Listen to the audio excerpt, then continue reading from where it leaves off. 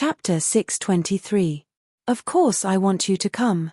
Ding Ning examined this strange youth and said, also, while I do not know how you know that person is our enemy, without you, maybe it would have taken some effort.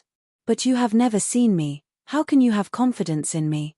You should know that this is a formation that allows entry but not exit. Do you have a way to defeat it? I do not have a way. This youth clearly did not know how to speak, and he had a unique local accent.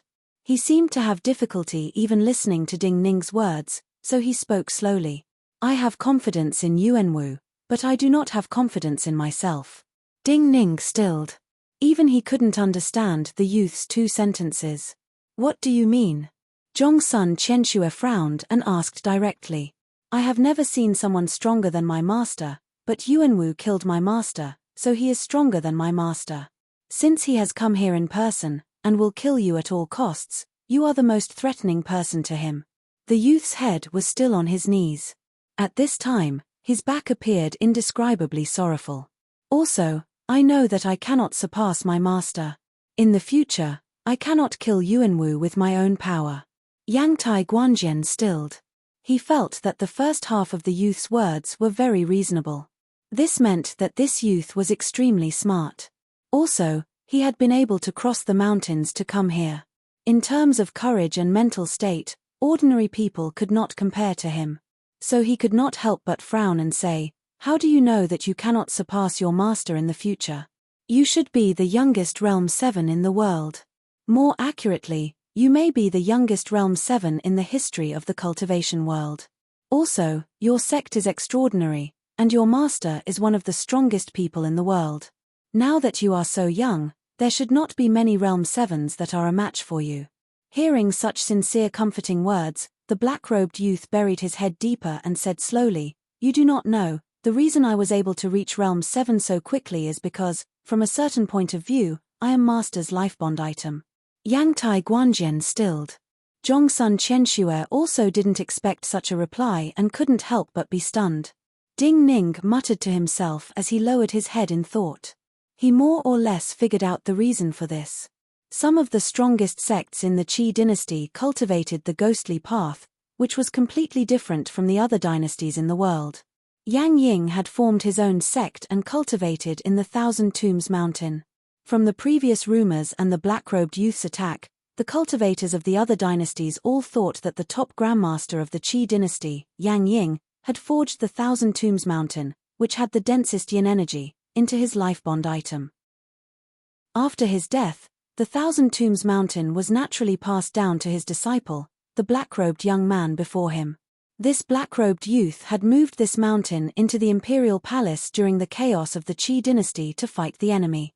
In the view of outsiders, it was like Yang Ying had passed his life bond item with his astounding life bond energy to his disciple. His disciple relied on some mysterious method of their sect to perfectly control Yang Ying's life bond item.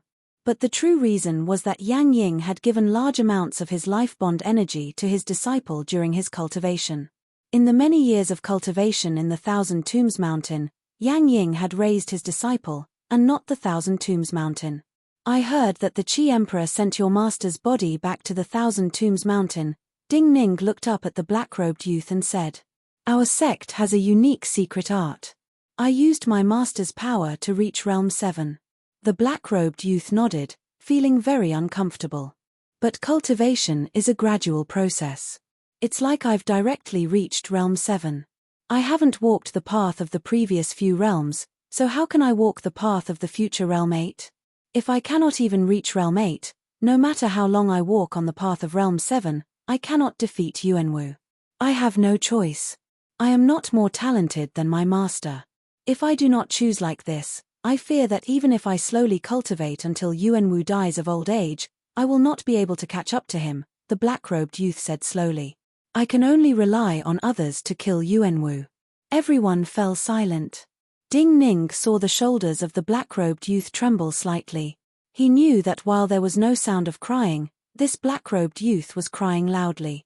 While this black-robed youth was a grandmaster revered by all the cultivators in the world, he was too young. In terms of age, he was just a child. The Thousand Tombs Mountain only had him and his disciple. After Yang Ying died, This black-robed youth was alone. If I can leave this formation alive, I can escape. I will help you kill Yuanwu. I can kill Yuanwu. Ding Ning was silent for several breaths before he said this. These words might sound like he was trying to trick a child to work for him, but hearing his words, the black-robed youth turned his head and wiped his tears on his knees.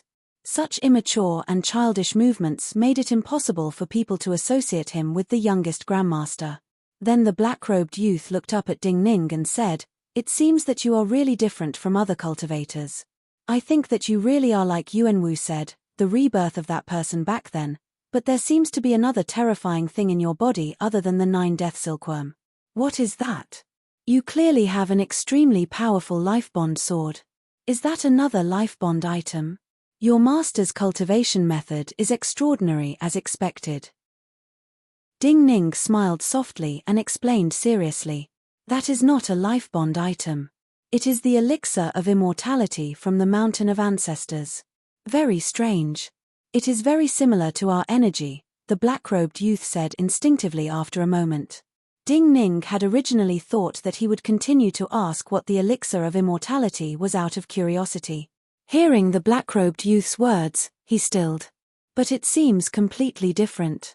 It seems to be the product of some kind of transformation. The black-robed youth's eyes flashed violently as he tried to sense. Ding Ning frowned slightly. He pondered the meaning in the youth's words and was silent. These swords are the remnants of the life bond energies of the previous cultivators, and then twisted by the life bond energies of the following cultivators. One sword is nothing, but when gathered together, it is very powerful. At this time, the black-robed youth seemed to fear Ding Ning's disdain and said, "I may not be able to reach Realm 8, but the methods of our Thousand Grave Mountain can be used like this. In the future, I may be able to create an army." The last part of the words was difficult to understand, but the black-robed youth did not give everyone time to think. His gaze landed on the ground to the side. Large chunks of earth were flipped over. Many of the large chunks of earth raised by the black-robed youth's power stood like tombs. His gaze landed on a piece of earth. There was a bloody corpse. It was the Realm 7 Grandmaster that Yangtai Guanjian had killed. A black energy suddenly appeared in the air. It seemed like a black tombstone had sunk down and landed on the corpse of the Realm 7 Grandmaster. A heart-palpitating scene appeared. Slowly, the Grandmaster sat up stiffly. "I cannot have all of my original power, but with my life bond energy, there is at least a portion," the black-robed youth said as he turned to look at the shocked Ding Ning and the others. "In the Yu dynasty, there was a ghost Daoist who said he could control corpses to fight. Your Thousand Grave Mountains methods are similar." Ding Ning calmed down and then asked the black-robed youth, "What is your name?" The black-robed youth thought. His master had not given him a name in his memory. He thought and said, "Qian Mu."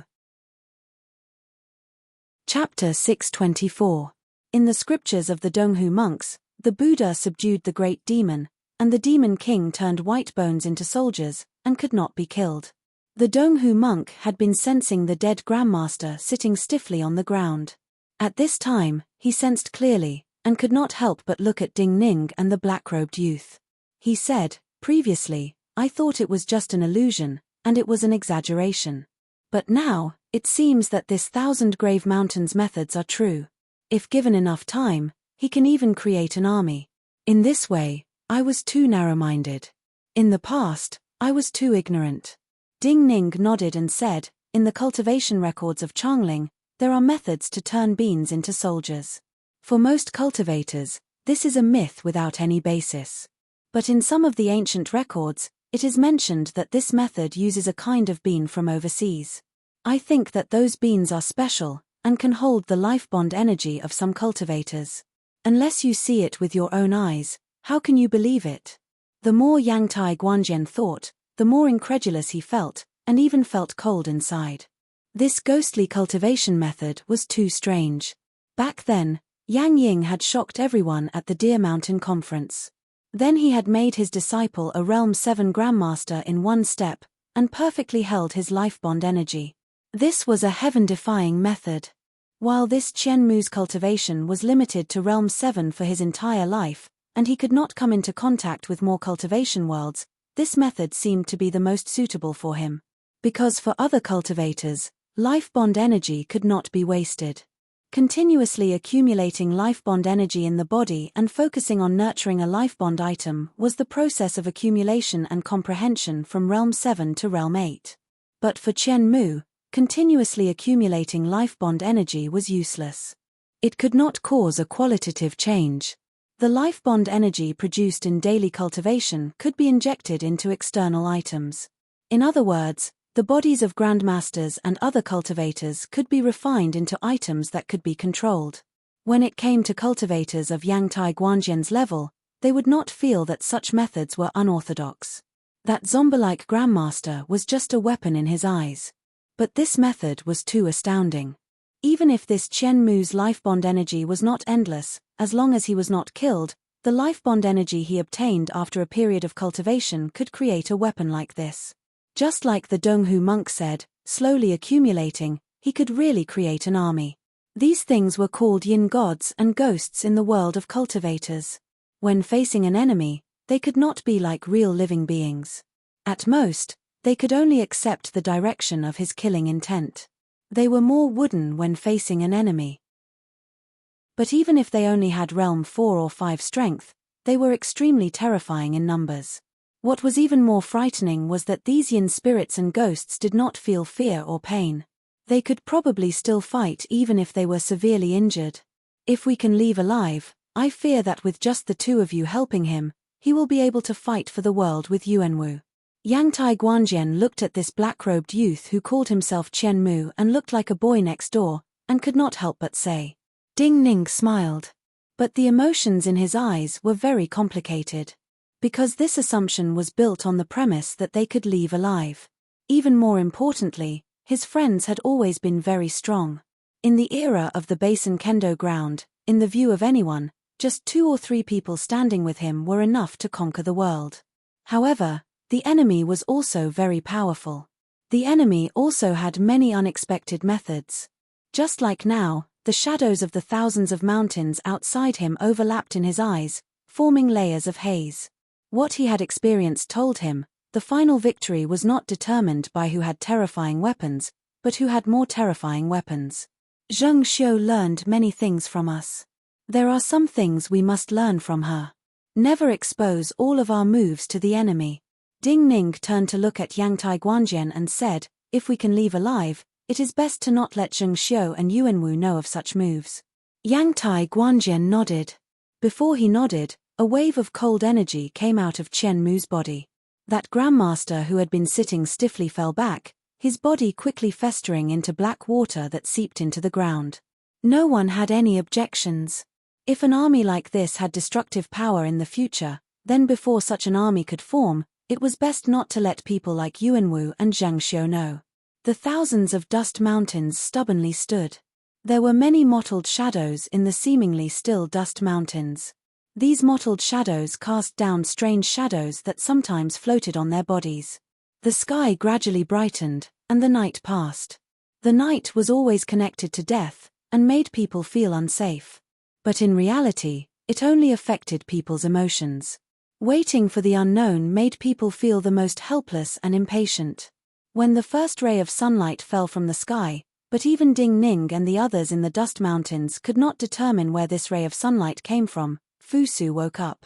In the morning sunlight, he saw Yangtai Guanjian's cold and humble profile. Why is it like this? He felt inexplicable pain, not because of his physical wounds, but from the heart. He could not help but look at Yangtai Guanjian and speak. Whatever you do, you have to follow your truest feelings. Yangtai Guanjian understood his meaning and said seriously, this is the first truth Master told me when I truly entered Minute Mountain Sword Sect and received his inheritance. Then he looked up and added, the existence of any sect is not in the form of a sect, but in the principles they persist in. So they can even risk the entire Qin dynasty and Minute Mountain Sword Sect falling, and pay such a price? Fusu looked at Yangtai Guanjian's face in the sunlight. His voice sounded inside, but he could not speak. No one says the sect has to work for the dynasty. All kinds of cultivators gather in the cultivation places, and they all have different pursuits. Yangtai Guanjian knew what he was thinking and said slowly, But you have been in such a position since childhood, so you have always been influenced by others. You think all of this is natural. Then what about you? You always listen to your parents, but have you ever considered your truest feelings? Fusu could not speak. He did not know how to answer this question. His heart did not know how to answer.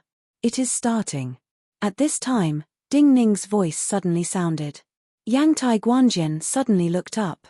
Zhongsun Chenxue and the Donghu monk who had been recuperating all this time opened their eyes and looked up. Qianmu shrunk back naturally. His black robes rippled like a pool of stagnant water and covered his entire body. Because at this time, in the sky, there was the presence he feared the most. It was just morning, but in the span of a few breaths, the sky grew brighter. The rays of sunlight seemed to form into beams, many times brighter than the sun at noon. In a sky like this, even higher up, countless pale white lines of fire floated down. The pale white lines of fire and the bright sunlight quickly merged together and intersected in the air. So this is how it is. Yang Tai Guanjian's expression grew grave. This was the combination of starfire and sunfire. Two kinds of primal energies of the universe of completely different natures were forcibly merged together by two powerful energies. Only Yuanwu and Zheng Xiu in the world could do this. After the silence for half a night, when the killing intent rose again, no one had expected it to be Yuanwu and Zheng Xiu working together. Chapter 625. It was impossible for the moon, stars, and sun to appear at the same time. The cold and blazing energies were like fire and water that could not mix. But at dawn, they continuously gathered, merged, and evolved in the sky. This was definitely a grand scene that had never been recorded in the records of cultivators. It was filled with great danger. But when they saw the pale white flowing flames and the golden red sun true fire intersecting in the air like colors on a palette and turning into flames of different shapes, all the cultivators who saw it felt breathtaking and beautiful. Yuanwu has not returned to Changling. Ding Ning narrowed his eyes and looked at the flames in the sky that were constantly changing shapes. He looked at the flames that seemed to be very heavy and should have fallen down long ago, twisting and spinning in the air and tearing at the profound primal energies of the universe from all directions. He said in a slightly cold voice, "Zheng Xiu has given a response." When Ding Ning's voice sounded, there were many enormous roars and sonic booms in the distant forest. Even from a great distance, one could still sense countless heavy and massive bodies flying through the air, gliding through the air like the giant boats of god-kings. Those were soaring snakes, true serpents. Or, other than the soaring snakes they had sensed before, there were other beasts. At this time, Fusu looked at the profound light in the sky. He could not understand the meaning of Ding Ning's words, but other than him, everyone present understood. Before Yuanwu ascended the throne, in the battle when Wang Jingmeng fought his way into Changling, Zheng Xiu and Yuanwu had not worked together like this. So this was one of the two's greatest secrets. But now, they had used such a move. This could only mean that Zheng Xiu and Yuanwu had reached an agreement on this matter. Kill Ding Ning at all costs, including sacrificing Fusu. So the cold star fire and the blazing sun fire could merge perfectly. Those waiting on the plains, including the cultivators of Jiaodong Commandery, understood her intentions. So those soaring snakes and beasts would fly into the air now. Yuanwu and Zheng Xiu's killing plan at all costs had started. Tantai Guanjian bowed his head slightly. He could not help but turn to look at Fusu. His gaze was unconsciously filled with sympathy and pity. In reality, other than a few people in the imperial palace, most cultivators like him in Changling liked Fusu. Because Fusu did not have the presence of the Changling imperial family and Jiaodong Commandery, he was really kind. Fusu originally did not understand, but when he heard the distant yet clear sounds, and noticed Yang Tai Guanjian's gaze, he suddenly understood. His face grew paler, and his lips trembled. Yuanwu should have someone by his side, someone he absolutely trusts. Ding Ning looked at Zhongsun Chenxue and Qian Mu who wanted to kill Yuanwu the most. He said slowly, Yuanwu is a very cautious person. He used this method to consume his power in exchange for Zheng Xiu's response. I'm afraid he won't have the ability to protect himself for a long time. Then, He must have someone by his side who is strong enough and trustworthy enough to protect him. At the very least, that person is on the same side as him. If we want to kill Yuanwu, we must first find this person. Qianmu nodded. Most of the time, he was very quiet and looked very young. But every time Yuanwu was mentioned, he would become very serious and murderous. There were countless Qin and Chu grandmasters on this battlefield. Also, when Yuanwu and the 9 Death Silkworm appeared in this world at the same time, they would attract many powerful grandmasters from other dynasties. The person who could ensure Yuanwu's safety was at least close to the Donghu monk before his breakthrough, and was much stronger than the other Realm 7 grandmasters in the world. A person like this was a true threat even to Realm 8s. An expert like this hidden by Yuanwu's side was Yuanwu's strongest shield, and also a poisonous snake in the darkness. At a crucial moment, they could bite them. Who else could it be? Zhongsun Qianxue took a deep breath. She searched through the people of the past in her mind, but could not think of anyone so strong as to protect Yuanwu at the same time. When she could not help but say this, everyone started to fall silent. The starfire and sunfire in the sky were still falling, but they did not sweep in the primal energies of the universe in all directions. The pale white sparks and the bunches of true sun fire eventually condensed into a strange light purple color, turning into many irregular blades. The edges of the blades were as long as swords, shining with green and gold light. These blades were fixed in shape, like they were frozen in the air. If the sword essence that Ding Ning had shown in the previous battle was perfect, then the feeling that these blades in the air gave everyone was wild and did not belong to this world. The Donghu monk's face gradually turned red, and then a deep red like glass. In this moment where time seemed to freeze, the energy and blood in his body flowed faster and faster, and gradually boiled. At this time, the staff in his hand reached up. Because he gripped it too hard, his qi, blood, and vital essence flowed too quickly, and the extremely tough skin in his palm actually tore. Streams of blood flowed along the staff like sticky red paint, spreading to the tip of the staff. Multiple blood flowers bloomed at the tip of the staff, glowing like gemstones. The power that came out of each petal turned into an invisible and transparent canopy that overlapped over their heads. In the sky that was 100 times brighter than usual at noon, thousands of sword lights suddenly lit up. Those light purple swords, whose edges flashed with green and golden light, turned into rapidly flowing sword lights that filled the air and rained down on them like a torrential downpour. The wild and domineering sword lights formed a river, pressing and cutting every tiny bit of primal energies of the universe here, and squeezing out thousands of tiny bolts of lightning in this space. The terrifying impact of the power did not produce any violent sounds. When these sword lights hit the invisible canopy above their heads, the sound they made was as soft as raindrops falling on mossy rocks. Everyone around the old monk, including Ding Ning, had admiration in their eyes. This dust mountain blocked the connection between the old monk and Realm 8 energy, but most of the power contained in the combined sword lights of Zheng Xiu and Yuanwu was neutralized by him with a soft power. Like the softness of the moss and the gaps between the moss, they softly destroyed the power falling from the sky. This was an indescribable move. But everyone knew this was not enough. In the transparent sky, there did not seem to be any changes, but the blood flowers at the tip of the staff in the old monk's hand were covered in cracks. The cracks even extended to the staff in his hand and his body. Next to the old monk, there was a ball of black smoke. In the thick black smoke, Qianmu looked up. The burning true fire of the sun countered the vital energy of the method he cultivated the most, so he was naturally afraid. So when he looked up now, he appeared especially stubborn. In the world of his perception, countless black dots appeared and rapidly enlarged. Gravestones burrowed out of the ground and flew up. Chapter 626. These gravestones, including the Black Mountain, were Yang Ying's lifebond items. At this time, when countless gravestones appeared in his perception, and then a Black Mountain appeared, his lifebond energy surged out of his energy sea along his meridians. A real Black Mountain, combined with the underground wasteland, stood tall and upright. With a loud bang, the Black Mountain peak crashed into the raging Sword River. The silent starfire and the blazing true fire of the sun could both damage his lifebond energy. In this moment, The black mountain gave off the sound of hot oil being melted.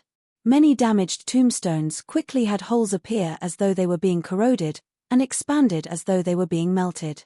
This was a true kind of pain. This black-robed youth immediately screamed, but the scream was not filled with terror, but anger. He screamed angrily and waved his hands. The tombstones followed his will and stubbornly slammed upwards, smashing towards the sword light. In the Yin Mountain, there was a simple grass hut. Yuanwu, dressed in ordinary cloth robes, sat in the open space in front of the grass hut. This open space was between a raised cliff, and in front of him was a cloud sea. The cloud sea of other mountains was usually dignified and beautiful, but the reason the Yin Mountain was called the Yin Mountain was because the mountain was high and cold. Between the dancing clouds, there was blackness. At this time, there were thousands of dark dust mountains, and black yin energy burning and bursting out of the mountains. So the layers of mist in front of him were the color of lead. His expression was calm, but the meridians in his skin were twisting like earthworms. Some of his skin lines gave off glowing light, and even felt like they would crack at any moment. While he was not in the dust mountains, in reality, he was in the most dangerous battle with another realm-mate in the world. As to the black-robed youth, he was another old opponent to him, Yang Ying, who had seriously injured him at the Deer Mountain Conference. There were countless difficult choices in life.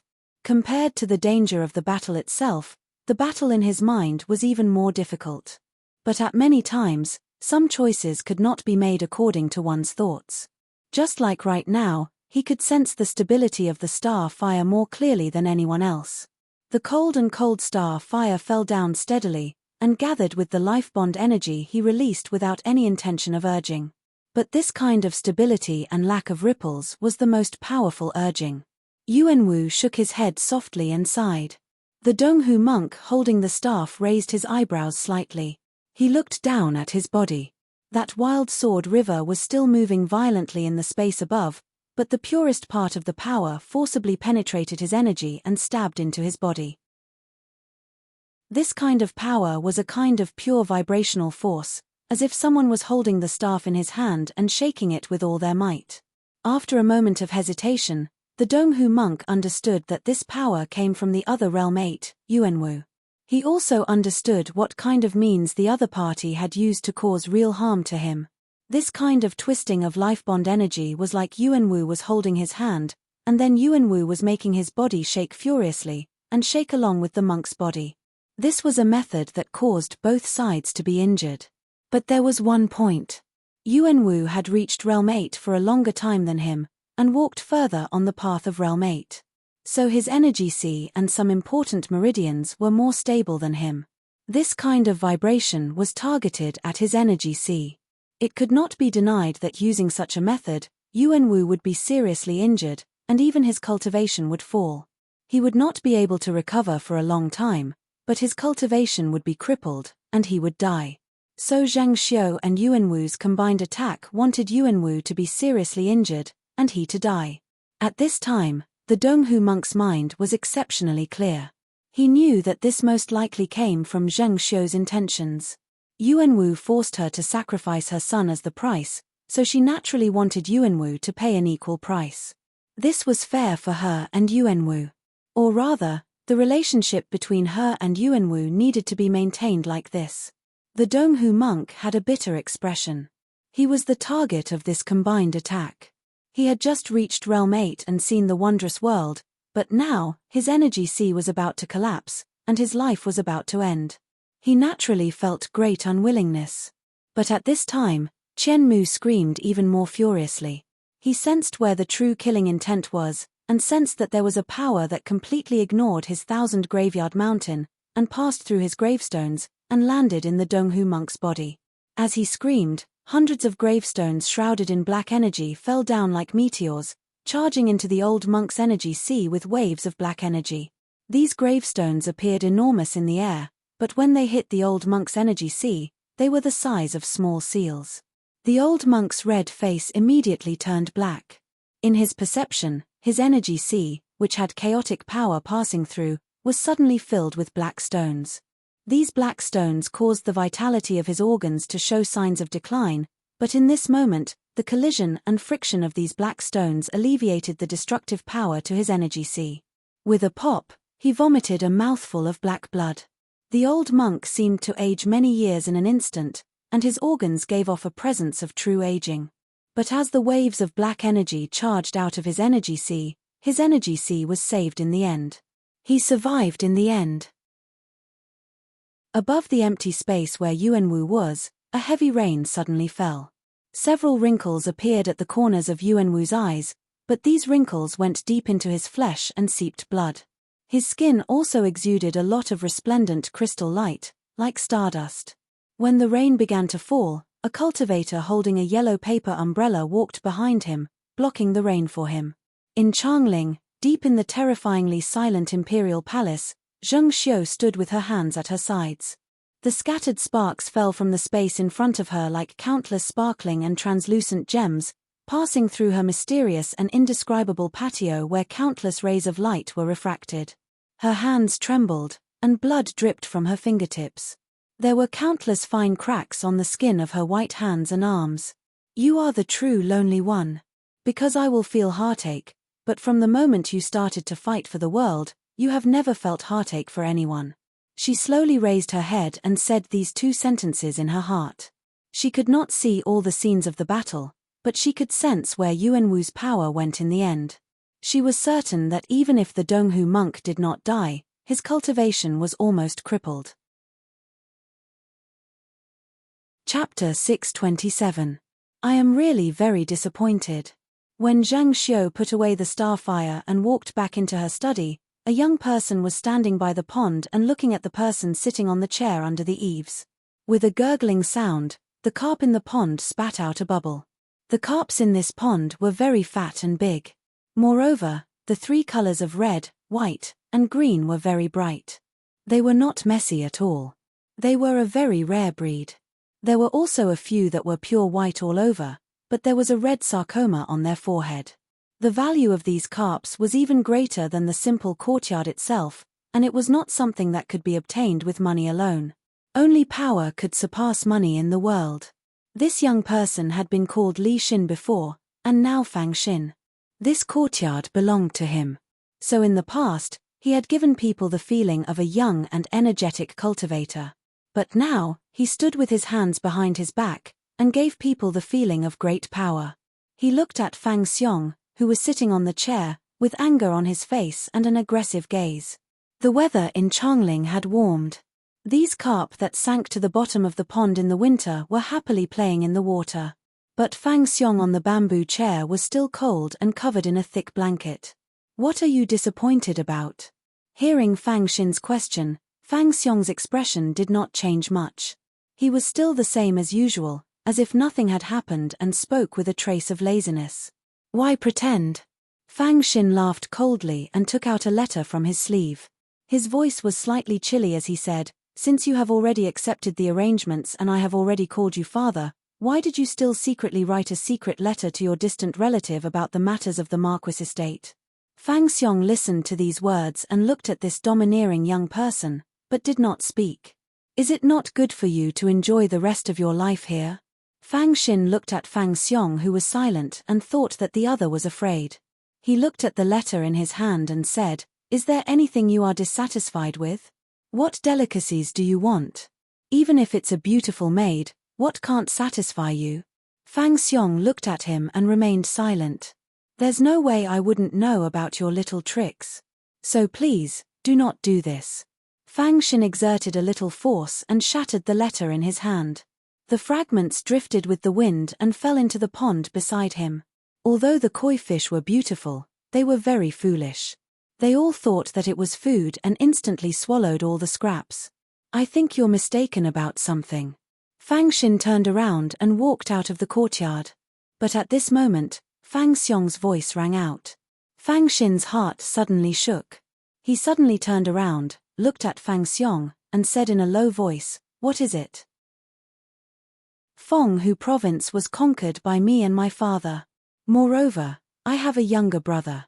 Even if I really recognize you as my son, you won't be able to make decisions in Fenghu province." Fang Xiong smiled and said, "Moreover, if you really want to acknowledge me as your father, You have to kneel and pay your respects every time you see me. How can there be such an arrogant son like you in this world? You want me to kneel and greet you?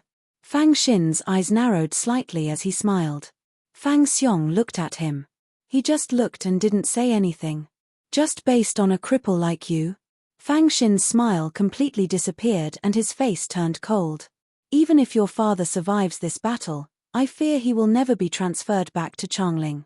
And your younger brother? Does he dare to return to Changling? If he appears, he will be killed before entering the city. So, please wake up. After a pause, Fang Xin looked disdainfully at Fang Xiong and said, You can only rely on me. Fenghu province still exists because the Empress needs to give face to those marquises. She needs Fenghu province to be maintained. If you attempt to do something that makes everyone unhappy, maybe your luxurious life will disappear at any time. The food given to you may be of lower quality than the servants. He was a member of the Li family, one of Prime Minister Li's confidants. Right now, he was in charge of Fenghu province. His words and actions had the presence of an important person. His threat caused the entire courtyard to sink into winter. So, there is something you still do not understand. Hearing his threat, Fang Xiong laughed like he was looking at a pitiful worm. You probably do not understand why, starting from the Deer Mountain Conference, Yuan Wu and Zheng Xiu have been targeting the Fang family. The true reason is not that my younger brother left Changling before the Deer Mountain Conference and angered Yuan Wu, or that my cultivation was crippled and I lost my value. Fang Xiong looked at the stunned Fang Xin and said with slight disdain, The true reason is that Fenghu province is too strong. Because even Wang Jingmeng thought highly of my younger brother back then, and thought that he was the cultivator with the last future out of all the cultivators in Changling. Adding on me and my father, our Fenghu province will be much stronger than the other marquessate establishments. Fang Xin unconsciously swallowed a mouthful of saliva. He didn't have the time to think about the deeper meaning behind this, but for some reason, his heart began to feel a chill. While you are a member of the Li family and are born with Prime Minister Li's trust, you are too young and stupid. Fang Xiong looked sympathetically at this young person and said slowly, So you probably will not understand. Yuan Wu can tolerate Yi Xileng because he needs to balance some of the factions in Changling, and also because Yi Xileng is cultivating overseas. In reality, his cultivation is not rising quickly. Also, he has suffered serious hidden injuries while helping him search for spirit medicines and kill some sea beasts. Yuan Wu and Zheng Xiu are different in most areas, but they are similar in one thing. They are jealous of talent, jealous of cultivators who can truly pose a threat to them, and even surpass them. The more Fang Xin heard, the more shocked he was. He forced himself to be calm and said, after saying so much, What does it have to do with now? Yuan Wu had my brother go to Deer Mountain to die before his breakthrough, and had me cripple my cultivation at Deer Mountain. Our Fenghu province has endured all of this. Fang Xiong said emotionally, Even if you have to use some of the power of our marquessate establishment, even if you have to act like a tyrant in front of me, even if my brother has to hide overseas, I can endure all of this. But to have my father go to the border and die, this is too much. I sent that letter to that distant relative of mine because my brother had been there a few times when he was young, and it was very likely that he would revisit that place. After all, even I do not know where my brother went to cultivate. If I send the letter there, maybe he will know some information. After a pause, Fang Xiong looked at the pale-faced Fang Xin and said, Actually, there is a simpler way to let him know some information about Fenghu province. But in the past, I felt that the sacrifice was too great, or unnecessary. Fang Xin could not understand the meaning in Fang Xiong's words. He just felt his body turn cold and started to feel terror. Some people can endure because I am still alive. This Fenghu province seems to be the same as before. But if I die, many people will not be able to endure. Also, no one will be able to hide something like my death. My brother will know the news. What did you say? Fang Xin cried out in shock. Fang Xiong smiled, a smile filled with disdain. You. Fang Xin unconsciously took a step back. You probably want to ask me why I feel there is a need now. Very simple, you even intercepted the letter I sent. Also, You probably have not had the time to know what happened on the battlefield at Yin Mountain. Fang Xiong took a deep breath and glanced at the merry koi in the pond. He inexplicably felt his mood lighten. The only pity is that if you had only been a little more respectful to me on the surface, even if it was just on the surface, I might have spared your life. But you have always thought of me as a cripple. You do not know that I can kill you at any time. That's because your cultivation is too weak. When his voice rose, all the hair on Fang Xin's body stood on end. With a shrill shout, his body flew out madly. But at this time, hundreds of waves of energy shot out of Fang Xiong's body. These forces were extremely heterogeneous, but they were condensed and powerful, like pieces of shattered sword blades. These waves of energy came from the Deer Mountain Conference. They were the powers that had stabbed into his body when he had fought against the top experts. These powers were like daggers nailed into his body, causing his cultivation to be crippled and unable to be removed, because when he removed them, it was like hundreds of daggers were being pulled out at the same time. His body would suddenly have hundreds of wounds that could not be healed. Fang Xin's body was swept by these waves of energy. With a harsh shout, his body suddenly collapsed into countless pieces that flashed with a disgusting white and bloody light in the sunlight. In the blinding sunlight, Fang Xiong was dizzy, but he was very satisfied. He smiled and closed his eyes. Chapter 628. The Wei River passed through all of Changling. When Fang Xiong stopped breathing, outside Changling, on the shore of a tributary of the Wei River, a patch of wildflowers was blooming. These wildflowers were a natural deep purple, and looked interesting when they bloomed in the sunlight. It was even possible to see their delicate petals open bit by bit at a discernible speed. The flower was very small, but it had an enchanting fragrance. In the process of blooming, its pollen was constantly emitted.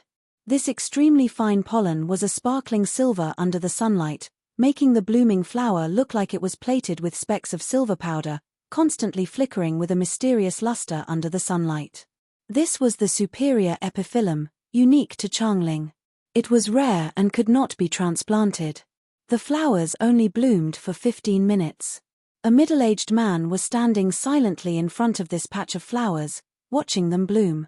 Among these flowers that had finally bloomed, he bent down and picked the brightest one. His face was very handsome, especially the bridge of his nose was very high, and his facial features had a clear sense of beauty, as if they were carved by a knife.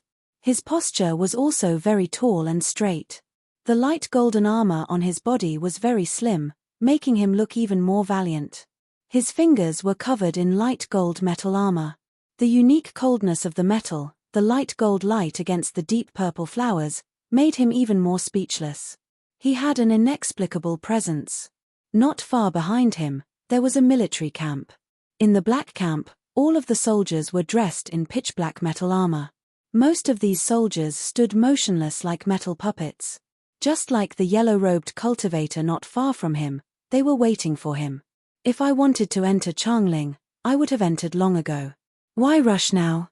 The cultivator dressed in the unique yellow robes represented Jiaodong Commandery in the Qin dynasty, and the mistress of the imperial palace around Changling.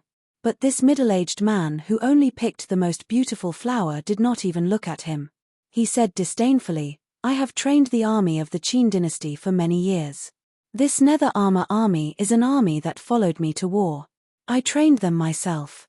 I rarely participate in the power struggles of Changling. Even when my son Li Shixing did something wrong when he was young, I exiled him to the border. But he is my son, and he has trained well at the border. Even I am proud of him." This middle-aged man could only be Marquis Li of the 13 marquises of the Qin dynasty. He paused, turned around, and looked at the yellow-robed cultivator with narrowed eyes. He casually put the flower into his mouth and chewed. Purple liquid dripped from the corner of his lips, leaving behind a purple mark on his white lips. It was more shocking than blood, and gave people a strange feeling. I want to train him, not to kill him. But she set up a trap at the Wuji border. My son is missing. According to the military reports, he is most likely dead. Now, you want me to lead the army and return to Changling. Hearing his cold and disdainful voice, The yellow-robed cultivator bowed his head even lower, appearing more respectful. But his response was slow and calm. The Empress thinks that people like you care most about the records left behind in the history books. She thinks that you are someone who does great things and does not care about trifles. For the sake of the dynasty's achievements, you will not care too much about these things. Really? Marquis Li could not help but laugh. Also, she has already told you that if it is for the dynasty, you have to sacrifice. The yellow-robed cultivator sensed his murderousness. He shrank slightly and quickly said, "She has already made the same sacrifice as you." Marquis Li stilled and then understood. Fusu. The yellow-robed cultivator nodded. The murderousness in Marquis Li's eyes slowly faded. But when he turned to look at the black camps, his eyebrows rose slightly. General Bai's god-killing army has all died. But before he could speak, the yellow-robed cultivator continued, "So your nether armor army is now the strongest army of the Qin dynasty. Also, your nether armor came from the former Yu dynasty, and is best used against cultivators. The Empress knows that she has not told you enough, so she had me tell you that after Minute Mountain Sword Sect is defeated, you can first pick a sword manual or a sword horde. She also told you that General Bai's god-killing army was destroyed when they went to Donghu to take an ancestral sword of the Spirit Void Sword Sect. That ancestral sword of the Spirit Void Sword Sect should be the strongest sword in the world right now, and has fallen into the hands of the 9-Death Silkworm Heir.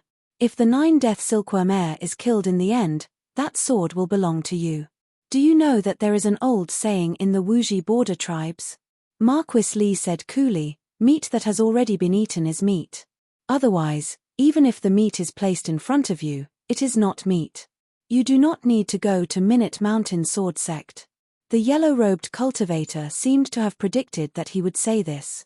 Or rather, the mistress of Changling in the Imperial Palace knew that Marquis Li would say this. He just stated faithfully, "You only need to send troops to surround half of Minute Mountain, and not let the people of Minute Mountain Sword Sect leave. Someone else will go to Minute Mountain Sword Sect." Marquis Li's gaze flashed. He said, "Who will go up the mountain? Who will lead troops to surround Minute Mountain Sword Sect?" "Marquis Dugu will be with you at the foot of the mountain." The yellow-robed cultivator said respectfully, "As to going up the mountain, I do not know, but I think the Empress will have appropriate arrangements." Marquis Li took a deep breath. His brow furrowed deeply. He had thought of many possibilities, but had not expected the Dugu Marquis establishment to take on such a role. He was silent for a long time and then asked, "What will the Dugu Marquis establishment gain?" The yellow-robed cultivator did not hesitate and quickly answered softly, "Half Guanzhong." Half Guanzhong. These were 3 simple words, but they caused Marquis Li's hands to imperceptibly tremble. Such extravagance. Marquis Li could not help but take a deep breath and then say. But when he heard his own words in the air, he thought back to every step that Jiaodong commandery woman had taken. They seemed to be extremely shocking, and each step was terrifyingly extravagant. He did not speak, and waved his hand in irritation at the yellow-robed cultivator. Then he walked towards the black camp. On the other side of Changling, an army was advancing. This army was completely different from the dark and cold army in his sight. They were all dressed in bright clothes and horses. This army that was moving quickly towards Minute Mountain Sword Sect wore bright red armor. The armor was not made of metal, but a unique kind of leather armor. But the leather armor had unique seal scripts that seemed to have flames and flowers flowing within. There was a carriage in the middle of the army, pulled by a dozen strange beasts. At the center of the chariot sat a general dressed in red armor. His face was sickly pale and his body was thin. However, there were many swords on his back. These swords were arranged in an orderly manner like a peacock spreading its tail behind him. Chapter 629. In the noon sun, in an alley of Changling, a door slowly opened outwards. This door was very large and thick, giving people the feeling of a mountain. It was more than twice the size of the doors of half of the residences. The reason was because this was the door of a marquessate establishment in Changling, and also because the master of this marquessate establishment was exceptionally large. The figure of Mount Heng Marquessate Shu appeared behind the open door. His body was like a moving mountain of flesh. When he moved, each piece of flesh seemed to vibrate. But no one would find it laughable. One was because his status gave people a dignified presence. Two was because many cultivators knew that Mount Hung Marquesate Shu's obesity was related to the method he cultivated. The amount of vital energy and primal energies of the universe that a cultivator could store came from the energy sea, meridians, and meridians that could hold them. Any vital energy method had the effect of nurturing, strengthening energy, and changing the body of a cultivator. The deeper one cultivated, the stronger the capacity of the energy sea, meridians, and meridians. The body could store more vital energy and primal energies of the universe. The more vital energy and primal energies of the universe stored in the body, the longer a cultivator could fight and endure great consumption. They could use some domineering moves more often. The vital energy method that Mount Hung Marquesate Shu cultivated was simple and violent. This method was not like the methods of the Donghu monks, which made one's body more condensed and strong, but made one's body larger. The wider the meridians and blood vessels, the more vital energy they could hold. So the size of his body was related to his cultivation. Compared to many years ago, his body was already several times larger. Moreover, as his cultivation grew stronger, his body would continue to grow. Even more importantly, inexplicably, when he left today, his body seemed to be much larger than usual. Therefore, this door, which had just been replaced 2 years ago, seemed a little small for his current body.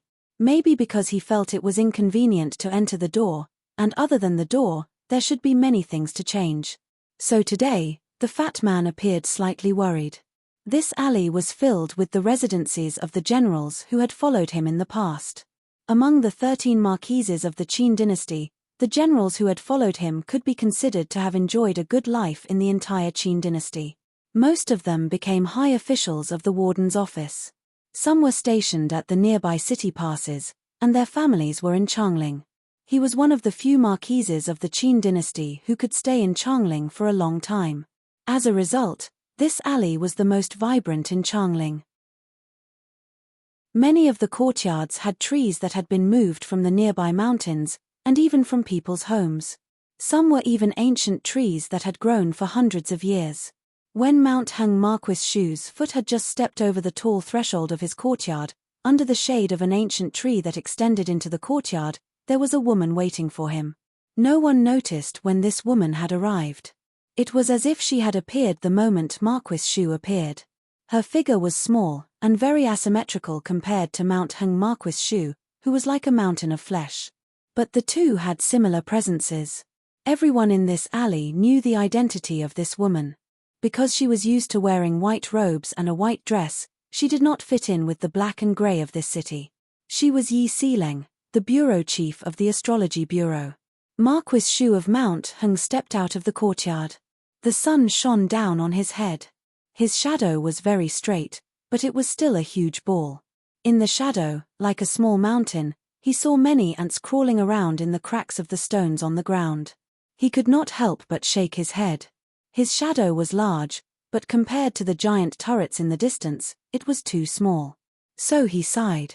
In a city like this, both he and Yi Sileng were as minuscule as ants. After enduring for so many years in Changling, you finally express your feelings? As he shook his head and sighed, he spoke to Yi Sileng in front of him. You have endured for so many years. Finally, it is time to use this sword. Before Yi Sileng could respond, he looked up at Yi Sileng and said with a serious and strange expression, "Do you not feel it is too early?" Yi Sileng smiled. Her smile was similar to her expression when she saw Zhao Zhon back in Changling. "You feel it is too early. Then how long did you think I would have endured?" "At least until the Basin Kendo ground officially starts to rebel. At that time, you will still be in a high position in Changling. You should be able to work from the inside and outside to be most effective." Mount Hung Marquis Shu did not smile and said seriously, "At least in terms of the art of war, no art of war will make people seek death. You are about to completely take down Minute Mountain Sword Sect. You have turned the world upside down. Why are you still not moving?"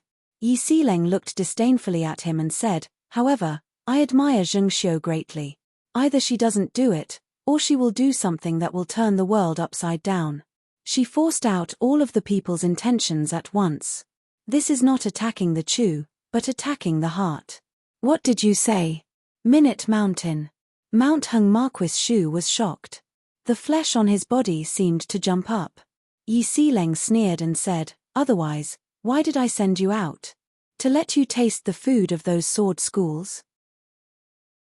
Isn't it because I want you to suppress those sword academies, and at the same time, deal with that young lady from the state of Chen, Ji Qingqing?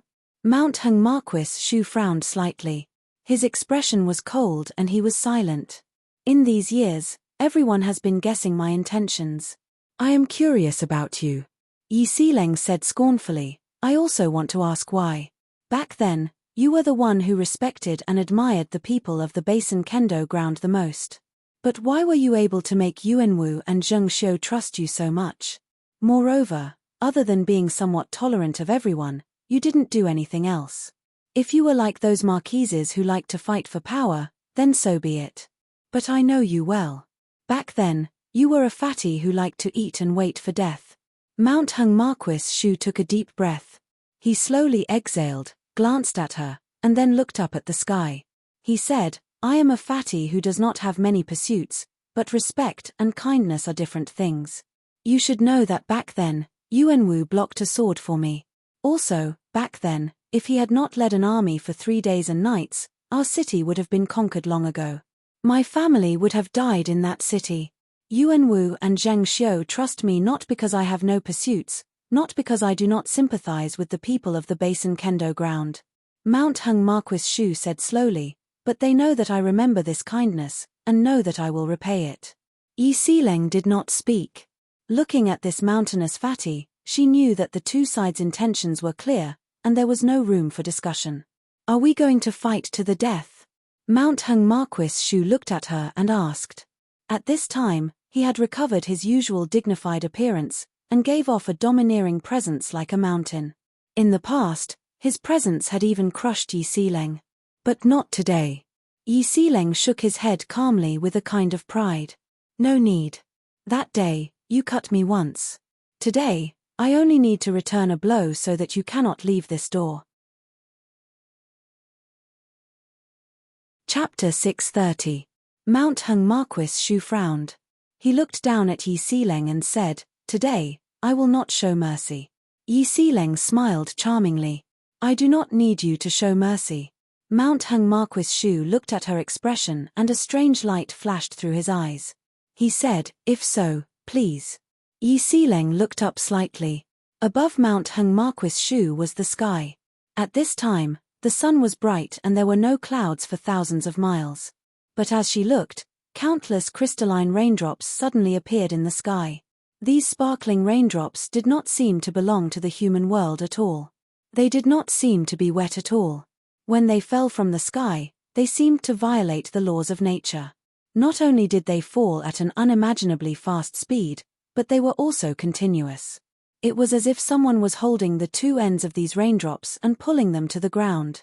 In an instant, the millions of sparkling raindrops had turned into millions of thin lines. The threads were like thin needles. The thinner they were, the more penetrative they were. Also, these thin threads did not stop. The energy drawn from all directions was still gathering towards the tip of the thin needles. There was an explosion. Along with a deep roar, the air around Marquis Shu exploded. With his body as the center, the stone slabs on the ground and the courtyard walls within a radius of several hundred feet were all shattered into powder. His hair danced wildly, and his body swelled more than twice its original size like a demon. Several sword lights as thick as buckets flew around him like dragons in the exploding air and dust. Thousands of lines of rain stabbed into the energy that was expanding and exploding around him. The tips of the lines of rain exploded, but in a moment that only he and Yi Sileng could sense, these thin lines seemed to be pulled by his sword lights and wrapped around his sword lights. In an instant, thunderous booms rang out from his sword lights. The lines of rain broke apart and scattered outwards. These lines of rain were formed from a single crystalline raindrop. They were difficult to see with the naked eye. At that moment, they were broken, and the threads became even smaller. However, when they flew out, these broken threads of rain turned into large, crystalline splashes. In this alley, there seemed to be countless people using buckets to splash water into the world. Enormous balls of water fell from the sky, washing away the dust in the air and breaking through the black tiles of the roofs.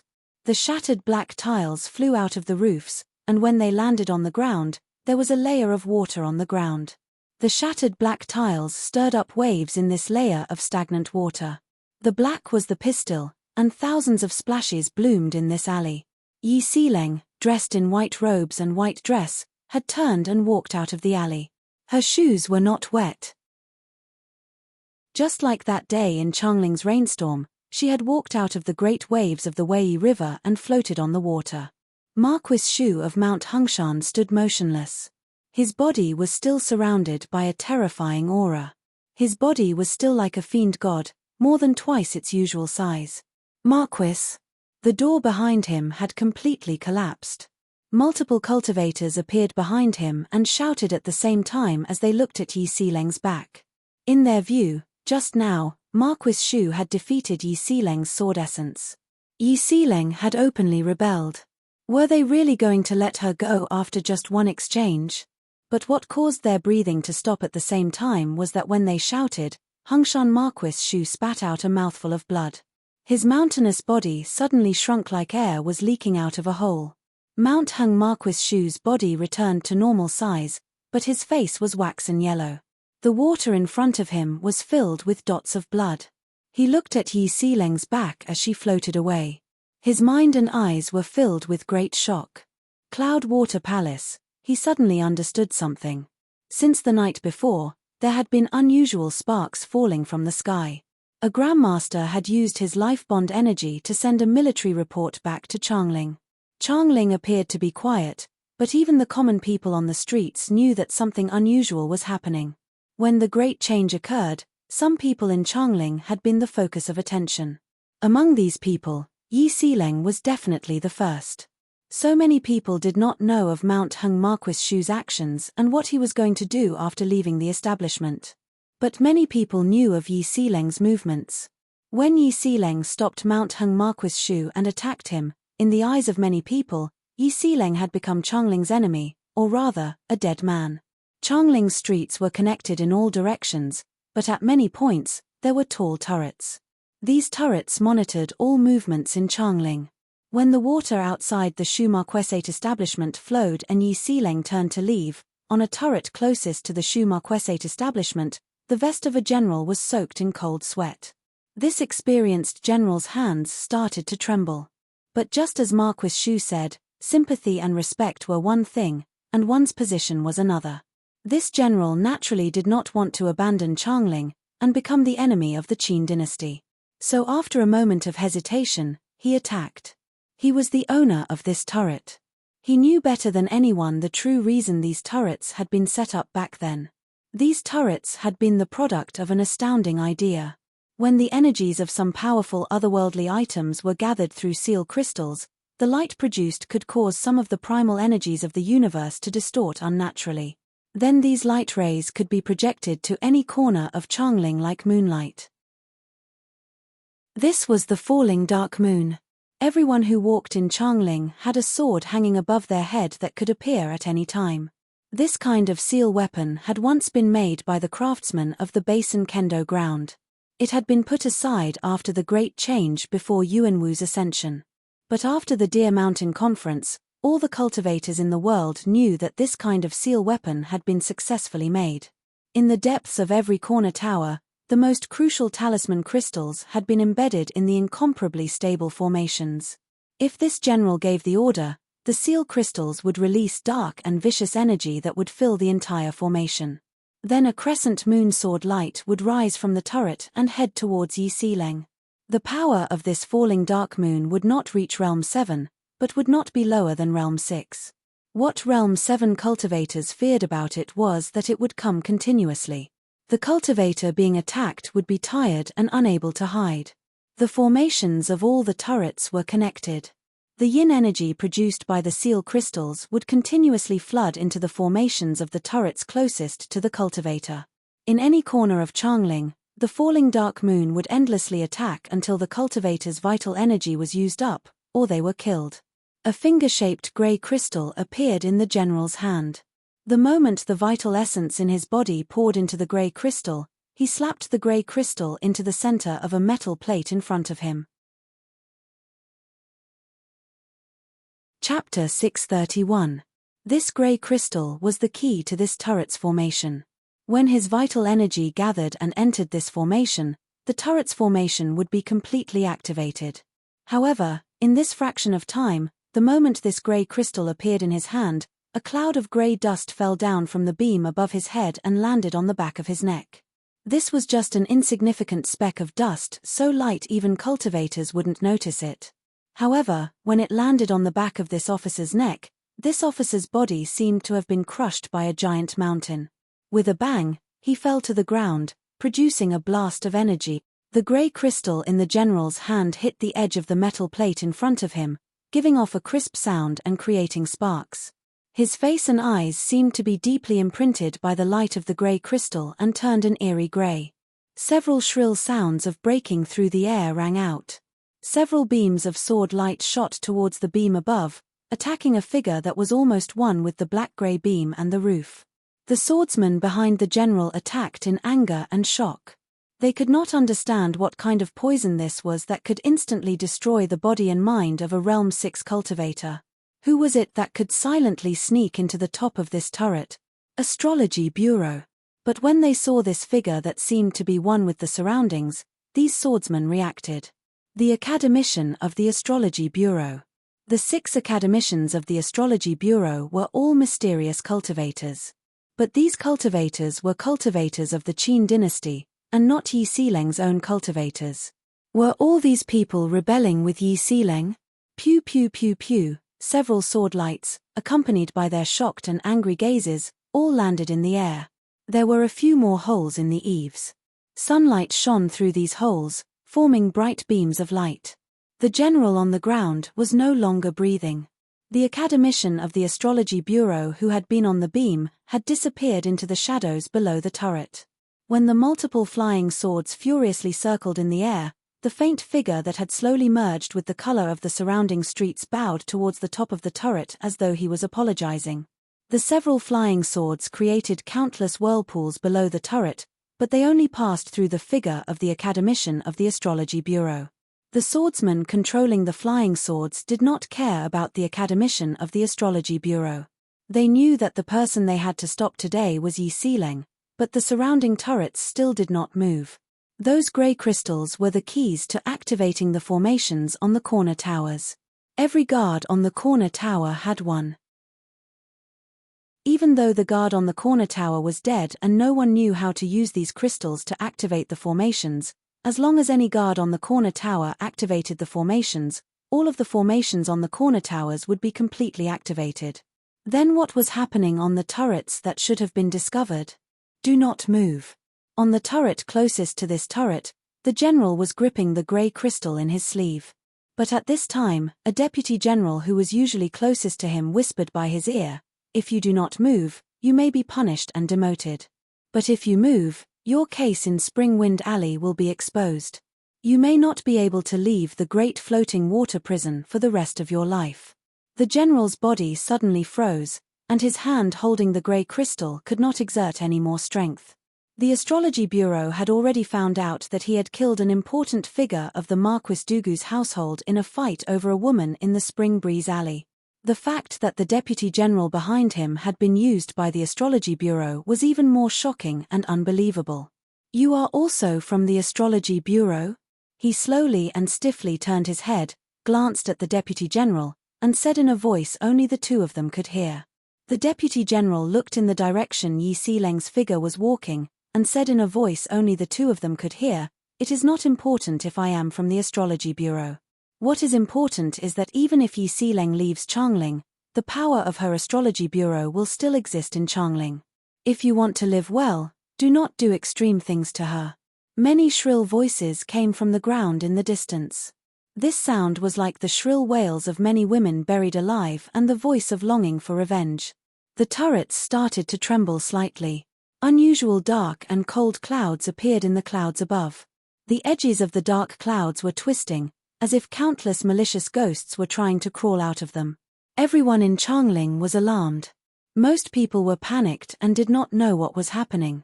Yet, all the nobles and cultivators who knew what was happening felt an unnatural chill in their hearts. The formations of all the turrets had been activated, but even the turrets closest to where Yi Xileng and Marquis Shu were fighting did not react first. These turrets had intricate arrangements and defenses that outside cultivators could not imagine. To be able to silently take care of 5 or 6 turrets meant that the female bureau chief of the astrology bureau was not as dispirited as the outside world thought. Her hidden power had reached a terrifying level. This was the reason she had to stay in Changling for so many years. What was most shocking was her cultivation and power.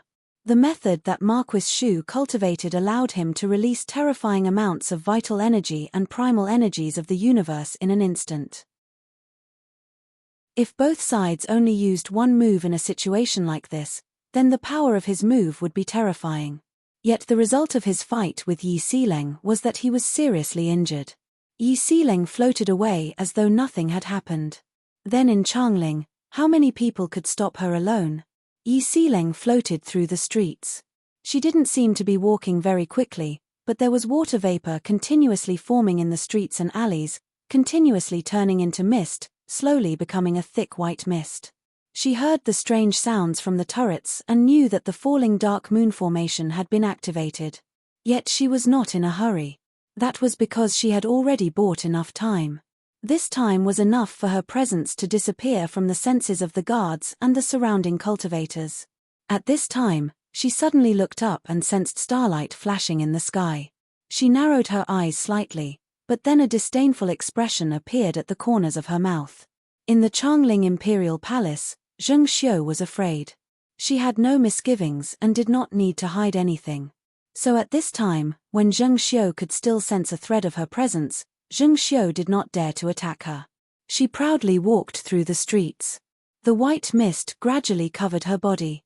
The surrounding streets were silent as though this was an empty city. Chapter 632. When the formations in the turrets were activated, the courtyard where Chief Inspector Chen of the Divinity Bureau was filled with many officials of the Divinity Bureau who were usually not seen. Before boarding the carriage, Chief Inspector Chen gave a series of simple and quick orders.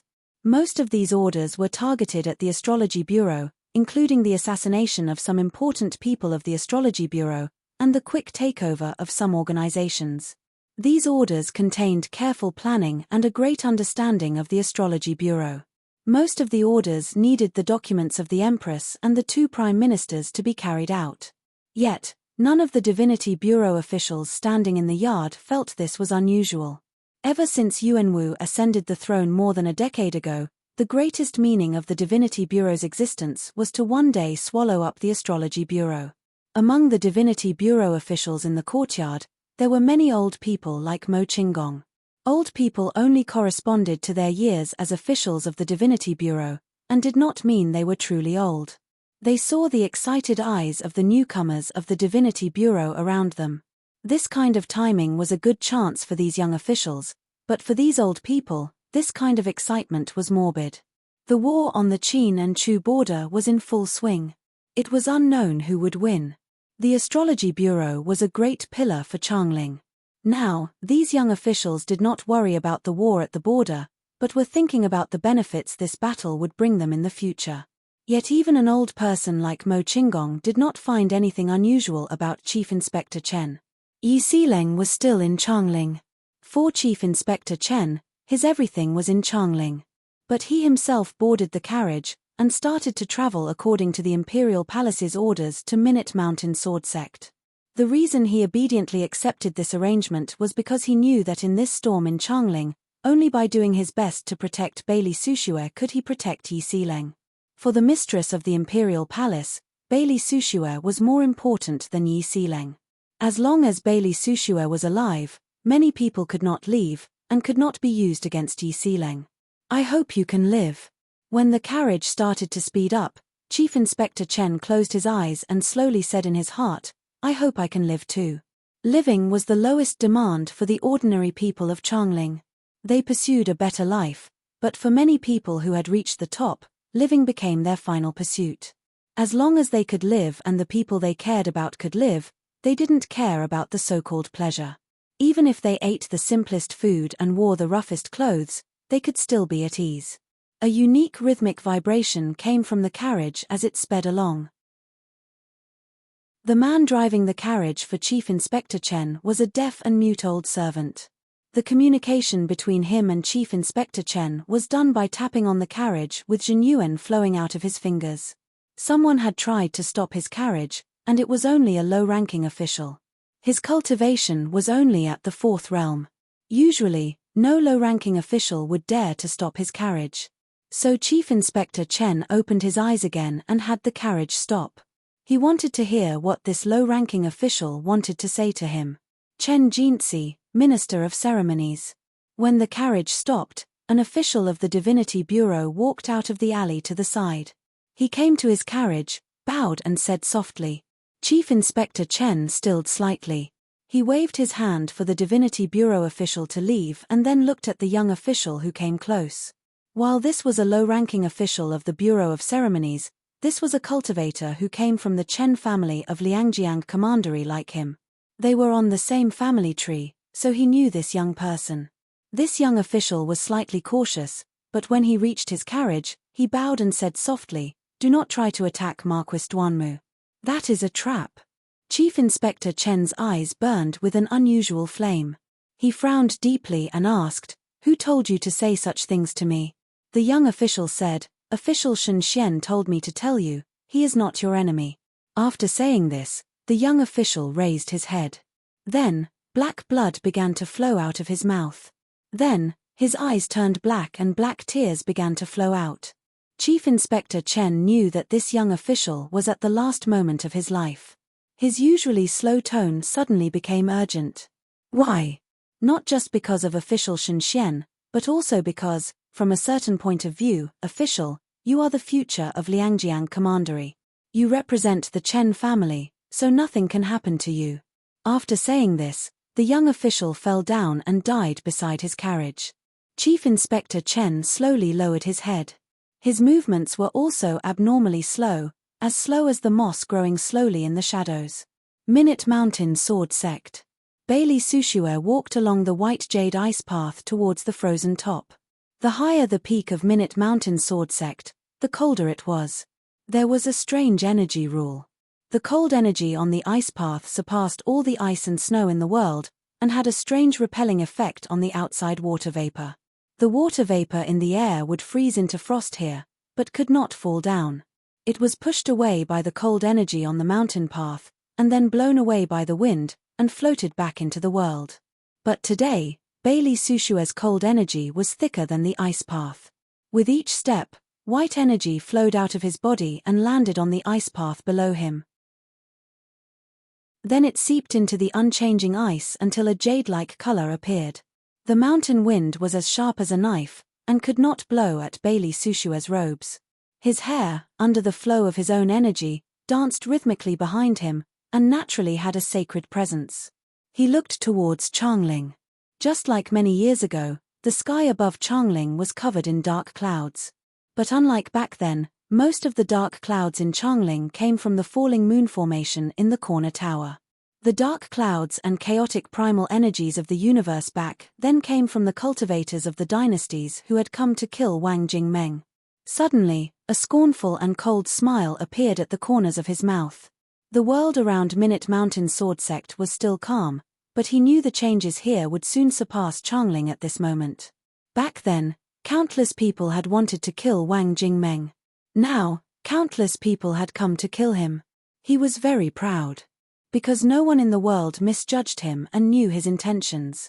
He was such a clear-cut person. He did not forgive Wang Jingmeng back then, but no matter what he did, he followed his heart. Chapter 633. When he moved his gaze away from the highest point of the mountain, and no longer looked towards Changling, a thread of life-bond vital energy flowed out of his body. This life-bond vital energy was exceptionally condensed, and fundamentally different from the vital energy that had seeped into the ice path under his feet. It had a special feeling, like a part of his vitality, and a part of his cultivation had been condensed into this life bond vital energy. This extremely condensed life bond vital energy slowly flowed down the ice path. From its initial pure and colorless state, it seemed to be tainted by the indigo color of the ice path, turning into indigo flowing water. It also drew out a part of the base power of the formation in the ice path, and then flowed into an ice room below the ice path. The door of the ice room was then covered with countless fine cracks like a spider web. In the next moment, the ice door completely shattered into countless sharp ice shards that sputtered outwards. Inside the ice room was Xie, who was cultivating in seclusion. Her entire body was originally wrapped in sparkling and translucent ice crystals as if she was in a deep sleep, but at this moment, her eyes opened. There was a flash of light in her chi-si. In her perception, it was as if she had suddenly arrived at the seaside and saw a vast mirage, but she couldn't see it clearly. In the next moment, she seemed to see the shadow of a sword, but she couldn't touch it. She was shocked. She could not understand the profound changes here, but she was certain that some astounding opportunity had occurred. Do you know why I only chose you and Jing Liuli as my personal students out of so many students? Bailey Sushue stood at the end of the ice path and looked at her. He seemed to be standing in the clouds, standing in the wind, his figure enormous. I do not know, Xie said nervously. The first answer that appeared in her mind was because she was the eldest daughter of the Guanzhong Xie family, and the Xie family was rich enough to rival a country. But her subconscious told her that this was not the correct answer. Jing Liuli undoubtedly has the best talent of the younger generation of cultivators in Changling, but from a certain point of view, your personality is more like mine. Bailey Sushue looked at Xie, who did not dare to stand up, and said simply, so she can accept Minute Mountain Sword Sect's inheritance, but you can accept my inheritance. Xie was terrified and instinctively said, do you not represent Minute Mountain Sword Sect? Bailey Sushue said matter-of-factly, of course I can represent Minute Mountain Sword Sect, but Minute Mountain Sword Sect cannot represent me. Xie looked at his cold and proud face under the sunlight and finally understood what he meant. For someone like him to become the master of Minute Mountain Sword Sect, he had some unique things. Some things that Minute Mountain Sword Sect could not teach him. To a sect, this was a true grandmaster. I've already taught you everything I should. Bailey Sushue glanced at her and then turned away, not looking at her.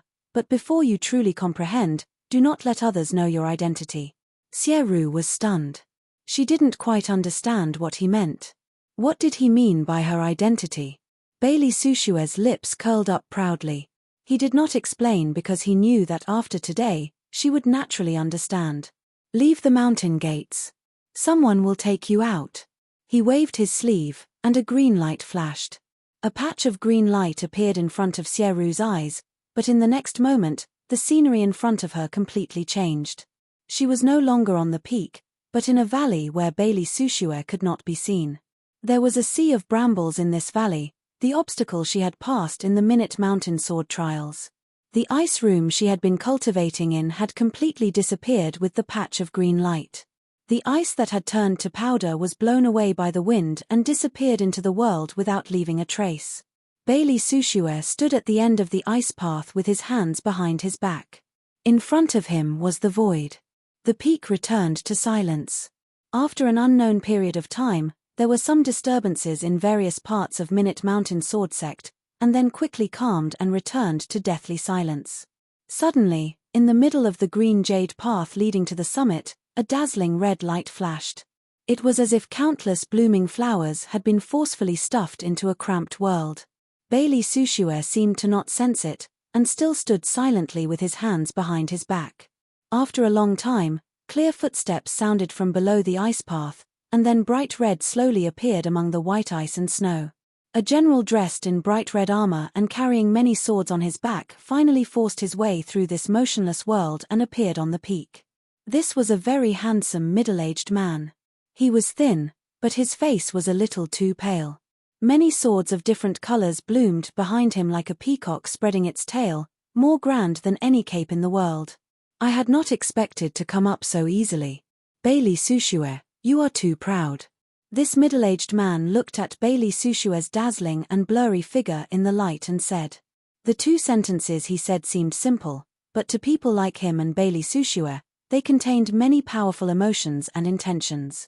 Bailey Sushua still did not look back at him and said coolly, "Then do you dare to attack me?"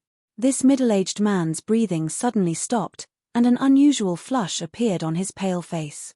In the next moment, his breathing grew heavy.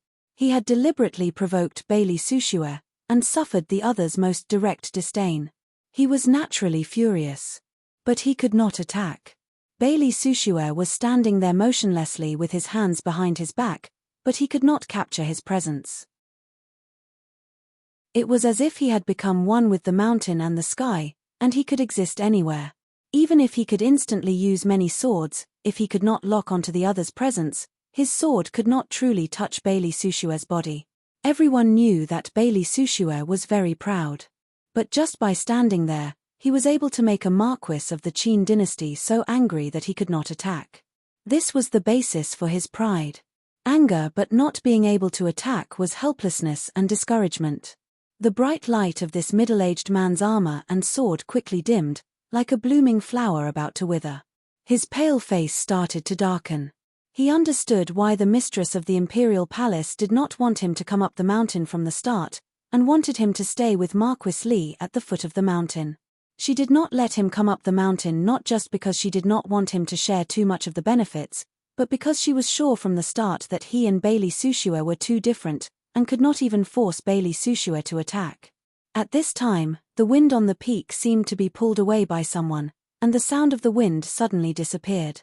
Even a corner of the flowing clouds above him seemed to have been bent. A strange light fell down, landing on his body, illuminating his gloomy face. Chapter 634. As this unusual light landed, a middle-aged man dressed in white jade robes silently appeared on the other side of the ice path. His face and figure were very ordinary, but the aura he exuded was exceptionally clean.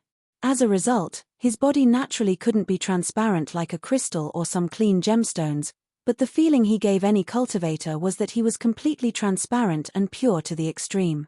The middle-aged man in bright red armor who had arrived before him was Marquis Dugu.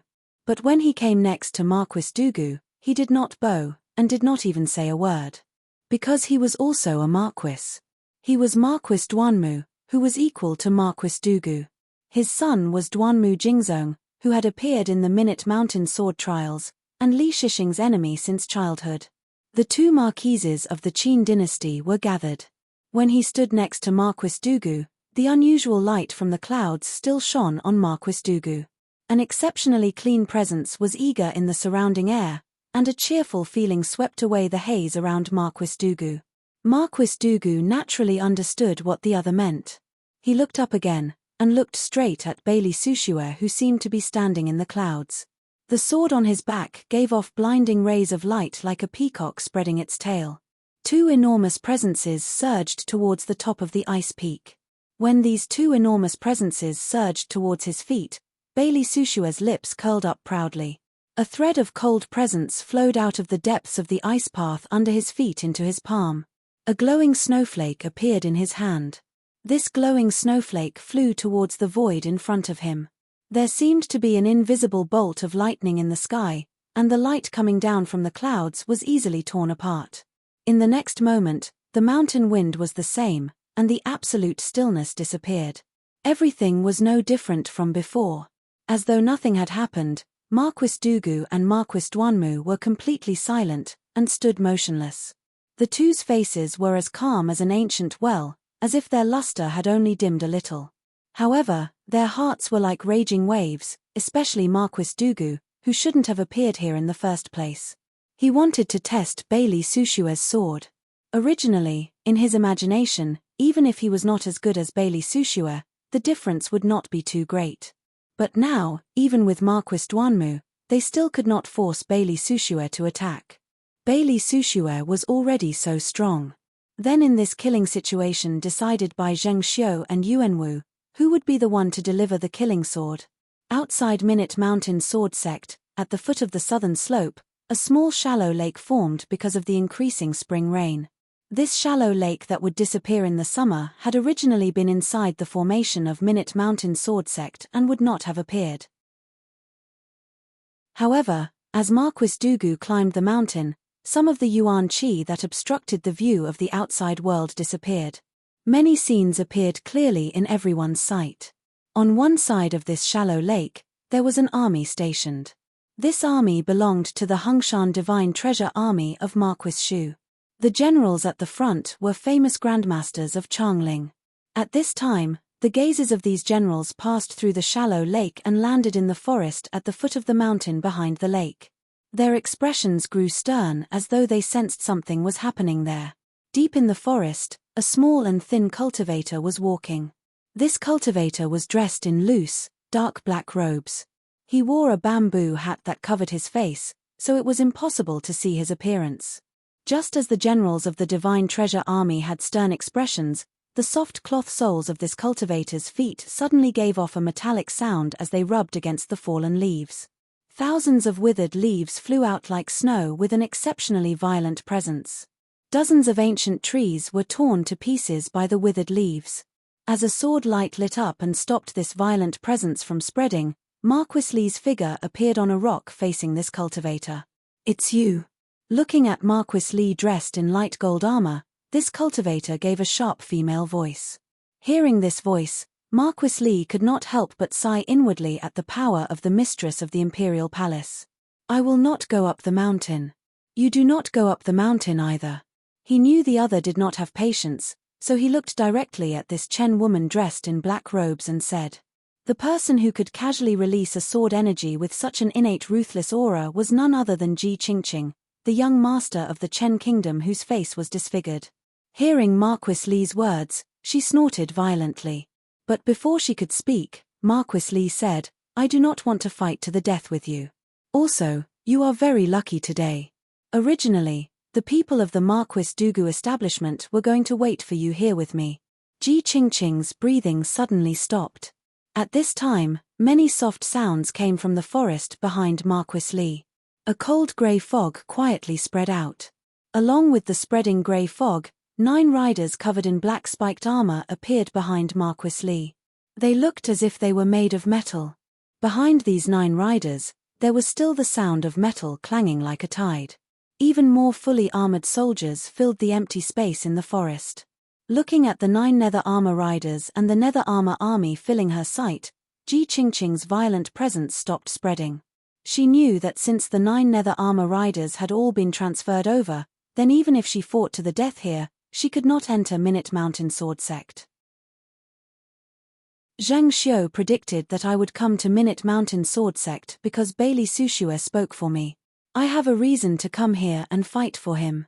Her gaze seemed to pass through the falling leaves. She said coldly to Marquis Li, "What about you? You cannot even protect your son. What reason do you have to fight for your life here? There is no eternal hatred, only eternal benefit." Marquis Li turned to look at the riders in black armor behind him and said, "The Li Marquis establishment was not built by me alone. The Li Marquis establishment naturally cannot exist for my son alone. I want to kill you very much. I will find a chance to kill you." Ji Qingqing looked at Marquis Li and said. All the fallen leaves once again shot up from the ground. Ji Qingqing's figure continuously retreated, and in an instant, she disappeared into the forest. But the terrifying murderousness she gave off still wrapped around the forest, tearing all the leaves to powder and hitting Marquis Li and the nether armor army behind him like a wave. Marquis Li's light gold armor lit up with sparks. His body gave off a sound like waves hitting rock. But he did not look in the direction Ji Qingqing's figure had disappeared. He looked at the top of Minute Mountain Sword Sect and was thinking the same question as Marquis Dugu. If no one could make Bailey Sushua act now, then who had the power to make Bailey Sushua act? In front of the main gates of Minute Mountain Sword Sect, there were many pieces of red armor that flowed down the green mountain path along with blood. Multiple cultivators pressed their life-bond swords and watched motionlessly as the blood flowed over their shoes. Suddenly, they turned around and held their breaths. 2 grey palanquins appeared on the path behind them. Chapter 635. These two grey palanquins were actually very ordinary, but the people who could appear here today were not ordinary cultivators. These cultivators guarding the gates of Minute Mountain Sword Sect with their life-bond swords were academicians of the Qin dynasty's imperial palace. They knew that these two ordinary grey palanquins came from the imperial palace. According to the rules of the Qin dynasty, the generals leading the army used chariots, some of the officials who were generals used carriages, and non-generals and some nobles used palanquins. The palanquins that came from the imperial palace were of higher status than these academicians. Then the people in these two grey palanquins could only be the two ministers. Minister Yang and Minister Li's status had always been above the bureau chiefs and marquises. Their status was completely based on their own power and the power they held. Everyone in the world knew of the power of the two ministers of the Qin dynasty. But because they were so aloof and seemed to be on a completely different level from the nobility, no one had thought that they would come. No one had thought that these two ministers would come in person and fight as cultivators. As the two palanquins came closer, looking at the tokens hanging on the sides of the palanquins, these cultivators grew more shocked. Their chests were suppressed by an invisible pressure so they could not breathe normally. Marquis Li was waiting in the forest. A rider in nether armor came next to him and reported the situation of the two palanquins passing through the gates of Minute Mountain Sword Sect. Marquis Li's cold expression did not seem to change, but his eyebrows slowly rose. The ruthless aura that had previously pervaded this secluded forest seemed to have dyed the tip of his brow. Bailey Sushua stood silently at the top of the ice peak, waiting for the arrival of the two palanquins. Even though many soldiers, many hidden academicians, and even some of the Marquise's subordinates who rarely returned to Changling had surrounded Minute Mountain Sword Sect, this did not seem to affect his mind at all. His mind was still clear, and he was one with the world. His figure was there, but his presence was nowhere to be found. The two palanquins had appeared in Marquis Duanmu and Marquis Dugu's perception, but these two powerful marquises did not feel relaxed.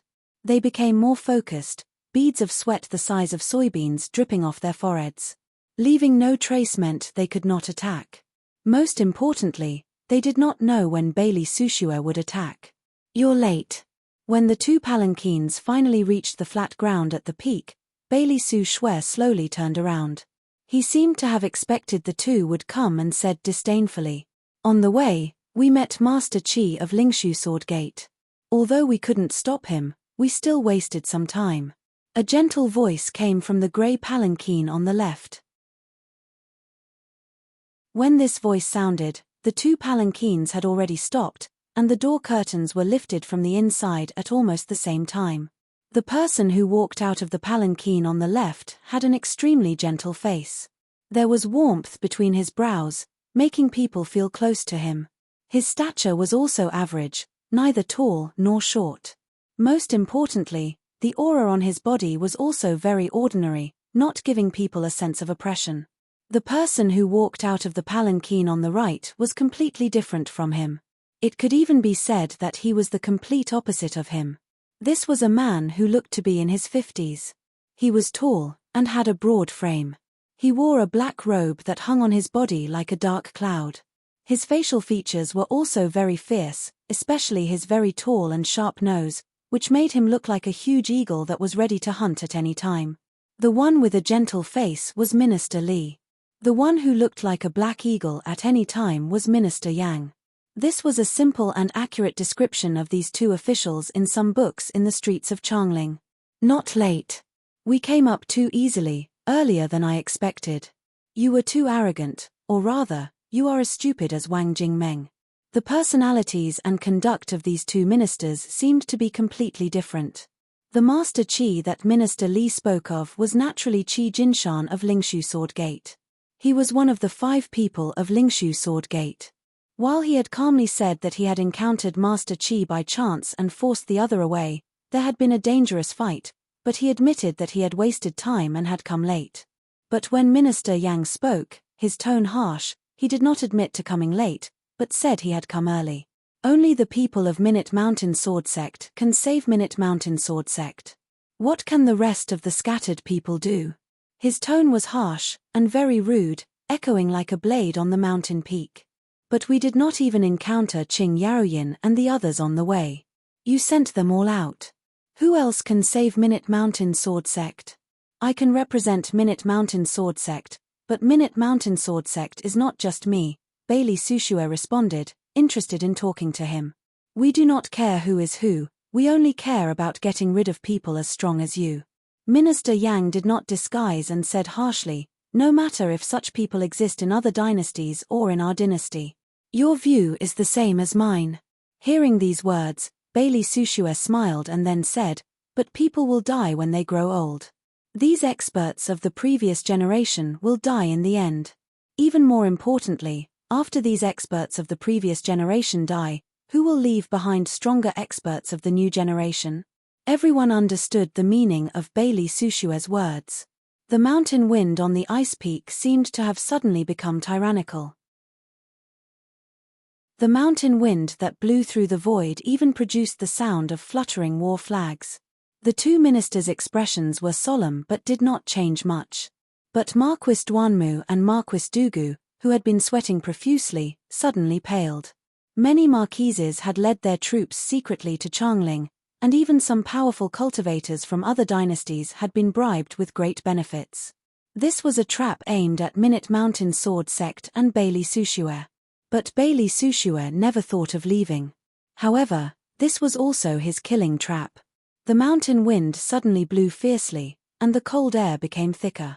In the wind, sparkling and translucent ice shards appeared. These ice shards emitted a faint green jade luster, as if they were made of crushed green jade. The air was filled with the smell of destruction. Everyone around the mountain, including the nobility of Changling, were thinking, if Minute Mountain Sword Sect ceased to exist after today, and Bailey Sushue died, what kind of change would it bring to the Qin dynasty and the world? Yet no one thought that there were two marquises and two ministers on this mountain peak.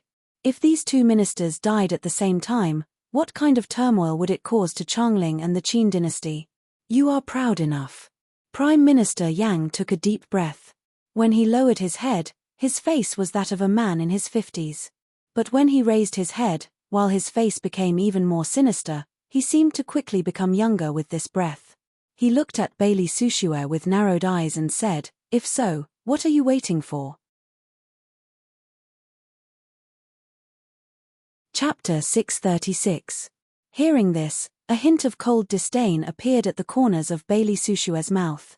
This disdain was not directed at Minister Yang at this time, but at someone else. Some people like to have a backup plan.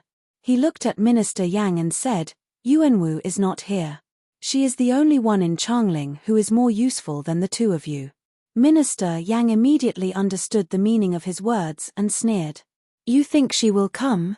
Regardless of whether she will come or not, at least up until now, she does not dare. Bailey Sushue said coldly and disdainfully, she likes to hide behind people and take benefits. This is the behavior of a thief, and cannot be shown. Yet she wants to be shown, so she will never be shown. Prime Minister Yang's brows furrowed deeply, his eyes narrowed into slits. The disdain of someone of Bailey Sushue's status was irrefutable. At this time, Minister Li, who had been listening gently all this time, said, only those who live long can have a chance of standing on the stage. Bailey Sushue shook his head. There is no meaning in living long. Only how high a person can stand in their life is meaningful. He stood very high. It was like he was standing in the void. Looking at him from where the two ministers were, he seemed to be standing at the highest point in the sky. The two ministers grew silent. Because in their hearts, they had to admit, based on the path they followed, they could not reach the heights of Bailey Sushue and some other people in this lifetime. You will be the first to die today. Bailey Sushue's gaze landed on Minister Li. While you appear gentle on the surface, in order to stand in this not-so-high position today, you can even betray your closest family. The Li family's laws are clearly your responsibility. In order to quell the anger of the old nobility, you pushed away all responsibility and sacrificed the entire Li family. People like you are classified as beasts in any ancient book. Hearing first to die, Minister Li's gaze flashed violently, but then his expression returned to normal. He patiently listened to Bailey Sushue's words and then said, At least the Li family has me, and I can do what I want to do. Otherwise, like the Shang family, those who do great things don't bother with trifles. Like Shang family, at least I will help the remaining people of Shang family and not kill her. Bailey Sushue said and then attacked. This was Minute Mountain Sword Sect, a world that belonged to him. He could attack whenever he wanted, just as he wished. When his state of mind was the most suitable to attack, it was also when his sword intent was the most perfect and when he was at his strongest. His body didn't move at all, but the ice path between him and the two ministers, Marquis Duanmu and Marquis Dugu, cracked open. The aura was very natural, like a pool of spring water that carried too much fine rain. In the end, the water overflowed and covered the steps beside the pool. Apart from him, no one else was able to make a move in this tranquil and natural environment. Because even in the perception of the two ministers, Bailey Sushue flickered in and out of existence in the sky, as though he would disappear in the next moment. If his attack would fail, then his attack would be meaningless. At this moment, the world on the peak of Minute Mountain seemed to be Bailey Sushue's world. Minister Yang was very nervous, but at this time, he still found it laughable. Lingshu Sword Gate and Minute Mountain Sword Sect had always been on par with each other, the two strongest sword-using sects in the world. But at this time, Lingshu Sword Gate seemed to be a joke. What Bailey Sushue first used was not a powerful secret sword of Minute Mountain Sword Sect, but the secret sword of Lingshu Sword Gate. His body seemed to be hidden in the void, but his sword essence was still undetectable. This kind of secret sword was a method of the Lingshu Sword Gate's Supreme Sword Manual, a secret. But as a member of Minute Mountain Sword Sect, Bailey Sushue could not have obtained the inheritance of Lingshu Sword Gate, but he easily used the powerful methods of Lingshu Sword Gate. Looking at the four people who were extremely nervous but could only defend and not move, Bailey Sushue naturally reached out with his hand. His movements were very clear. His right hand flipped upwards, and there was no terrifying killing intent directed at any of the four people. Only the transparent but visible cold air gushed out from the shattered ice path and flew into the sky in sheets. The cold energy did not cause the two ministers and the two marquises on the peak to feel more cold, but it formed a crystal lattice in the surrounding void and connected. This became a true absolute domain. Almost all the primal energies of the universe that cultivators could sense were blocked outside. This became Bailey Sushue's own world. Prime Minister Yang's expression became extremely ugly. Multiple complex syllables came from his lips. This was an extremely profound breathing oscillation technique. Its function was to stimulate the potential of the five viscera to the greatest extent in an instant. As the profound sound appeared, the sky above the ice peak suddenly darkened. A black long sword appeared in his hand, and then he slashed towards the ice path in front of him. Black and grey were the main colors of Changling. After Changling's black iron was smelted, it would appear black. Black longswords were the most common in the Qin dynasty, but his black longsword was connected together like bamboo. Moreover, there were gaps between each section of the sword, which were filled with his purest life essence. As he swung his sword, the air in front of him gave off a string of cracking sounds. The air was instantly compressed by his sword energy until it was hard and solid. However, in the next moment, there were countless sounds like oil dripping on a red-hot iron plate. Green smoke spread outwards in the direction of his sword energy. These green smoke were like poisonous snakes spitting poison, corroding and consuming the primal energies of the universe in this part of the world. This was fighting poison with poison. Two ministers were two ministers. Their first attack was extraordinary. Bailey Sushue wanted to use absolute coldness to seal the primal energies of the universe from the outside. Then he would make sure Bailey Sushue could not use the primal energies of the universe inside. His life bond sword contained great poison. At this time, the green smoke surging outwards like poisonous snakes could immediately fill the mountain peak with poison. A golden light appeared in Minister Li's hand. To be able to stand side by side with Minister Yang, and come to this mountain peak to kill Bailey Sushue, he naturally would not be weaker than Minister Yang. But what appeared with this golden light was not a sword essence, but a seal essence. What gave off golden light in his hand was a golden piece of paper. The ancient characters on the paper were seal scripts. When his life bond vital energy flooded into these seal scripts started to shine. Then the golden rays of light shot into the sky, and imprinted ancient seal scripts on the crystal wall that Bailey Sushua had formed. Amidst the golden runes, snow-white icicles began to form. Minister Li's body slowly sank. The hard stone ground under his feet seemed to turn to soft soil. His movements became difficult, but he seemed to be able to turn part of Bailey Sushua's power into his own. Marquis Duanmu and Marquis Dugu were still unable to act. This seemed to be a domain they could not interfere in. So the two naturally stood next to the two ministers, like they had become the two ministers' attendants. Chapter 637. There was no true contact between sword and sword, no powerful forces hitting each other. Yet, regardless of whether it was Bailey Sushua, Minister Yang and Minister Li, they were all trying to change the laws of this small world. They wanted to turn this small world into their own domain. It's starting. In the forest at the foot of Minute Mountain Sword Sect, Marquis Li looked up at the highest point of Minute Mountain Sword Sect, shock flashing through his eyes. At this time, Minute Mountain Sword Sect's formation was completely damaged. While the highest peak was covered in white clouds, it was still possible to clearly see a layer of glowing barrier covering the entire peak. Golden light moved inside. Every time the golden light bounced on the glowing barrier, it would create a spiral of sound wave visible to the naked eye.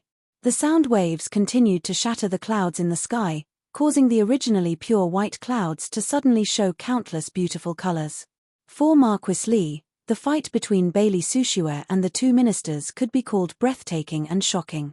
But for cultivators below Realm 7, such a battle was a true fight between immortals.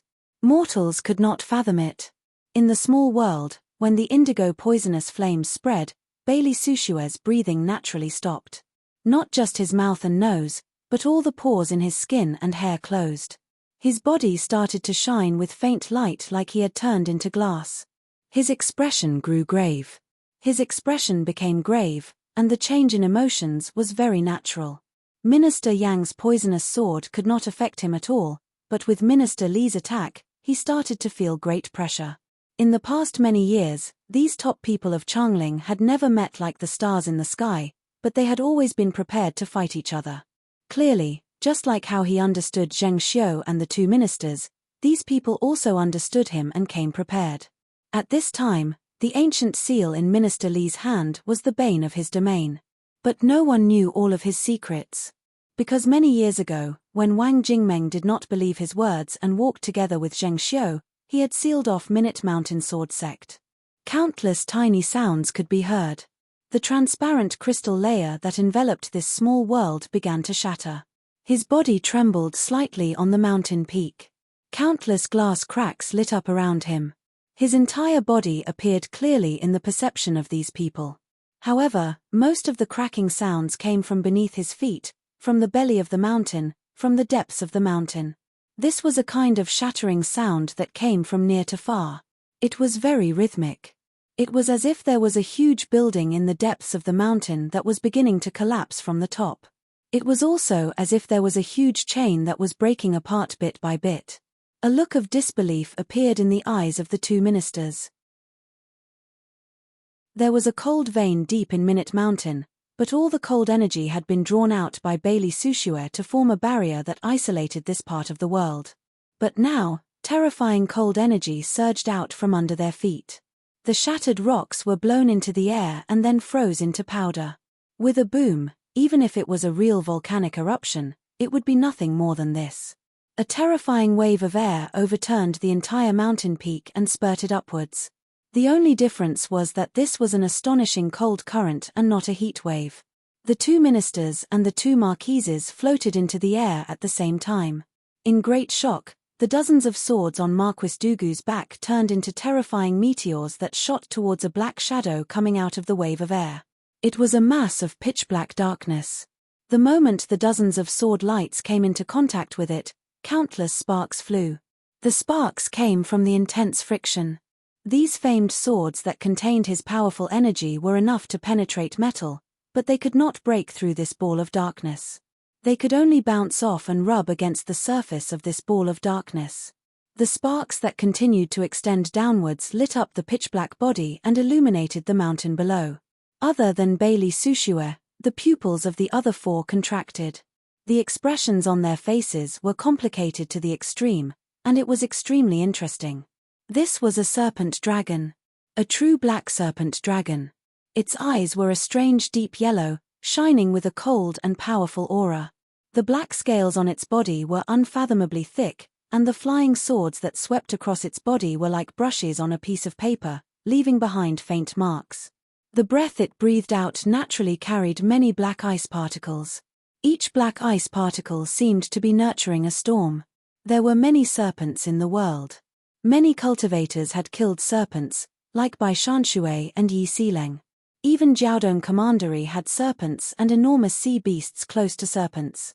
But everyone present was certain that those serpents and sea beasts were not as strong as this serpent dragon. Because this was a nether dragon. In the legends, this was the steed of the once invincible nether emperor of the Yu dynasty, a divine beast raised in the sword shadow wall.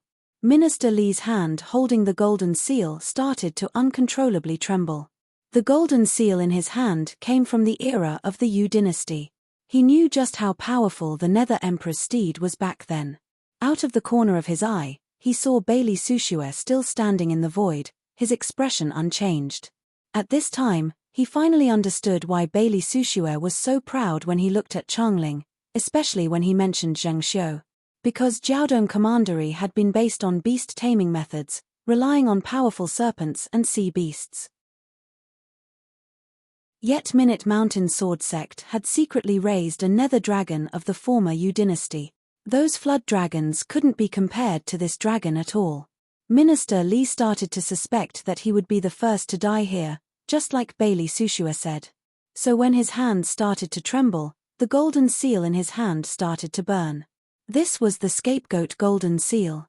In the legends, when a certain emperor of the Yu dynasty ascended the throne, because his cultivation method was too violent, it caused the primal energies of the universe to collide, and natural disasters occurred.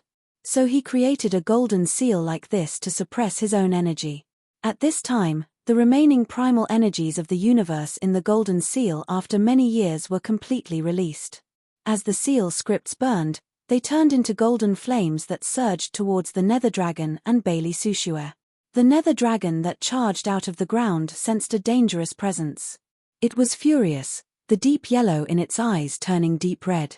There was no breath like the legends. A storm of ice and snow appeared in front of it. The ice and snow wrapped around the golden flames, but did not melt. They were like strange gems that froze in the air.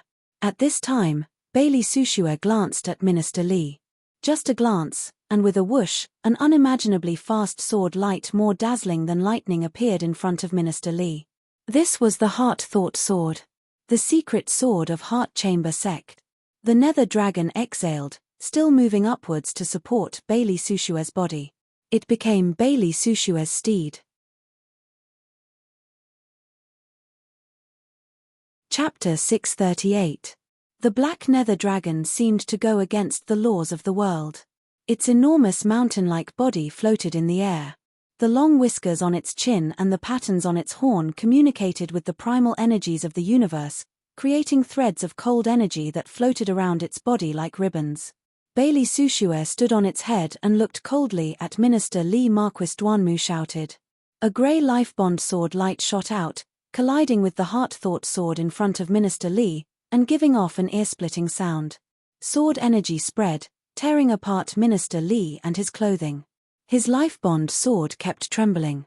The grey sword energy on its surface scattered, making his sword look like a huge wolf's tail. His sword was called Wolf King's Tail.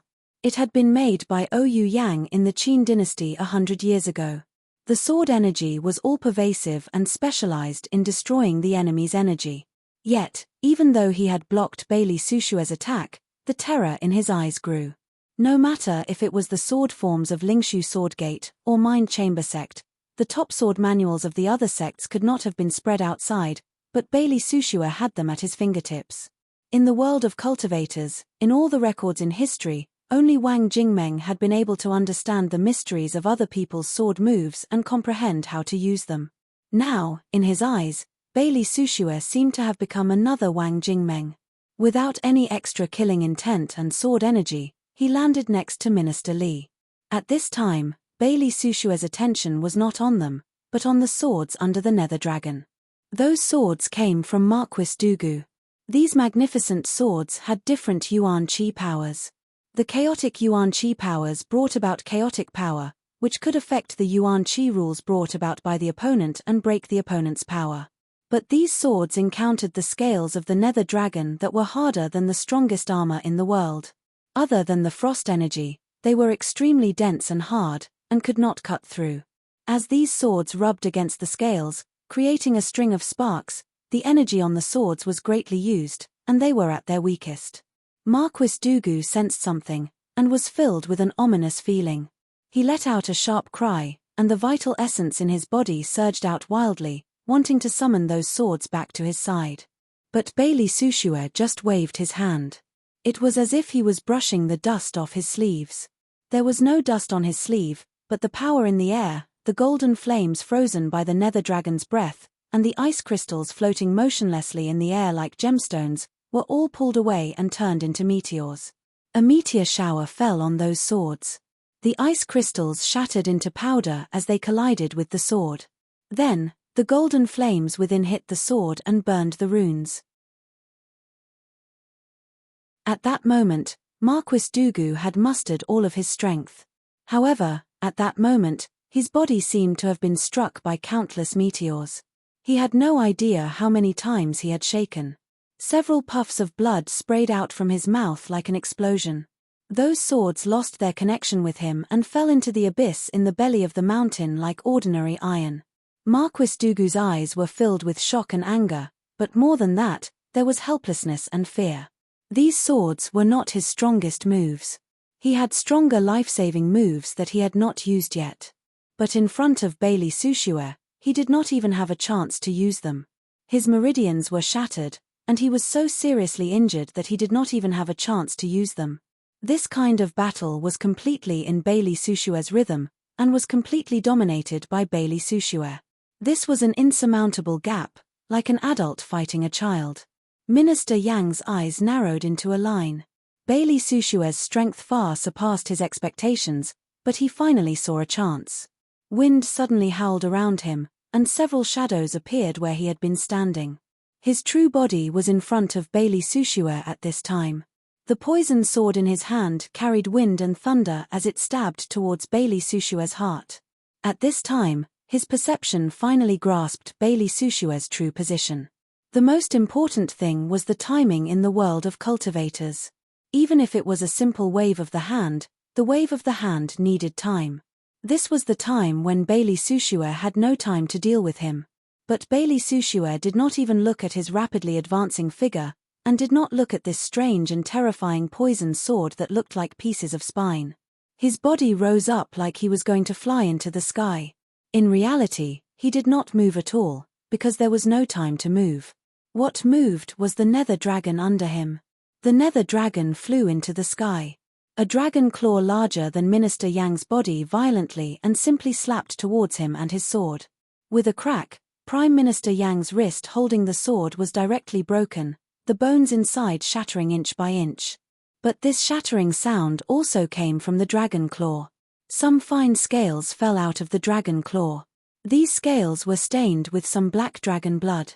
With a muffled grunt, Prime Minister Yang's body flew out faster than when he came.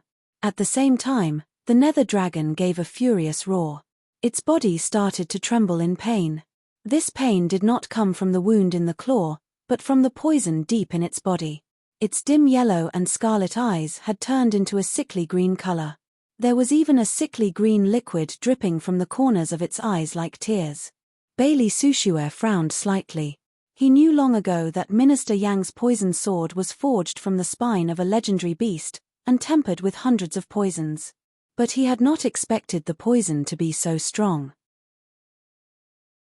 But he was not too worried because the nether dragon's blood was the antidote to the poison. He could sense that the nether dragon was quickly suppressing the poison in its body. At this time, he had time to attack. Therefore, he naturally struck out with his sword. A life-bond sword light surged out of his hand. This time, he used the sword of Minute Mountain Sword Sect, and the sword essence of Minute Mountain Sword Sect. Space quickly froze. The sword essence of this attack was extremely pure and powerful. It seemed to pull all the ice in the world over, and then turn into a holy ice sword. He said he wanted Minister Li to be the first to die, so the target of his attack was still Minister Li. Minister Li's face turned deathly pale. He knew he could not stop such a sword. Marquis Duanmu's face was also pale.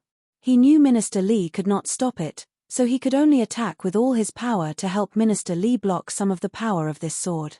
The grey sword energy on the Wolf King tail in his hand grew like wild grass.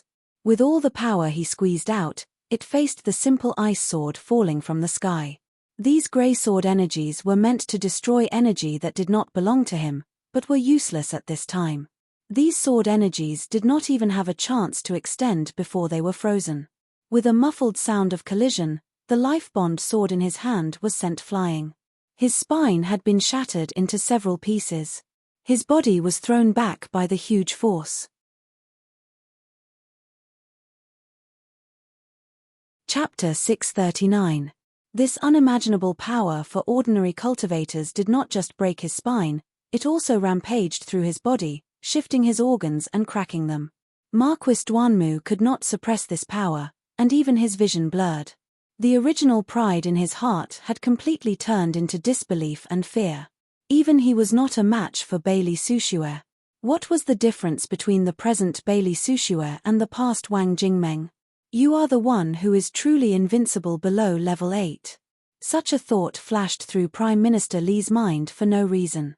He sensed this sword essence that could freeze the world, and knew that in terms of seal essence and sword essence, he was too far from Bailey Sushue's level. When Marquis Duanmu's body was thrown back, he raised his hand and flipped open his palm. There was a small silver seal in his palm.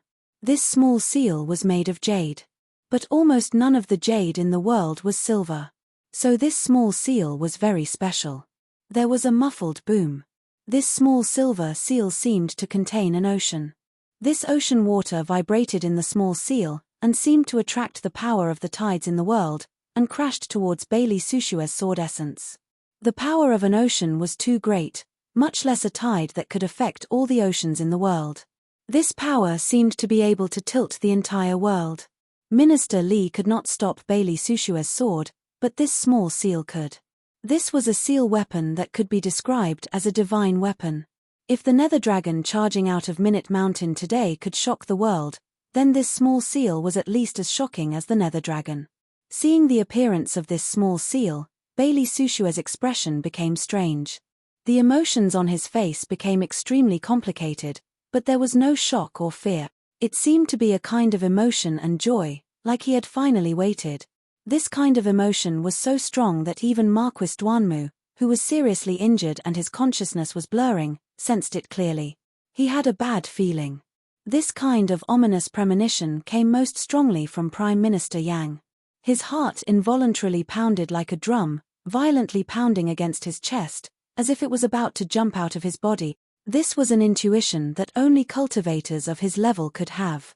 In the next moment, his killing intent was directed at Wang Chong. However, no one had time to react. Bailey Sushue's sword had already collided with the silver seal. The pure and transparent ice sword that carried with it a divine aura originally had the power to freeze and pierce through everything. However, the moment it came into contact with the small silver seal, what it truly displayed was a prying power. This ice sword was like a crowbar that had pried up a mountain. It directly pried up this small seal and pried it towards Minister Yang. Everyone was already extremely shocked in their hearts. However, at this moment, this kind of shock was even greater than before. This was what Yi Xileng had learned from his master, the sword intent of one heavenly water. It was called prying a pool of spring water. But at this time, Bailey Sushue casually used it, and moved the tides of the entire world. There was a loud boom. The terrifying power contained in this small silver seal was guided by Bailey Sushue and smashed onto Minister Yang. Countless splashes of water bloomed into balls of dust on the stone cliffs of Minute Mountain behind Minister Yang. A several-mile-long crack appeared on the mountain wall of Minute Mountain, from which a silver-white waterfall fell down. The rocks and trees in the crack turned to dust. The air was twisted by the surging energy as though a crack had appeared in space. Minister Yang's body smashed into the mountain crack like a meteor. He did not know what method he used to survive this attack, and was still standing. But hundreds of terrifying wounds appeared on his body, and the energy and blood in the wounds bloomed like bright flowers. Marquis Dugu's body retreated in the air. He did not know what to do. Minister Li's hands trembled. He could not even breathe as he looked up at the sky. Bailey Sushue had put away his sword. He did not stop, and did not even look at him and Minister Yang. The nether dragon was like an enormous black pillar in the air, still flying straight into the sky. Bailey Sushue stood on its forehead, and became a tiny black dot in his sight. Breaking through the wind and clouds, Bailey Sushue left this mountain peak, left this little world he had formed by drawing on the power of Minute Mountain, and flew through the air.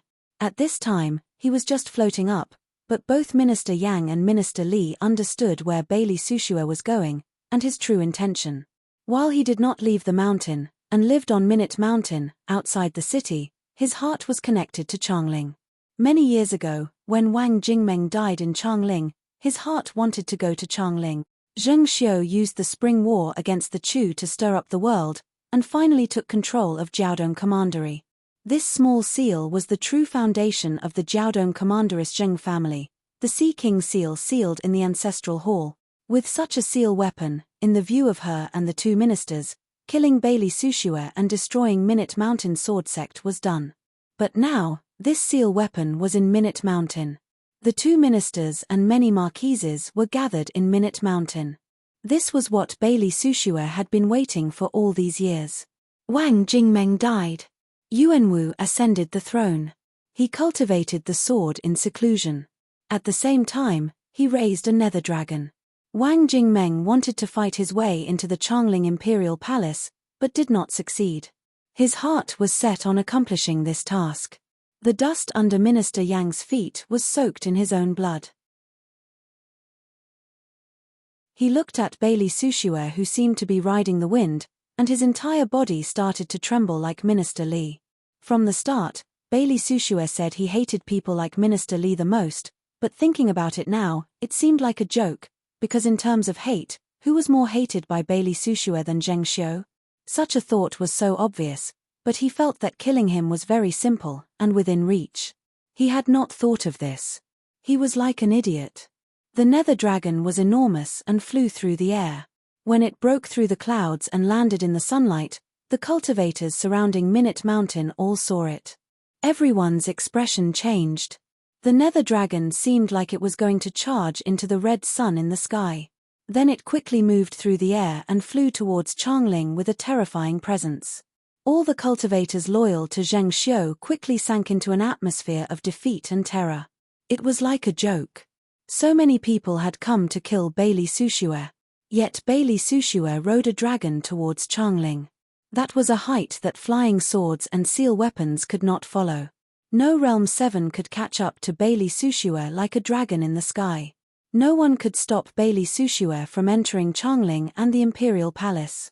At this time, the two ministers were not in the Imperial Palace. Yuanwu was also not in the Imperial Palace. A woman with a scar on her face stood by a clear stream. Her violent aura had already caused all the fishes and shrimps in the stream to float on the surface of the water with their bellies turned white. This woman with a scar on her face was naturally the young master of the Chen country, Ji Qingqing. Looking at the black shadow in the sky, and Bailey Sushue who was riding the wind towards Changling, she immediately gave off a joyful presence. She even waved her arms at the nether dragon like a young girl and shouted happily. Chapter 640. A Dragon in the Sky. At this time, Bailey Sushue caused many cultivators to tremble in fear.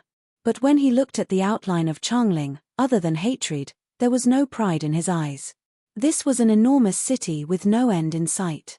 Many years before Yuanwu ascended the throne, this city, which was possibly the largest in history, had more than 1 million people living in it.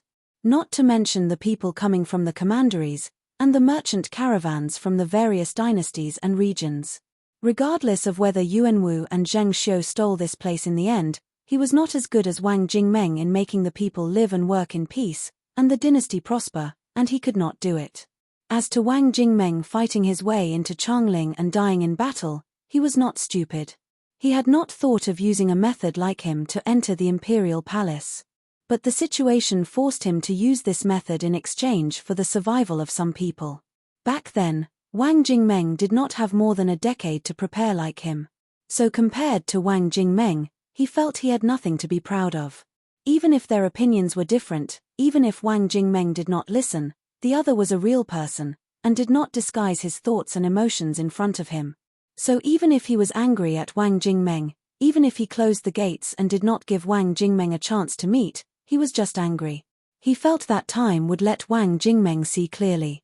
But he had not expected the change to be so fast and intense. Since Wang Jingmeng was his best friend in his mind, he naturally would take revenge for Wang Jingmeng. He naturally would finish what Wang Jingmeng had not done back then. The nether dragon entered Changling. It flew so high that even the falling moon in the corners of Changling could not reach it. But when it flew through the air, the shadow it cast was like an enormous moon that covered these tall turrets. In a quiet residence in Changling, a youth in luxurious robes stood in front of the window of a pavilion. He looked at the dragon moving grandly along the central axis of Changling with a dark expression.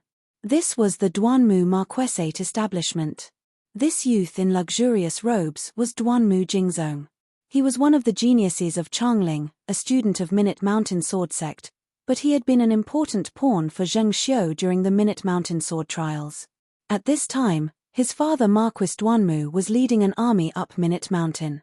The Duanmu Marquessate establishment naturally sat firmly on Empress Zheng Xiu's side. At this time, Changling was very empty. Duanmu Marquis' residence was also very empty. The powerful cultivators summoned back from the army and the consecrators of the mansion all followed Marquis Duanmu up Minute Mountain. As he looked in terror at the nether dragon flying over from Minute Mountain Sword Sect, a petite but cold and arrogant young woman walked into the empty Duanmu Marquessate establishment. Duanmu Jingzong was still looking at the dragon shadow in the sky. He had just smelled blood and sensed unusual energy vibrations. The moment he looked down, he saw the figure of this young girl. Blood drained from his face. "What do you want?" He couldn't help but cry out. However, even he himself knew the answer to this question. This young girl was Jing Liuli. Moreover, she had come here stepping on fresh blood. Jing Liuli looked at the young man whose face was whiter than the white powder on the wall because of fear. Her face naturally showed a strong sense of ridicule. Based on her personality, she would not have deigned to answer at this time. But when she thought of her studies in this city, and what Ding Ning had said to her, she knew that an answer at this time would increase her opponent's terror. So she looked mockingly at Duanmu Jingzong and said coolly, "Are you an idiot? Your father went to Minute Mountain to kill my master. I came here to kill the people of the Duanmu Marquessate establishment. This is a very fair matter." Duanmu Jingzong was one of the top young cultivators in Changling. But he was a disciple of Minute Mountain Sword Sect and knew Jing Liuli very well. The more he knew how terrifying Jing Liuli was. Hearing these words, his body trembled in terror. He said in a trembling voice, You do not fear you will not be able to leave Changling?" This was the weakest threat. So Jing Liuli's disdain grew. She turned and looked around at the city that was panicking because of the flying dragon in the sky. She looked at the chaotic turrets that were trying to find Yi Xileng. She sensed the energy vibrations in the air caused by the fighting between the officials of the Divinity Bureau and the Astrology Bureau. At the same time, she laughed. Changling is very chaotic right now. Changling was in chaos. This meant that even if someone like him was killed, no one would care. No one would have the time to care. Duanmu Jingzong knew he could only rely on himself. So he said almost pleadingly, "Senior sect sister, I am also a disciple of Minute Mountain Sword Sect. Just because you are a disciple of Minute Mountain Sword Sect, do not think of fleeing. I will give you a chance to fight fairly. Jing Liuli looked at him and said calmly. Just as she spoke, Duanmu Jingzong gave a beast-like howl. A ball of mist rose in front of him. He used the mist as cover and furiously shot backwards. However, it was also at this moment that he stopped shouting. Out of the corner of his eye, he saw Jing Liuli's side profile. Jing Liuli's figure was next to his. His body unconsciously froze. There was a soft sound. He looked in bewilderment towards the source of the sound. He saw the afterimage of a black stone sword retracting. His heart had been pierced through and he could see the scenery behind him. Why use a sword like this? When his fear reached its peak and everything settled down, his mind became numb. He asked this question without any reason. Jing Liuli's sword was very ordinary. It was the ink wash sword. It was a stone sword refined from inkstone in the Minute Mountain Sword Valley.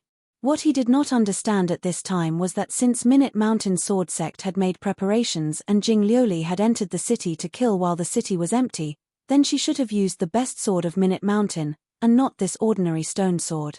Wash away all the impurities. Master wants me to fight without relying on talent or the sword. Jing Liuli put away her sword and answered the last question of his life. Also, this is just training.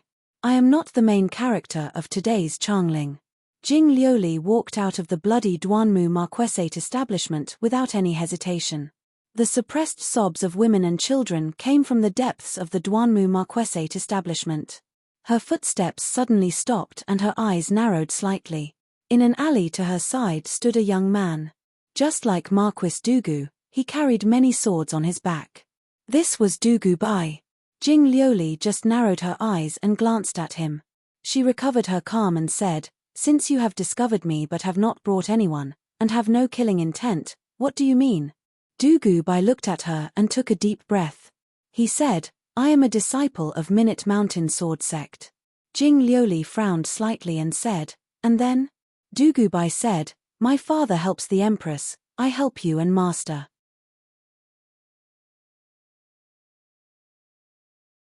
Chapter 641. Not a bad choice. Then follow me. Jing Liuli did not stop. She walked past Dugu Bai and spoke to this youth who had used a great deal of courage to make such a decision. Then she looked up at the nether dragon that was approaching the Changling Imperial Palace and said, "Master once said, no matter what one's birth is, those who do not know how to walk their own path cannot go far on the path of cultivation. What determines if you become king is not how much power you have, but whether you submit and live." Dugu Bai was speechless. He also glanced at the nether dragon and was full of admiration again. The mountainous nether dragon finally landed above the imperial palace. Its enormous body covered the light in the sky. As its energy rippled, it started to snow. An astounding number of cultivators gathered around the imperial palace. The cultivators of Changling all had their own choices. After the Yuanwu Emperor's decades of management, most cultivators chose to swear loyalty to him. Countless sword lights gathered together and formed a blinding rainbow around the imperial palace. This scene was exceptionally spectacular, and the killing intent was extremely terrifying. When the nether dragon's figure was slightly lower in the air, many seal weapons and sword lights broke through the air, leaving behind strange paths of light in the air. The terrible green in the nether dragon's eyes had faded. It started to breathe furiously. As the strange dragon roar from its body resounded through the sky, whether it was its breathing, its fleshy tentacles and claws, or the patterns on its extremely hard black dragon scales, all of them started to spew out black cold air. Ice first appeared in the sky, and then these ice pieces formed enormous pieces of ice that fell furiously. These pieces of ice collided with the primal energies of the universe and soared lights on the ground. Most of them did not fall to the ground, but exploded in the air. The fine pieces of ice created by the explosions quickly froze. In the eyes of all the cultivators on the ground, the shadow around the nether dragon grew larger, like an enormous ship that was constantly growing larger in the air. Frost froze between the tiles. The coldness that was many times thicker than the frost of the world caused these tiles to become unusually brittle. With the slightest vibration, they would give off ear-piercing cracking sounds. As usual, Empress Zheng Xiu stood behind the spirit spring under the patio of her study. She did not need to look up to sense the nether dragon's approach. Other than her, the other cultivators who could stop the nether dragon's approach were all around Minute Mountain, much less kill it in the air. The nether dragon did not need to land directly. Using its energy as cover, Bailey Sushue could easily enter the Imperial Palace and appear in front of her at any time. In the eyes of almost everyone outside, she should also hide. She could escape. However, no one knew what she was thinking. She just stood there coldly, waiting for Bailey Sushue's arrival. There were many metal dolls on both sides of the stone path leading to her study. They were all mechanical seal weapons. Behind the walls on both sides or in the shadows of the courtyards, there were many cultivators waiting. Suddenly, her perfect eyebrows twitched slightly. A speck of light appeared in the air above the stone path. It was as if space was being distorted by a strange power, and a door was about to appear. A Jiaodong commandery cultivator hidden in the shadows sensed something and was about to attack. However, he found himself unable to move. The blood in his body froze, and then he quickly died. The seal weapons in the stone path that would usually be activated due to slight energy vibrations did not move. Because even the energy flowing through the seal scripts inside were frozen, much less the mechanisms. Silently, Bailey Sushue's figure stood on the stone path. A streak of white frost spread from his feet. When it was dozens of feet away from Zheng Xiu, this streak of white frost did not advance, as though someone had cut it neatly. There were some silent starfire burning on the edges of the white frost. No one moved, not even the most loyal death warriors. Because Zheng Xiu spoke at this time. She looked at Bailey Sushue and asked coldly, "How does it feel to come here?" Bailey Sushue did not bother to look at her face. He looked at the starfire burning on the edges of the white frost and responded coldly, "It feels good. You feel that there is nothing wrong with what you did." Zheng Xiu was silent for a breath of time, then looked at him and said. Bailey Sushue frowned and finally looked up at her, but did not speak. People are always changing. Complicated flames danced in the depths of Zheng Xiu's wooden eyes. She slowly said, "A person's life, from young to old, no matter if it is their personality or mentality, how many changes will occur? Back then, when you first learned the sword, were your thoughts and conduct the same as the current you? I was very young then, a young woman who had just entered Changling. I carried many things you could not imagine. Many times, I did not know what to choose, what to do. There might be more experts coming from outside the Imperial Palace, but Bailey Sushue was not in a hurry. He patiently listened to Zheng Xiu's words and then laughed disdainfully. You say this, do you mean that because of me, you were forced to become such a person?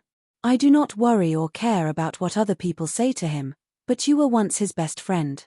Zheng Xiu's complexion was originally very white as porcelain, but when she said these words, her complexion seemed even paler, so white that even her flesh and meridians seemed somewhat transparent. I will be worried about what you said to him. She looked at Bailey Sushue and said softly but coldly, before I thought about what kind of person I would become, you said to him that I was not a good partner. You made your judgment too early.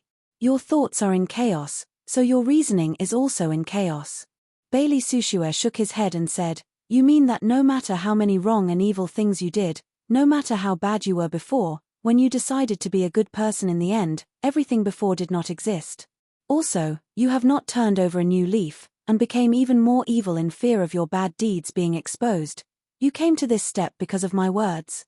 Everyone has their own reasons. You feel that it is not because of you, but if not for you, he may not have suspected me at all, and I may have decided to be the person he hoped for. Zheng Xiu's chest rose and fell violently. She looked up into the sky and said slowly and seriously, Many things change because of some small things. In your view, I caused his death, but in my view, the one who caused his death may be his best friend. Bailey Sushue rarely smiled.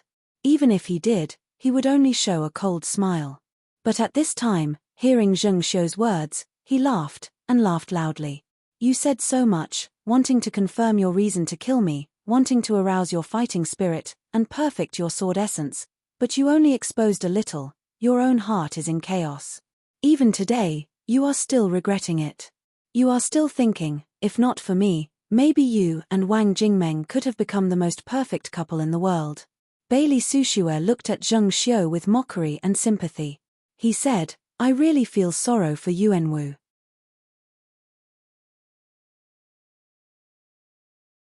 Chapter 642. Zheng Xiu looked at Bailey Sushue, the fire in her eyes gradually extinguishing into indifference.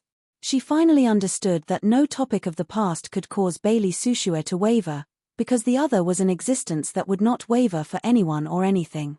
His mind was always perfect.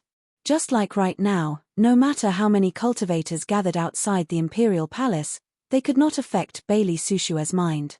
Bailey Sushue acted as though he did not exist.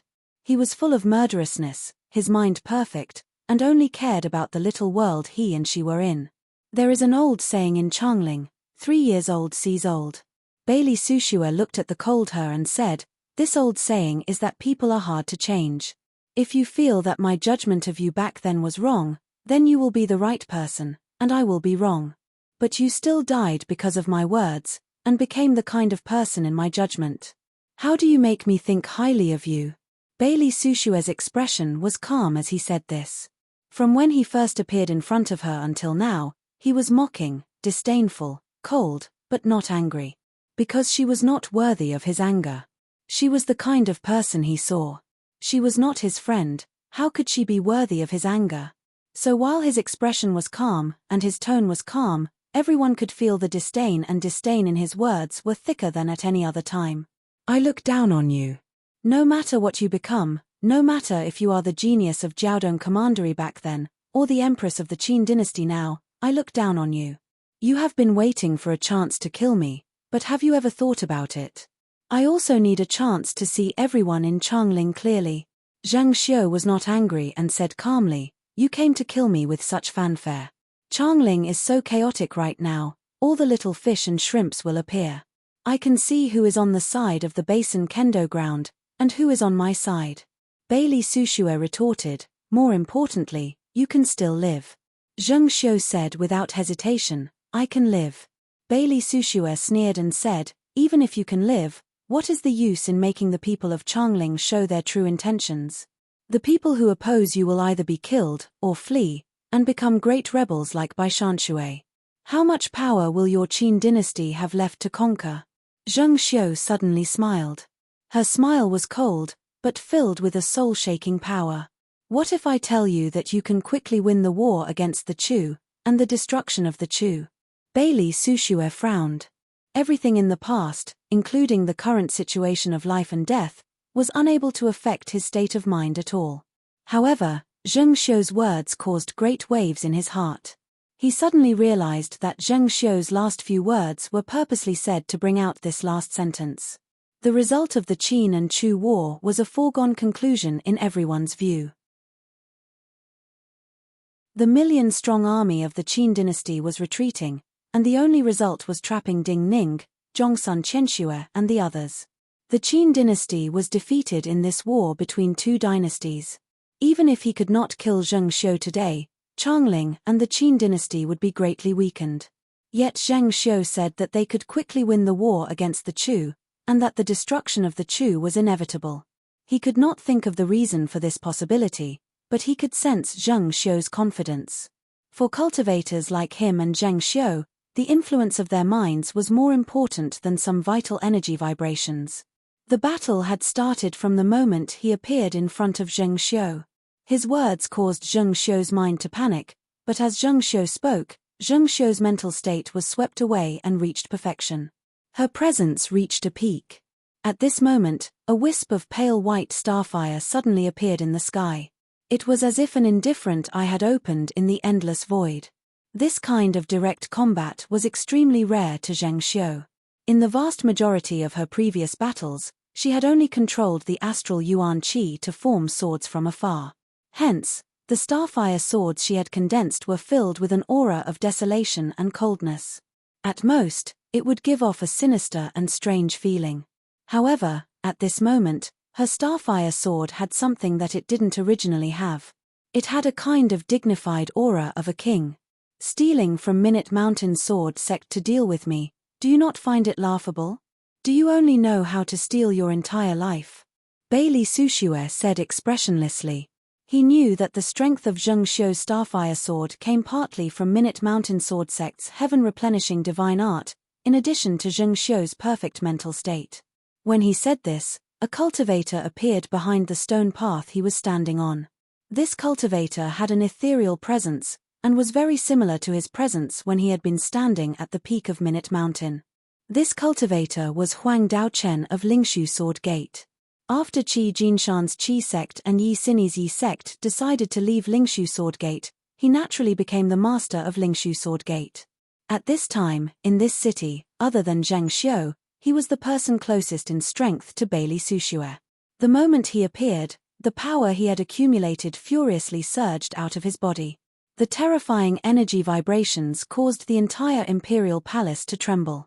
Yet, the light blue sword light formed by this power was ethereal.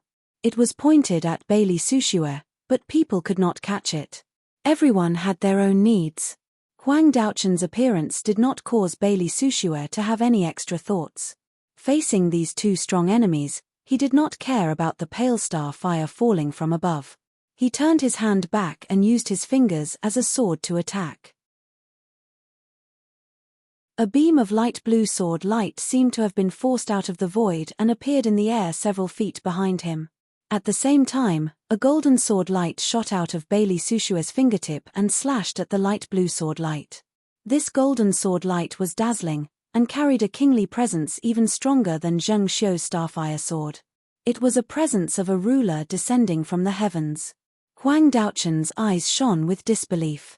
With an ear-piercing crack, his body uncontrollably retreated more than a dozen steps. The ground he stepped on as he retreated was crushed to powder. A light blue lifebond sword appeared in his hand. At this time, this sword was shrouded in a powerful presence. In everyone's perception, it was still like an enormous mountain. But the tip of this lifebond sword had been cut off by Bailey Sushue. This was a sword move from Yuan Wu's Phoenix Breaking Sword Manual. But Bailey Sushue had casually used it. Huang Daochen and Bailey Sushue's cultivation were very close. This sword had cut off a part of his lifebond sword, and used all of Bailey Sushue's power. Bailey Sushue naturally did not have the power to deal with Zheng Xiu's Starfire. The pale Starfire was very close to him. The cold and powerful aura of Nirvana had already oppressed the air around his body to the point that many gem-like crystals had appeared. However, it was also at this time that a green leaf entered this space and landed on that streak of Starfire.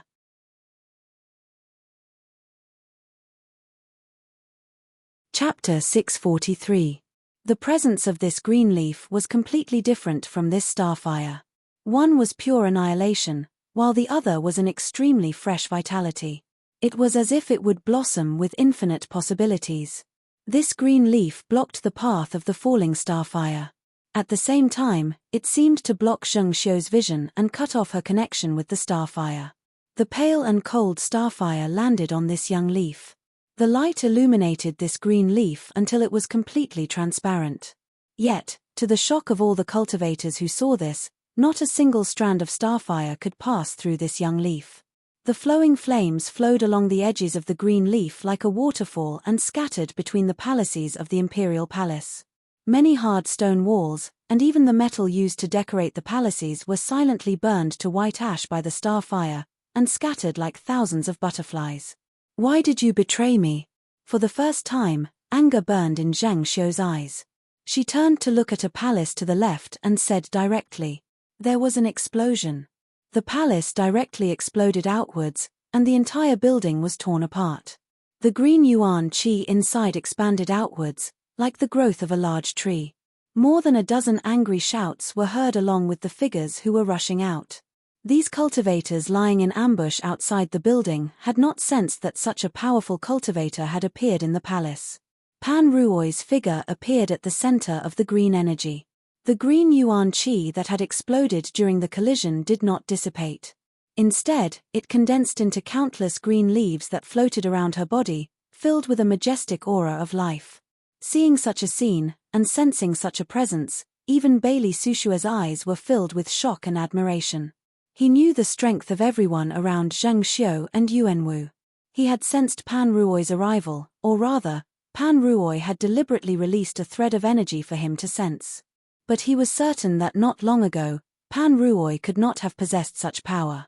At this time, Pan Ruoi looked up slightly and answered Zheng Xiu's question. You should know where my method comes from. Don't forget, even if your master is Ji Qingqing, I was the one who helped you find your master.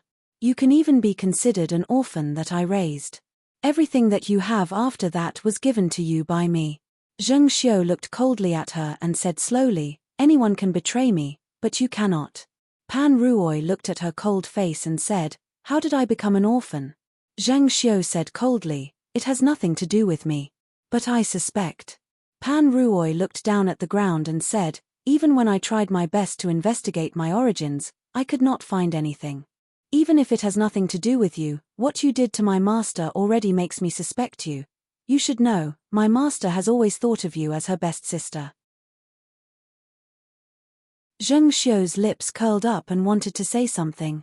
Pan Ruoi said, I do not want to be used by you. Does this count as giving me an explanation? But kindness is kindness.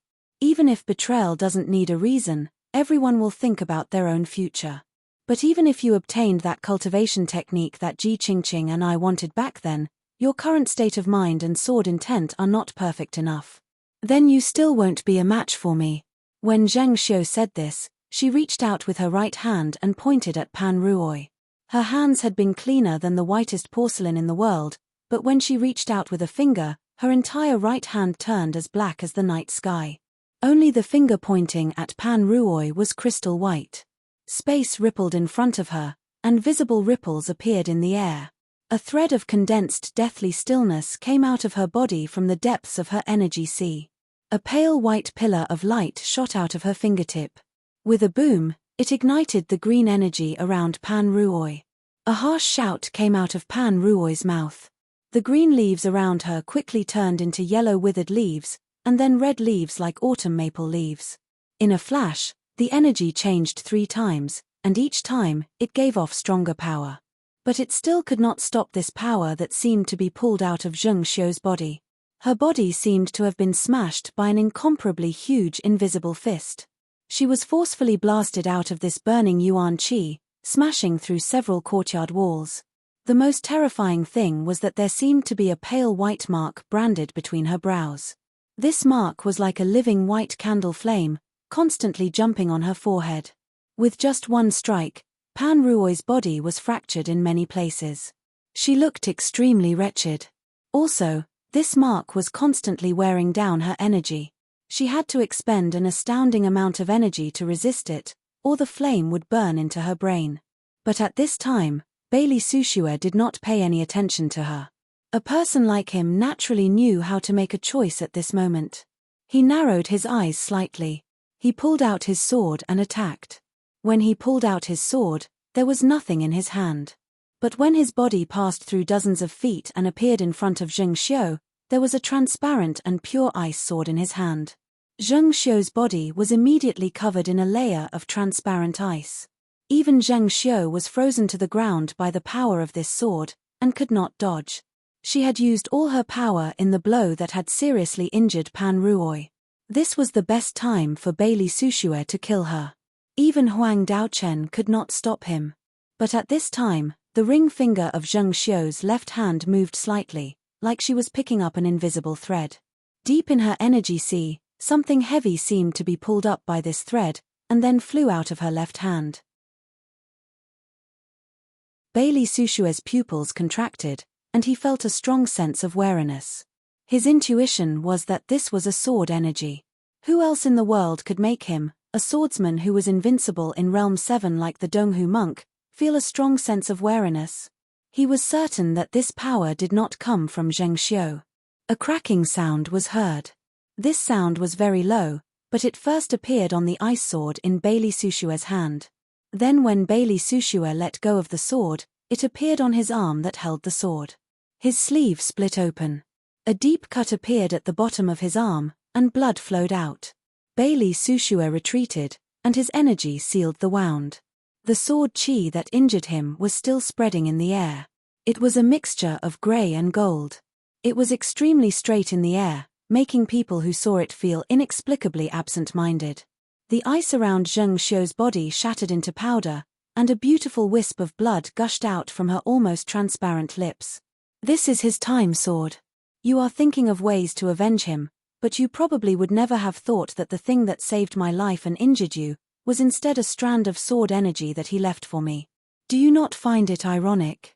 She looked mockingly at the retreating Bailey Sushue and laughed.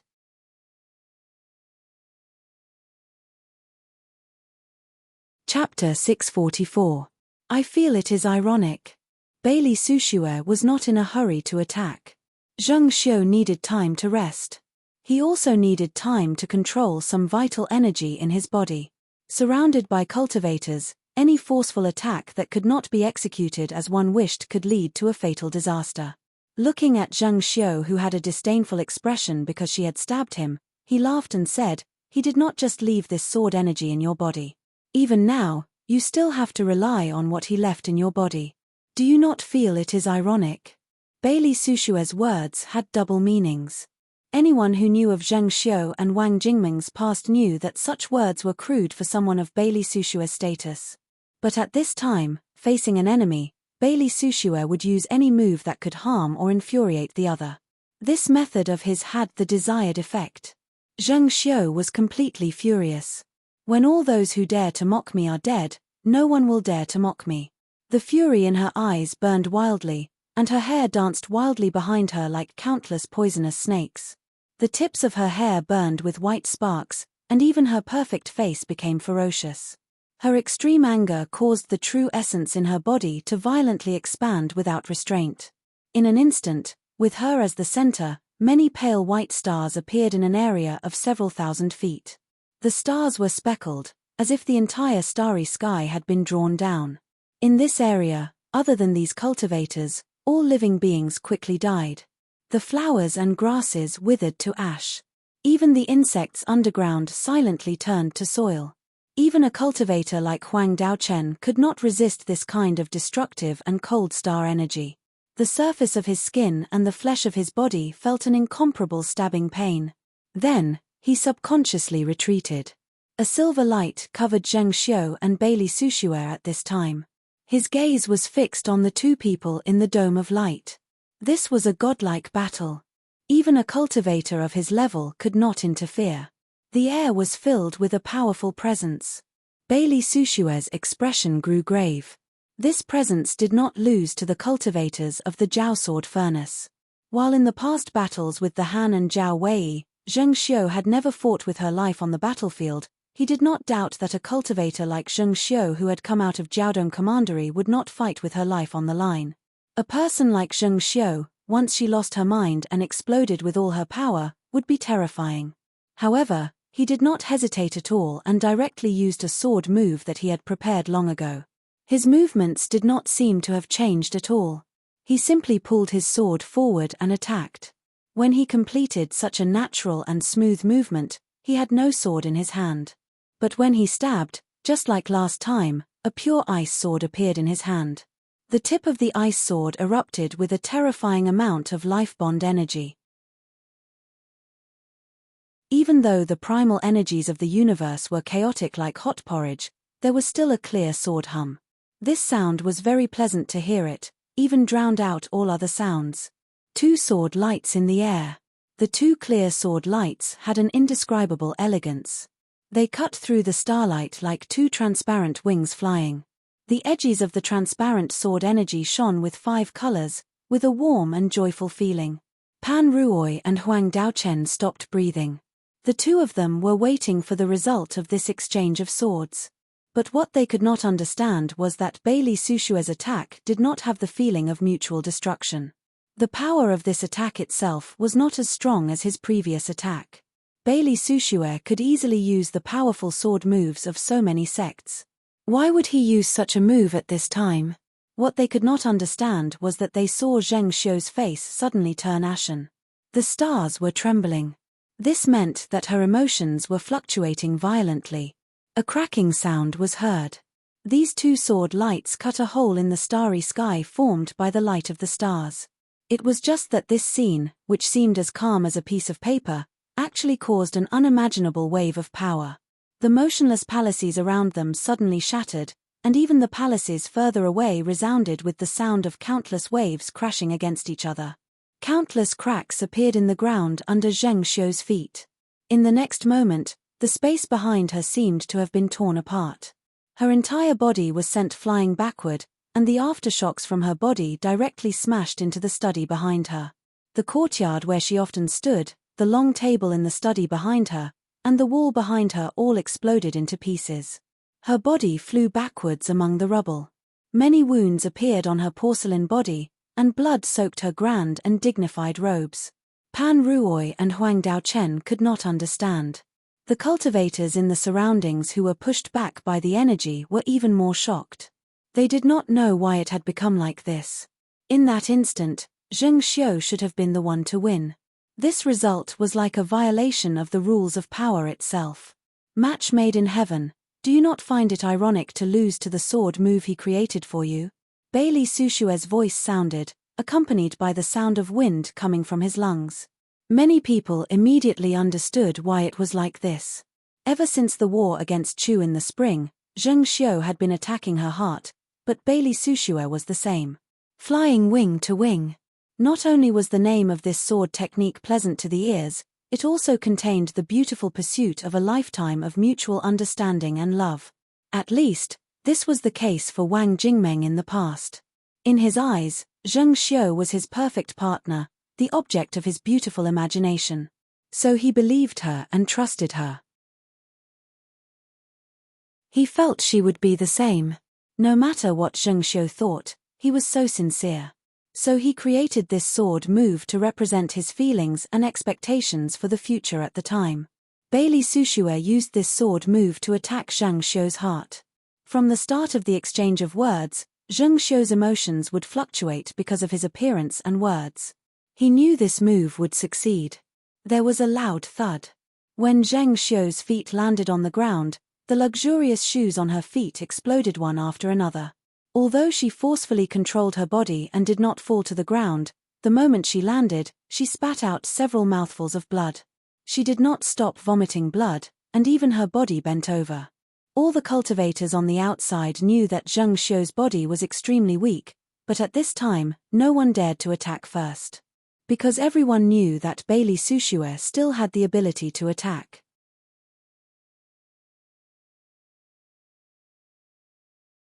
Chapter 645. Bailey Sushue took a deep breath. The vital energy in his body quickly swelled, and was about to surge out along his meridians.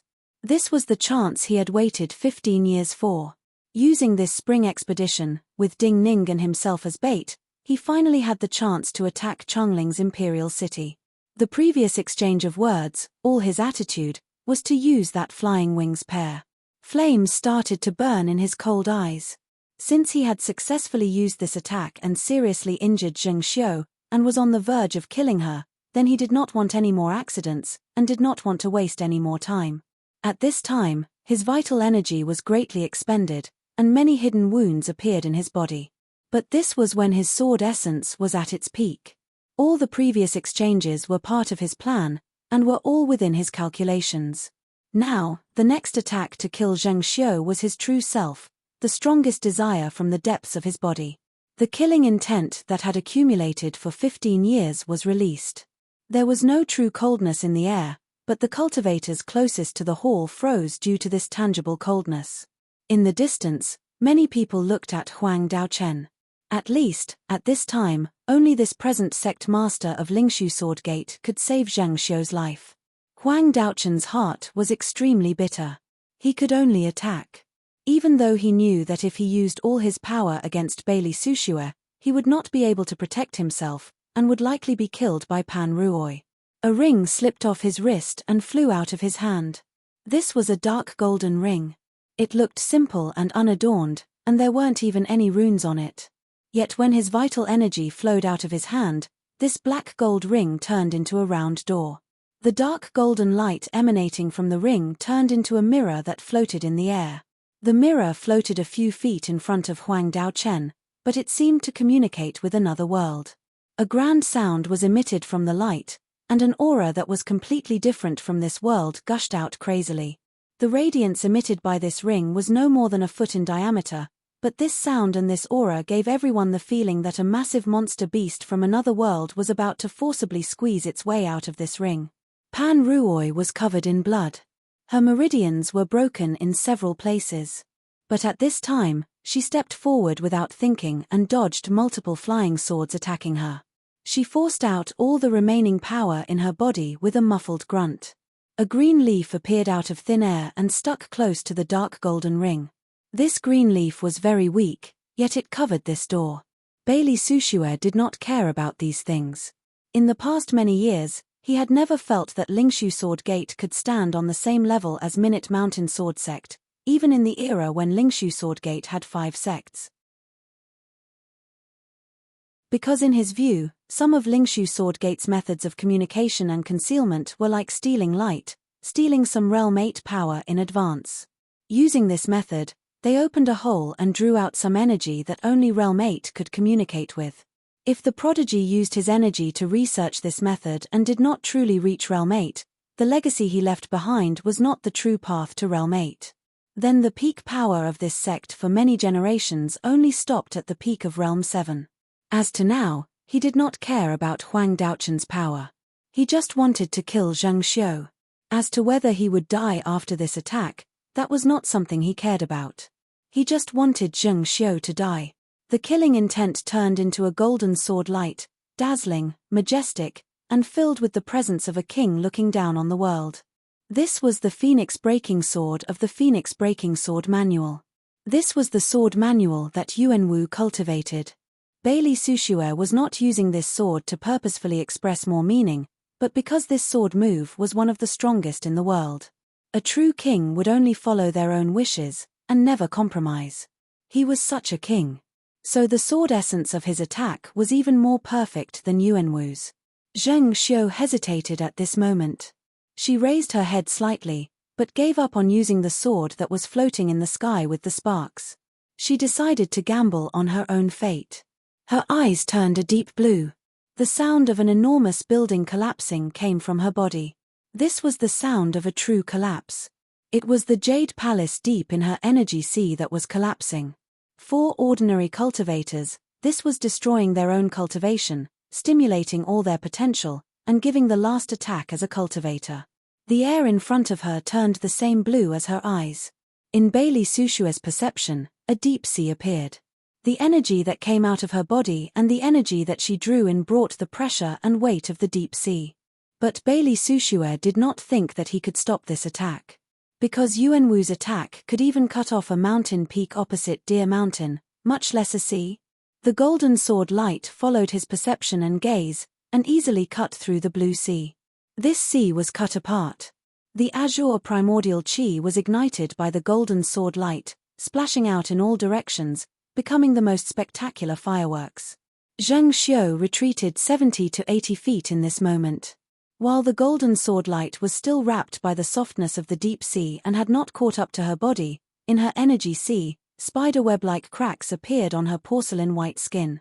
The remnants of the collapse of the energy sea Jade Palace seemed to cause her meridians and body to collapse.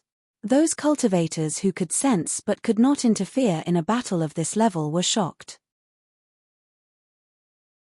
In their minds, the scene of Zheng Xiu, the mistress of Changling, shattering like porcelain appeared. The fireworks were blooming, the energy was burning fiercely, but the imperial palace was almost completely silent. All of Changling seemed to be prepared to welcome the death of its mistress. The world seemed to be welcoming an era without this Jiaodong commandery woman who controlled everything. But at this time, inside her fragile porcelain body, there were sounds of energy rubbing against each other. Pew pew pew pew. Many of the meridian points in her body surged outwards with white waves. Bailey Sushue's breathing suddenly stopped. This was a kind of extremely pure energy blooming. This pure energy with an indescribable sense of holiness and vitality, after charging out of Zheng Xiu's meridian points, bloomed on her body like white lotus flowers. Her expression was mad and vicious, in pain and violence. However, the white lotuses that covered her body were holy and radiant. This contrast was incomparably strange.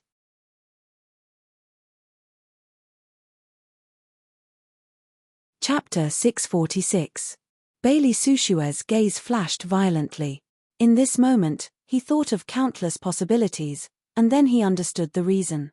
So the spirit lotuses born from so many spirit veins in Changling have such an effect. He looked at Zheng Xiu and said. The white lotuses that covered Zheng Xiu only appeared for a moment. The energy filled with an indescribable sense of holiness and vitality quickly retreated into Zheng Xiu's body and was absorbed by her body. Astounding spirit energy flowed through Zheng Xiu's body, repairing her damaged blood veins at a terrifying speed, and gluing her almost shattered body together in such a simple and crude way. If Ding Ning, Li Shixing and the others were here, they would feel a sense of déjà vu. This smell was very similar to the fountain of youth in the Mountain of Ancestors.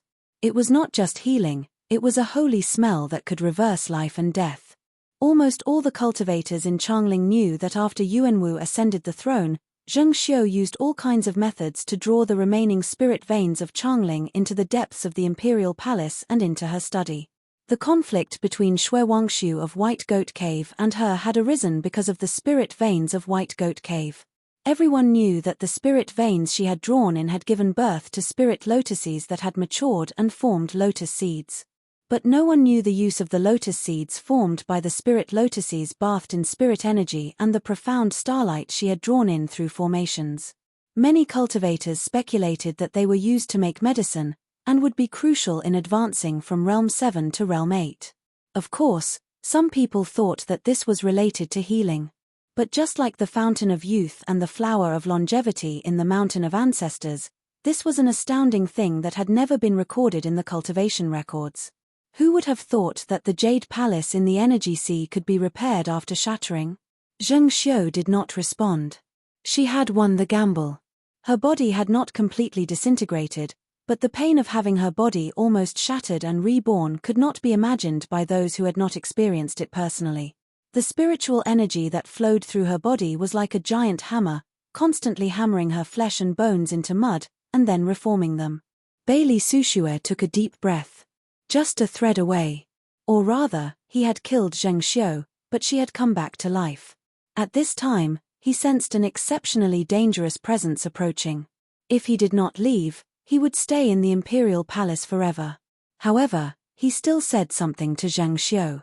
If you had not set up the formation, and these spirit veins were not being irrigated and merged by the star fire falling from the sky well, I fear that these lotus seeds could have been used by Yuanwu. When he said this, a majestic force fell from the sky towards him. This power was very ethereal. It gave people a pure and bright feeling, but it was abnormally heavy. It was like an invisible mountain was pressing down. Let's go. Bailey Sushue glanced at Huang Daochen behind him. His figure appeared next to Pan Ruoy. Pan Ruoy could no longer stand steadily. She fell to the ground in the pool of blood on her body. Naturally, he pulled her into his arms. There was a loud bang. A shrill dragon roar sounded in the sky. The nether dragon circling in the sky charged down like a black meteor.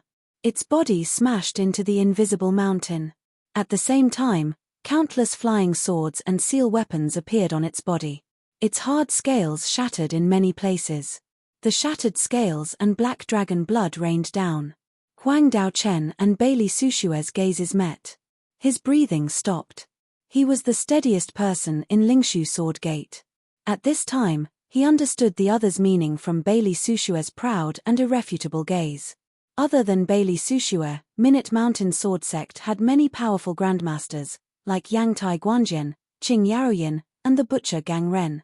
If he still tried to stop Bailey Sushue and Pan Ruoy from escaping, then even if Bailey Sushue died here, and he was the only one left, Lingshu Sword Gate could not stop Minute Mountain Sword Sect's revenge. So he stood there, speechless, and watched in silence. Bailey Sushue and Pan Ruoy's figures appeared on the Nether Dragon's head. The Nether Dragon roared again. As it charged into the sky, its body was hit by many flying swords and seal weapons again. Pieces of scales and flesh fell down. When the scales and flesh fell to the ground, they created waves of cold air. Large snowflakes floated down from the sky. The black cold energy obscured the cultivator's senses. This nether dragon was about to turn into a black shadow in the sky and escape Changling. But at this time, the terrifying presence that Bailey Sushue sensed finally reached the imperial city. There was a loud rumble. A figure shot out of the imperial city like a meteor, breaking through the cold air and snow into the sky. In front of this figure, there was a sword piece that looked like a piece of wood, or rather, it was a piece of wood. Under the sky that all the cultivators were looking up at, this sword piece and his body appeared extremely small in comparison to the nether dragon. However, the energy surging from his body and the power this sword piece carried, in the perception of all cultivators under this sky, was exceptionally great. This sword blade slashed down at the nether dragon. The sword energy and the nether dragon's body collided, and gave off a metallic sound. In the next moment, a rainbow appeared in the sky. The rainbows of the world were red, orange, yellow, green, indigo, blue and purple. But this rainbow was mainly a blinding gold, mixed with white, black, bronze and other colors. The gold was suffocating pure lightning, and the white and black colors came from inside the nether dragon's body. It was the light given off by the energy in its bones, flesh and meridians. All the cultivators looking up at the sky were shocked speechless. That cultivator who shot into the sky like a meteor stepped on the void. He cut off the nether dragon's head with one blow, and reached out to take the dragon's head into his hand. Everyone knew the identity of this cultivator the moment the sword shard released the terrifying astral lightning. He was Yi Xinhe, one of the top cultivators of the Basin Kendo ground in the past. At the Deer Mountain Conference, he had turned the tables and killed many of the strongest grandmasters in the world.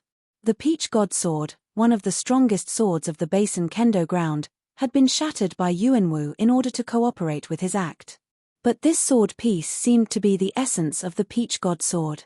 It still perfectly merged with his life bond energy and carried his power. Black dragon blood fell from the nether dragon's severed neck like a waterfall. Yi Xinhe pressed his lips together. He once again enjoyed the pleasure of being the center of attention and turning the situation around. Yet his brow still furrowed slightly. He looked around at the streets of Changling below. While this blow had killed the nether dragon, Bailey Sushue had still taken Pan Ruoy away from his sight and perception.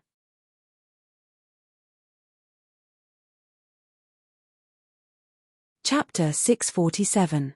Is it really so hard to kill a person? Yi Xinhe thought of the news from the Qinchu border. Thinking of how even Yi Xiao had used his life to trap that person, he felt that what Yuanwu said was true. Adding on that he had calculated thousands of times when he attacked, but Bailey Sushue still escaped from his perception, he sighed inexplicably and said in his mind. The enormous body of the nether dragon fell from the sky and smashed into the imperial palace. The last cold energy from the body swept through the entire imperial city. The imperial palace was in ruins. Many cultivators trembled in the cold currents, not knowing where to go, as though they were in a dream. Can you escape? Pan Ruoy looked at Bailey Sushue, who was supporting her with one hand and moving through the streets, and said softly with difficulty, "Yes." Bailey Sushue simply and confidently said one word. Pan Ruoy sensed the energy and blood flowing through his body, and her mouth grew bitter. If this continues, you will be crippled. Bailey Sushue knew better than Pan Ruoy that burning his life bond energy like this would cause his energy sea to dry up. Most of his meridians had been damaged in the previous battles. In his perception, they were burning and shrinking like lampshades. But his expression was still so calm that Pan Ruoy could not understand. Hearing Pan Ruoy's words, he just looked forward and responded, "Crippling is just a question of whether or not I can use my sword. As long as I am alive, whether or not I can use my sword is still useful." Pan Ruoy admitted that his words were reasonable, but she could not help but shake her head slightly and said, "There is also Huang Jinwei." Not just Huang Jinwei, but Shen Xian. Bailey Sushue glanced at her and said. Pan Ruoy said, "I do not mean that." "You do mean that." Bailey Sushue said, "You say Huang Jinwei because you feel that we cannot hide from him. He has the ability to find us, but he will not." Pan Ruoy stilled. Why? She could not understand these words at all. That mountainous power clearly came from Huang Jinwei. In the last moment, it was Huang Jinwei and Yi Xinhe working together to kill Bailey Sushue. Bailey Sushue had paid the price of the Nether Dragon to escape Yi Xinhe's perception. If Huang Jinwei was like Yi Xileng and stood on the side of the Basin Kendo ground, then just now, why did he act? His attack did not have much killing intent, Bailey Sushue said casually and naturally, I could feel it. Pan Ruoy was stunned for a long time. She could not help but ask, Shenxian? When he returned to Changling from the Mountain of Ancestors, I knew which side he was on. Bailey Sushue said naturally. As a favorite that Zheng Xiu raised, he should have appeared earlier than Yi Xinhe and Huang Daochen. He did not appear because he either fled or went to do other things. Pan Ruoy took a deep breath. She looked in shock at Bailey Sushue and finally understood what preparations he had made to complete such an assassination. Just one step away. No one had thought that those lotus seeds would have such an effect. Each year, Jiaodong Commandery would find many spirit herbs from overseas, but many of them are missing. Now, I think that she added them to those spirit veins, she said thoughtfully. Bailey Sushue's calmness and naturalness caused her to not care about her surroundings. For her, she was not in a chaotic city filled with danger at any moment, but chatting with Bailey Sushue in an unusually calm place in Minute Mountain. Thanks to Wang Jingmeng, she obtained some things left behind by the Yu dynasty, Bailey Sushue said disdainfully. She herself does not have such skills. The Yu dynasty? Pan Ruoy felt that her knowledge had become shallow as she spoke with Bailey Sushue. At the same time, she felt her eyelids were heavy, her body was especially cold, and even numb. She knew that Bailey Sushue was purposefully talking to her about things that cultivators would find fascinating, so that she would not fall asleep and never wake up.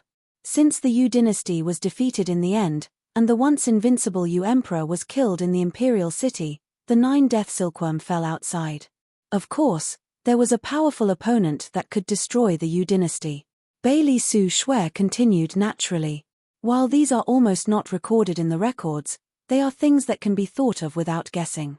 What Wang Jingmeng received when he started cultivation was not the legendary Yu emperor's inheritance, but the enemy of the Yu dynasty, some of the inheritances of the sect that destroyed the Yu dynasty. In the remains of that sect, other than the methods of that sect, there are many things from the Yu dynasty imperial palace, including the 9-death silkworm.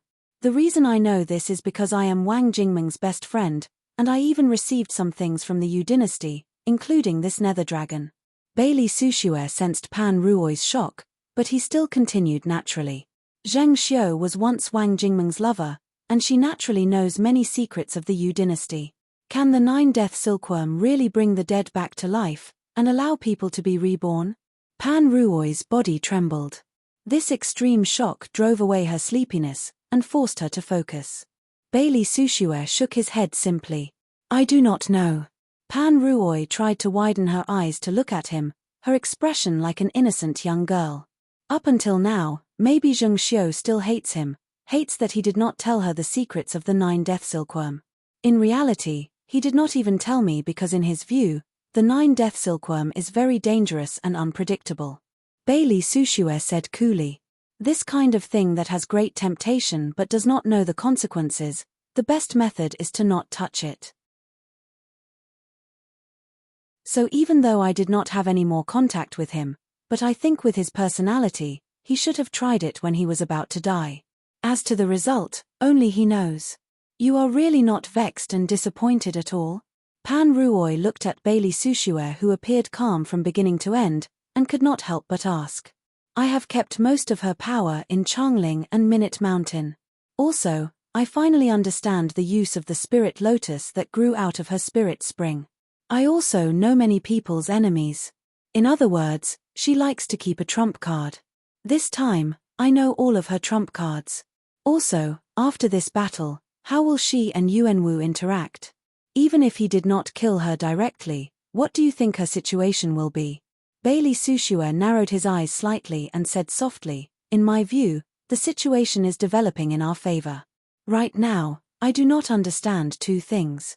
Why is Yi Xinhe helping her so wholeheartedly, And why does she have the confidence to destroy the Chu dynasty quickly?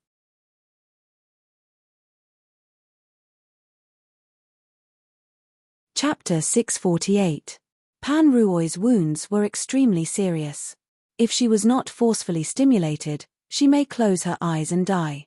At this time, Bailey Sushue was talking to her about the most stimulating things in the world of cultivators. Her wounds caused her to feel that the sunlight was especially blinding and dizzying, but her thoughts were still clear. Many people will have their own choices. Why think of Yi Xinhe?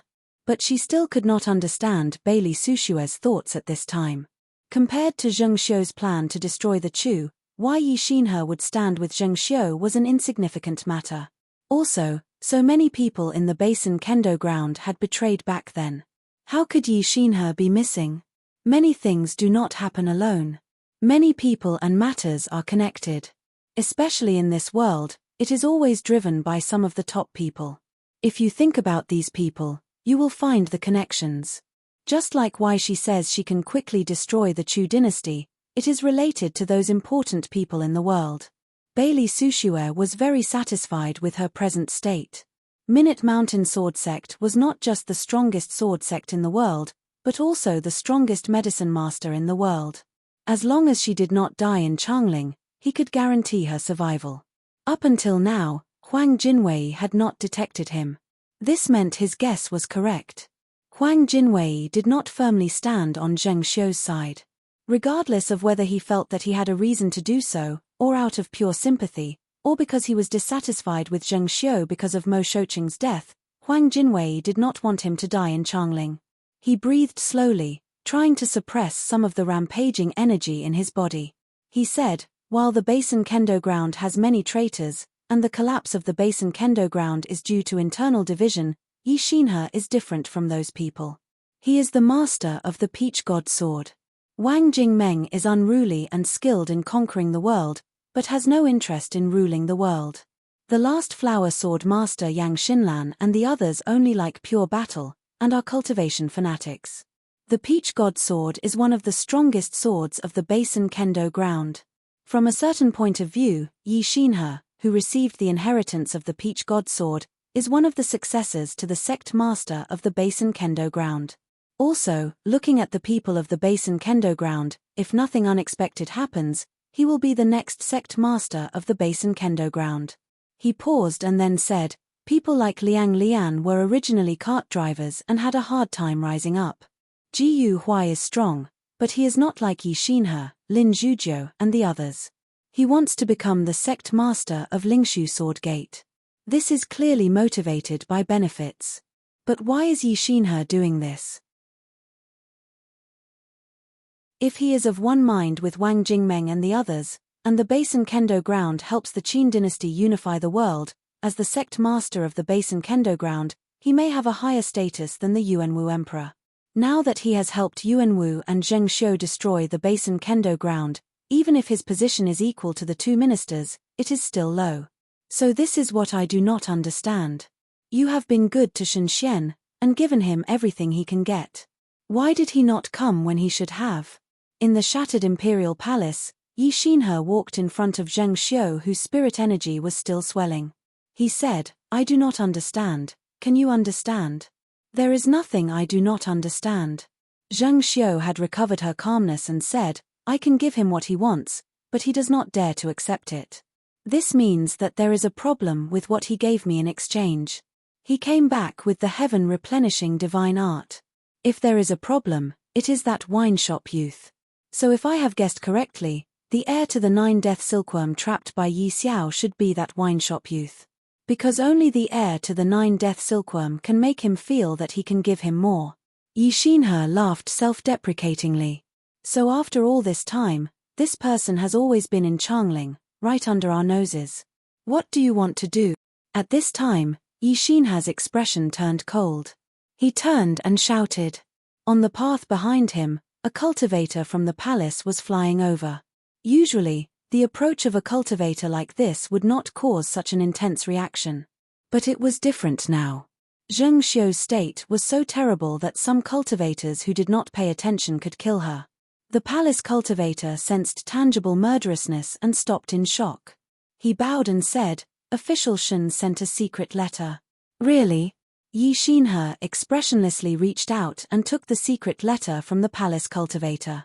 But after quickly reading the contents of the letter, the slight disdain at the corner of his mouth quickly froze. Zheng Xiu's brows furrowed deeply. She did not have a good feeling. Shen Xian was a new powerhouse of Changling, but everything came from her. She could take it away at any time. But this did not change the fact that Shen Xian was a powerful cultivator. Shen Xian alone was nothing, but if he truly worked together with Minute Mountain Sword Sect, it was worrisome. Also, she knew that Shen Xian had stayed in a place like the Great Floating Water Prison for many years. In order to achieve his goal, he would do many things that Bailey Sushua would disdain to do. He took Hu Hai away. Yi Xinhe said directly. His voice was not soft. Quite a few cultivators standing guard outside the palace heard him. Immediately, heavy breathing could be heard. Hu Hai was the second imperial son. His personality was not as gentle as Fu Su's, and his performance in cultivation was not as good as Fu Su's. His reputation among the people was not as good as Fu Su's. So for this dynasty, he was almost non-existent. Even if he was taken to the Deer Mountain Conference, he would be ignored. But now, it was different. Fu Su was being held hostage by the heir to the 9-death silkworm, and also in the formation. If something happened to the second imperial son Hu Hai, then Yuan Wu and Zheng Xiu would temporarily have no descendants. This dynasty would lose all the heirs that could inherit. What was even more worrying was Yuan Wu and Zheng Xiu's emotions. They could bear the price of losing one son, but could they bear the price of losing all of their sons? A dog that barks is not terrifying. A silent dog is the best at biting people. Zheng Xiu was silent for several breaths of time before she said this expressionlessly. Then she looked at Yi Xinhe and asked, "What does he want?" Yi Xinhe glanced at her and said, "He only said that he wants one person to live. He only said that he would let one person live, but he did not say who it was. Does that mean that I cannot directly kill any of those who are currently fleeing? I have to keep them alive and wait for him to make the exchange?" Zheng Xiu rarely laughed, but at this moment, she was so angry that she started laughing instead. Yi Xinhe waited silently. He did not care how vicious Shen Xian's request was. What was important was how Zheng Xiu chose. The beginning of compromise means continuous compromise, Zheng Xiu said coldly and slowly. "I refuse."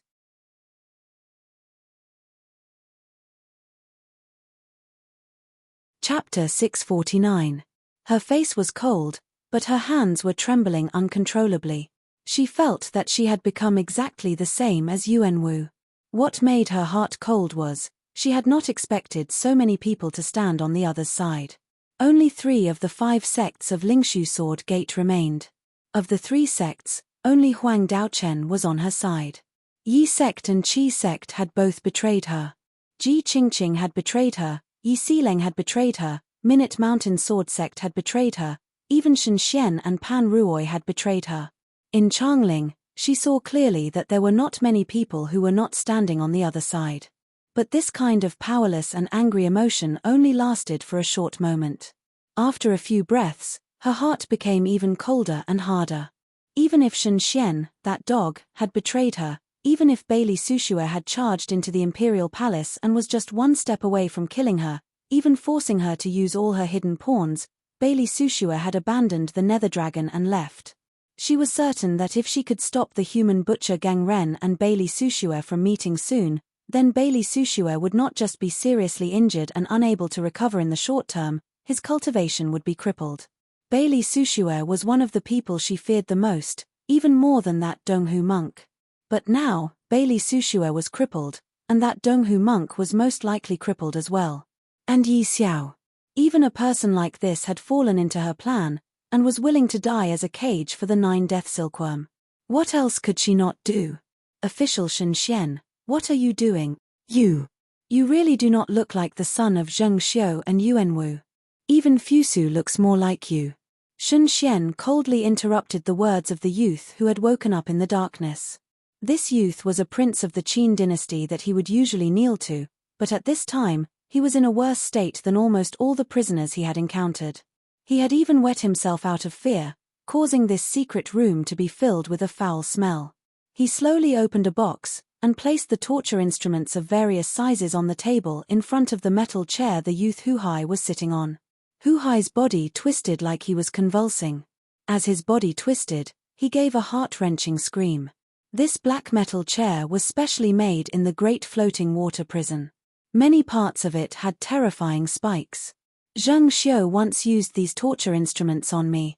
From now on, I'll let you try them one by one. Of course, my methods will be better than those torture officers, because they were all taught by me. Sun Xian looked at this imperial prince who was terrified to the extreme. He smiled scornfully in the darkness and bared his white teeth. He was well versed in the ways of torturing people. He knew that the imperceptible fear and constant physical pain could even change a person's personality. He did not want to kill Hu-hai, but he was interested in changing Hu-hai. You have to bear with it. For an emperor, this kind of pain is nothing. If Fu Su doesn't come back, you will become the crown prince. In the future, the entire Qin dynasty will be yours. His smile was terrifying, but his voice was indescribably gentle. This is Changling. You will definitely be found. My mother will make you beg for death. Hu-hai began to cry like a madman. Tears and snot crawled on his twisted face like earthworms. Threats are the most useless. The days are long, do not be like this in the future, Sun Xian said calmly. Sun Xian said calmly and lightly, as if he was an elder teaching his most important student. This strangeness caused Hu-hai to stop crying, but his body continued to convulse. Sun Xian slowly picked up the first torture instrument and showed a hint of a smile. He slowly said, previously, in the Great Floating Water Prison, many people in Changling mocked me for being a water rat who only knew how to hide underground. But a water rat has its abilities. Even if I hide underground, I have enough patience. Also, you have to remember, to hide, you do not just need to dig a deep hole, but do not contact anyone. When you're an independent individual, completely isolated from the outside world, whether it's water, food, everything has nothing to do with the outside world. If you secretly bury yourself underground, no matter how strong someone is, they won't be able to find you. Hu-hai screamed like a madman. As he spoke calmly, Sun Xian had pulled out all the fingernails on his left hand and then quickly applied medicine to stop the bleeding. The great pain caused Hu-hai's body to slam against the metal chair. His body could not avoid being stabbed by the spikes on the chair. You deserve this. Your personality is cruel to begin with. When you were 13, because a servant accidentally broke one of your jade plates, you tied her up and smashed her to death with a rock. After that matter, all the powerful officials did not like you. Many people thought that it was fine if you killed her, but slowly smashing her to death with a rock was too cruel. But that matter caused you to lose the chance to compete with Fu Su and become the crown prince. Sun Xian calmly continued to torture and spoke into Hu-hai's ear, but this is only because you were born well. If you were born in a normal official's family or a normal rich merchant's family, you would have been imprisoned or executed for killing a servant girl like this. But you still do not know how to repent. Also, losing the position of crown prince seems to have caused your temper to worsen. You have done some things you should not have done. So much so that every time I see you in the court, every time I look at your white and insufferably arrogant face, I imagine the scene of you being tortured. Only now am I finally satisfied. This was a dark underground.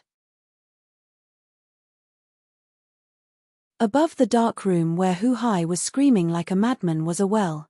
Above the well was a normal street. At this time, near this well, a cultivator from the palace was standing in confusion and unease. He looked around and felt the sunlight of Changling was blinding. Right now, Changling was still filled with killing. There were many enemies, and many astounding important people fleeing. But without the astrology bureau, all of Changling seemed to be blind. Those enemies seemed to have become invisible. Bailey Sushue was one of these invisible enemies. But he finally started to feel tired. Even Pan Ruoi, who he was supporting, started to sense many important meridians in his body turning to ash like burned bamboo and breaking. Qing Yaoyin should be reaching Yin Mountain soon. At this time, Bailey Sushue stopped. He stopped in an ordinary street. Many ordinary people could see him through the cracks in their doors. If Qing Yaoyin is not coming, then is Gang Ren coming? Pan Ruoy could not help but ask. Bailey Sushue shook his head. Then who? Pan Ruoy was in disbelief. In her mind, only those two people could take them out of Changling. However, at this moment, a gentle mist drifted over and quietly enveloped them. Pan Ruoy immediately reacted and turned to look at Bailey Sushue.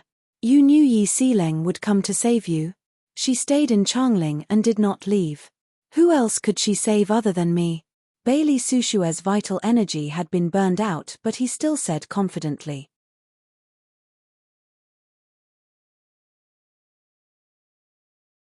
Chapter 650. I wonder how Changling is right now. In the dust mountains outside Yin Mountain, Yangtai Guanjian looked in the direction of Changling and could not help but say, if no one comes, no matter what happens to Changling, it has nothing to do with us, the black-robed youth Qian Mu replied. The flow of time was distorted in the formation that Yi Xiao had set up at the cost of his life. The light was sometimes dark and sometimes bright under the interference of the energy of the dust mountains. It was impossible to distinguish day from night. There were many enormous soaring snakes and the corpses of other beasts around them. The soaring snakes were true serpents. Even though they were not as strong as Bailey Sushue's nether dragon, a part of their limbs that had been cut off by the sword energy fell to the ground like a mountain of flesh, and gave people an unreal feeling. It was not just tiredness. The Donghu monk and Qian Mu could not fight anymore. The one in the best state should be Yangtai Guanjian. But feeling the thin vital energy in his energy sea, Yangtai Guanjian, who smiled bitterly at Qian Mu's words, did not even have the confidence to face a Realm 7 Grandmaster. He was not a talkative person usually, but because he did not have confidence, he could not help but speak. Ding Ning understood this feeling very well. In the many battles he had experienced, although some generals were not afraid of death, when the situation was extremely unfavorable and they felt that death was approaching, many of them would think of many things that they would not normally think of and would say some nonsense. Some people would even think of some things from their childhood, and would even have some illusions in their days. Jiaodong Commanderess' hundreds of years of foundation was so easily smashed by her here. In these dust mountains, the mist was twisted into strange shapes. The blood of some beasts was held up in the air by energy, and occasionally, large drops would fall down and bloom into blood flowers. Zhongsun Qianxue was a person who liked cleanliness. She felt even more uncomfortable in this environment. She leaned against Ding Ning's body, her face unusually pale. She did not try to regulate her breathing and replenish her primordial qi. After repeated battles, her body's endurance had reached its limit. She was like a barren land that could no longer produce food. As long as she kills all of us, the entire world will be hers. However, if none of us die, then she will suffer a great loss this time. She looked at Ding Ning and said. She was more talkative than usual. However, she was very calm. Living and dying together represented unswerving loyalty. It was something that most people in the world would find difficult to do, but she had done it so easily. The roars of the flying snakes and some strange beasts echoed in the sky where light and shadow were disordered. Another wave of attacks was coming. The distant Jiaodong Commandery Imperial Envoy clearly did this on her orders. He did not care about how many of these soaring snakes were left. He carefully divided these soaring snakes and beasts into many batches. He did not allow them to use powerful sword moves to kill many at once, and did not give them a chance to rest. There were many powerful primal energies of the universe vibrations in the distant forest where the Jiaodong Commandery Imperial Envoy was. Clearly, there were Realm 7s fighting. The Grandmasters who came to help wanted to kill this Jiaodong Commandery expert who was controlling many soaring snakes, but clearly did not succeed. Do you still remember Suyi Temple? At this moment, Ding Ning looked at her and asked. Zhongsun Qianxue stilled and then nodded. Suyi Temple was not the name of a temple, but the name of an old academician in Changling's imperial city. Back then, Yuanwu had not been the only imperial son of the Qin dynasty. That old academician of Changling's imperial city, Suyi Temple, supported another imperial sun. So when Yuanwu's wings grew and threatened that imperial sun's cause, this old academician did a very direct thing. He personally assassinated Yuanwu's strongest supporter, Wang Jingmeng. The result of that battle was that he was killed by Wang Jingmeng and Yang Xinlan, helping Yuanwu kill people, and now the descendants of Suyi Temple are coming to kill us. Is this not ironic? Ding Ning took a deep breath and said bitterly. Zhongsun Qianshue's body stiffened slightly. She understood the meaning of Ding Ning's words. If this is the only way, then very good. Then she relaxed her body, and said softly as she held Ding Ning's hand. At least this time, they could die together. The Donghu monk just sat with his eyes closed. Tantai Guanjian and Qian Mu heard the conversation between Ding Ning and Zhongsun Qianshue, and their expressions changed. An extremely loud explosion rang out in the sky, completely covering the roars of the soaring snakes. Then, a huge column of smoke with flames fell from the sky at a terrifying speed like a real meteor. When this pillar of smoke appeared, the green grass soaked in blood on the ground seemed to be sucked of life, and quickly turned yellow. There was a muffled boom. This pillar of smoke hit the ground, and caused the ground to shake violently. Yet when the shockwave visible to the naked eye spread out in the air, causing the dust mountains to tremble, Yangtai Guanjian's eyes widened to their limits. There were true flames burning at the center of the impact. This was the result of a special kind of primal energies of the universe rubbing against the air, rippling with a terrifying presence. But there was no life in this kind of flame. The body of a cultivator, in a strange position, stabbed into the cracked pit like a sword.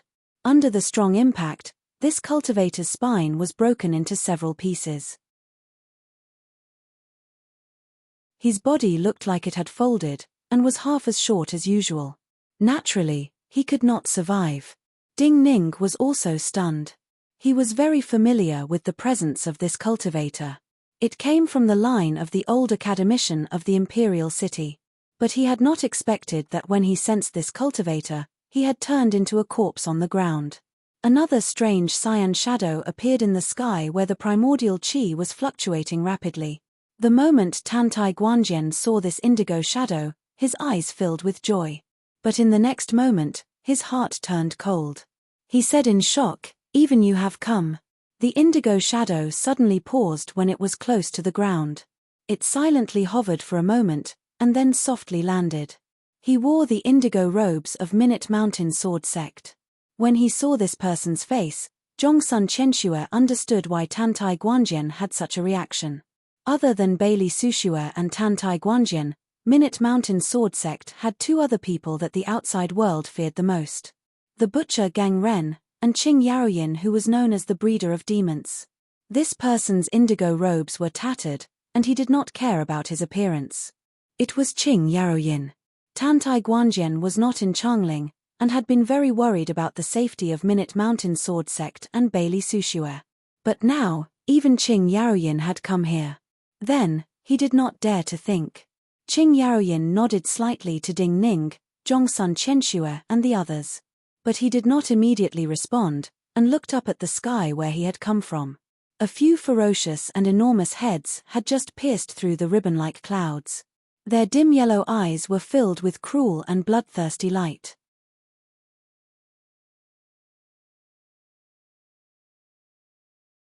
Chapter 651. Even though many of their kind had been killed by the cultivators on the ground, serpents were serpents. Starting from their ancient ancestors, they were existences at the top of the food chain. Even though they felt danger, their instincts caused them to look down on these food. Cultivators took in the spirit energy of the universe into their bodies. For them, the flesh of cultivators was sweeter and more delicious than ordinary beings, and more beneficial to the growth of their power. When they poked their heads out of the clouds, the serpents started to release large amounts of mist from their boulder-like scales. Their attack methods were not different from their previous kind. They would summon a true tide in the air. This method was not hard for a Realm 7 Grandmaster to deal with, but it consumed a lot of energy. Their scales were especially hard. Even if these serpents stayed motionless in the air, waiting for them to cut off their heads, each blow would consume large amounts of energy. Yet, Looking at these serpents whose enormous bodies covered the sky, Qing Yaoyin just reached out and flicked out a wave of energy. This wave of air contained some peach-pink medicinal powder. The light in the eyes of the serpents immediately changed from cruelty and bloodlust to terror. In the next moment, these serpents did not spew out the power stored in their bodies towards the people below, but flew up in a panic. This 1,000-layer dust mountain was a sword formation that Yi Xiao had used himself, the sword slaves, and the many famed swords to set up. It allowed entry and not exit. These serpents flew in a panic through the dust mountain, but they were lost and could not find a way out. The surging energy of their enormous bodies collided with the power in the dust mountain, giving off loud bangs like giants ringing bells in the air. Taming is not as good as raising, as expected. Seeing these serpents get lost in the 1,000-layer dust mountain so easily, and thinking of his master's evaluation of these Minute Mountain Sword sect cultivators in the past, Qian Mu could not help but shake his head. Then his gaze landed on the body of the cultivator from the line of the Imperial City Academician whose spine had been broken into pieces. He used great effort to finally squeeze out some life bond energy from his body. A ball of black energy formed a small black gravestone at his fingertips. A hole appeared in the ground under the cultivator's body. An even larger gravestone rose up, and then merged into the cultivator's body like a shadow. Then the cultivator's body sank into the hole in the ground. I had not expected you to have such powerful ghostly means. Qing Yaoyin looked at this black-robed youth and praised from the bottom of his heart. Qian Mu's head was bowed. He did not have any pride, and even sadly corrected his words. This is not my means, my master left it to me. Qing Yaoyin smiled generously. Looking at this junior who respected his teacher, his eyes were full of praise. You came at the right time, this thing can be of use. Zhongsun, Qingyin Qian Mu, Qing Yaoyin, Qingyin. Qing Yaoyin stilled. It really was a cocoon. It looked no different from an ordinary cocoon, but there was no normal cocoon in the world that was much bigger than an adult's fist. The most important thing was that the silk that formed this cocoon was like thin strands of mysterious ice. The cold air it emitted caused the surrounding water vapor to form frost. This is, he instinctively asked. Strictly speaking, this belongs to your Minute Mountain Sword sect. He brought it out of the Minute Mountain Sword trials. Because he sensed that it could consume nether cold energy to cultivate, he gave it to me. Zhongsun Qianxue looked at Qing Yaoyin and then Ding Ning and said. Qing Yaoyin immediately frowned. That black ice worm. He took the cocoon that Zhongsun Qianxue handed over. Feeling the piercing coldness even he felt disbelief. Yang Tai Guanjian was also stunned.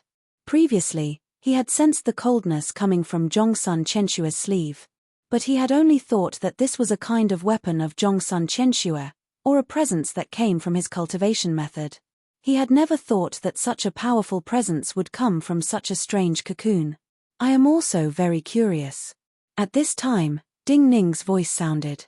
He looked at Qing Yaoyin who was frowning deeply and asked seriously, what arrangements are there in the belly of Minute Mountain Sword sect? Or rather, what are you trying to do in there all these years? Just using some medicine to accelerate the growth, maybe it can cause some bloodline mutations. After a pause, Ding Ning asked, but some low-level beasts, no matter how they mutate, cannot be reborn like this black ice worm. Naturally, it can swallow suitable energy, especially the coldness of the 9 Hell King sword. This is something that many of the strongest beasts in the cold abyss cannot do. Qing Yaoyin listened carefully to each of Ding Ning's words. He did not answer Ding Ning's question first, but asked, when did this black ice worm start to form a cocoon? Did it change before? After I went to Donghu, this black ice worm grew a horn. At that time, it was not an exaggeration to say that it was a young frost serpent. Ding Ning looked at him and said, when I went from Donghu to Yin Mountain, this black ice worm started to form a cocoon. So fast. Qing Yaoyin's expression grew solemn, and there was inexplicable shock in his eyes. Then he answered Ding Ning's previous question simply. We raised a nether dragon. Nether dragon? Ding Ning could not help but stop breathing. Qian Mu may not have heard of many things about the Yu dynasty, and he did not feel great shock. But even Zhongsun Qianxue could not help but widen her eyes. We spent a lot of time using the geography of Minute Mountain to create a cold abyss. Then we analyzed many secret records of the Yu dynasty, and really raised a nether dragon. Qing Yaoyin did not beat around the bush and said directly, "This black ice worm is one of the previous attempts. It has some of the nether dragon's blood in its body.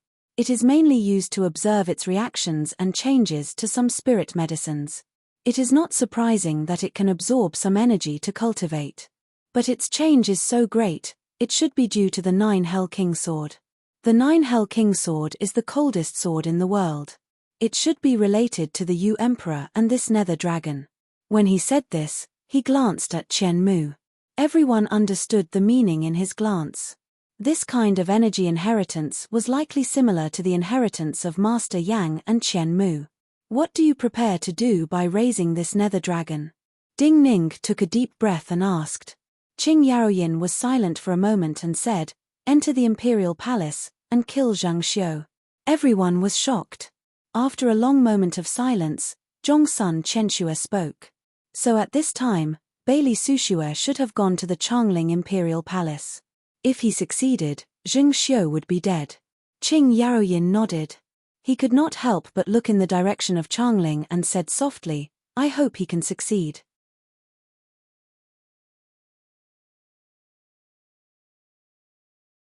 Chapter 652. Everyone here hoped that Bailey Sushue could succeed. But they did not have eyes that could pass through time, so they could not know everything that had happened in Changling. So his plan is to use himself to attract most of Zheng Xiu's power to Minute Mountain Sword Sect, and then he will use the Nether Dragon to enter the Changling Imperial Palace. Ding Ning took a deep breath and said to Qing Yaoyin. Qing Yaoyin nodded. He looked at Yang Tai Guanjian, who still could not calm down, and said, "If everything goes smoothly, it should be like this. So Minute Mountain Sword Sect does not need to leave anyone behind." Yang Tai Guanjian said gravely, "But a plan is a plan. Since he can use the Nether Dragon to enter the Imperial Palace and assassinate Zheng Xiu, and Yuanwu is not in the Imperial Palace, even if Minute Mountain Sword Sect does not need to leave anyone behind, he should have taken more people with him." Qing Yaoyin looked at Yang Tai Guanjian and grimaced. He did not speak, but everyone knew that Yang Tai Guanjian's question was very simple. The rest of them knew the answer. What was hardest to deal with about Zheng Xiu was not her cultivation, but her schemes, her omnipresent eyes, and news from many different channels. If she could not confirm the whereabouts of Yang Tai Guanjian and Qing Yaoyin, she would not have started her trap, and Bailey Sushue would not have had a chance to enter the Imperial Palace to assassinate her. This trap had been set up by Bailey Sushue from the start, and not by Zheng Xiu. Bailey Sushue first had to give Zheng Xiu a chance to kill him, and then get a chance to assassinate Zheng Xiu. This was a very simple cause and effect. Yang Tai Guanjian's mind was in chaos due to concern. Of course, there is another important reason. Qing Yaoyin glanced at Ding Ning and Zhongsun Qianxue. He said, "Because this place is likely as important to him as Changling." Ding Ning had experiences that no one in the cultivation world had. He had a grand life that no one had ever experienced, so his mind was very calm most of the time. But when he heard Qing Yaoyin's words, his mind shook, and he even felt ashamed. Zhongsun Qianxue could understand his feelings right now. From a certain point of view, she and Bailey Sushue were the same kind of people. Mistakes and misunderstandings have nothing to do with each other. The key is that you don't want to let your friends down, and your friends don't want to let you down. She looked at Ding Ning and said. The people present, including the Donghu monk who was about to lose his cultivation, could be considered old people of Changling. They had more or less been involved in the Basin Kendo ground and Yuanwu's ascension, except for Qian Mu. He was a true junior, and even his master, strictly speaking, was a grandmaster of the Basin Kendo ground era, but he had not participated in that battle. So, Qian Mu was not particularly interested in the past. His attention was more on the present situation and the strange cocoon in Qing Yaoyin's hand. Then what will happen to this cocoon in the end? He looked at the strange and powerful frost energy rippling on the cocoon and could not help but ask. No one is certain what it will become. Qing Yaoyin thought seriously and said, I have been in Minute Mountain for more than a decade. There is only one kind of black ice worm that can be used as a substitute for the nether dragon to test the reaction of some spirit medicines to the nether dragon. And of this kind of black ice worm, only this one has undergone such a change, and it coincidentally encountered the 9 Hell King sword. But if I have to judge, if I have to make a guess, then it is most likely to become something similar to the nether dragon. Something similar to the nether dragon? Another nether dragon? This time, even Qian Mu was shocked. While he was a junior, he had heard of the nether dragon that the Yu Emperor rode when he ruled the world in the past. In many legends, not just that terrifying enormous nether dragon, even the 8 descendants of this nether dragon and serpents were given to 8 divine generals as steeds by the Yu Emperor. Those 8 divine generals smelted the weapons of all the experts in the world to create divine armor for themselves and their steeds. At the time, they were invincible symbols. All kinds of records clearly described one fact. The terror of the nether dragon was that while the primal energies of the universe it could summon were equivalent to peak Realm 7 and not Realm 8, the amount of primal energies of the universe stored in its body was much greater than ordinary Realm 7 Grandmasters. This was like a Realm 7 Grandmaster having an energy sea and meridians dozens of times larger than ordinary people. He could use some powerful sword forms as he wished, and did not have to worry about using up vital energy. He could fight one against many. Even more importantly, the nether dragon's physical strength and the density and hardness of its scales were unimaginable. It was born like the strongest armor. In the records, the rebel army of the 33 provinces that had fought against the Yu dynasty had lost countless experts before they finally killed the 8 divine generals, the nether dragon, and the Yu Emperor. The Yu Emperor's nether dragon has hundreds of years of cultivation, and is not something these young things can compare to. Looking at Qian Mu's shocked expression, Qing Yaoyin shook his head and said, but with the help of the 9 Hell King sword, this netherworm's transformation is unexpected. In the short term, this netherworm's appearance may be very different from the nether dragon after its transformation, and there may be a large difference in power. But in the long term, I fear it has more potential. After a pause, Qing Yaoyin explained seriously, because the nether dragon is the same as the strongest beasts recorded in the records of our cultivation world. Their cultivation method is the accumulation of time. Time may not change their vital energy, but it can cause their bodies to slowly grow stronger. Their armor will become thicker and harder, and their flesh and blood will become stronger. This is not like us cultivators who go up. To describe it crudely, it is like they grow horizontally. Qian Mu completely understood, but his mouth could not help but gape even wider. He was more shocked inside. Qing Yaoyin clearly meant that even if the thing hatched in the cocoon was not as strong as the nether dragon he had made in Minute Mountain Sword Sect, its cultivation accumulation was faster than the nether dragon of Minute Mountain Sword Sect. Then as the years grew, the thing in the cocoon would be stronger than the pure-blooded nether dragon. In the past, the Yu Emperor had only had one nether dragon. It was thought of as the symbol of imperial power and appeared in many totems. But now, Minute Mountain Sword Sect had 2. He was a youth, so he could not help but temporarily forget his present situation. He could not help but imagine that if these 2 nether dragons grew up, then without the remaining grandmasters of the Basin Kendo ground, just these 2 nether dragons and the people of Minute Mountain Sword Sect would be enough to fight against Changling. Qing Yaoyin looked at the flash in the youth's eyes and easily saw what he was thinking. Then he shook his head. He knew that since Bailey Sushue needed to use that nether dragon as a shield to force his way into the imperial palace, that nether dragon would not be able to survive. Minute Mountain Sword Sect's nether dragon came from the imperial treasury of the former Yu dynasty. It was a complete dragon egg, and the bones, blood and crystal core of that nether dragon's body. If that nether dragon died, nether dragons would disappear from the world. As a cultivator who had spent half his life studying these things, he naturally felt some regret. But the cocoon in his hand was an absolute surprise. As they spoke, the soaring snakes of Jiaodong Commandery were still lost in the dust mountains. They did not dare to go down, but could not fly out. Their enormous bodies collided with the almost tangible energy in the air, and gave off all kinds of terrifying sounds.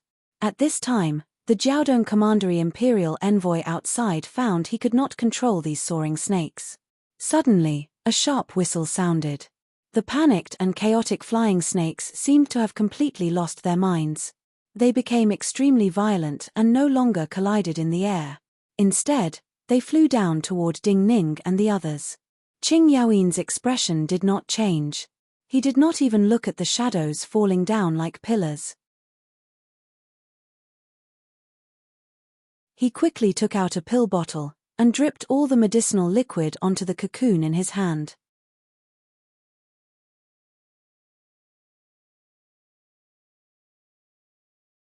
Chapter 653.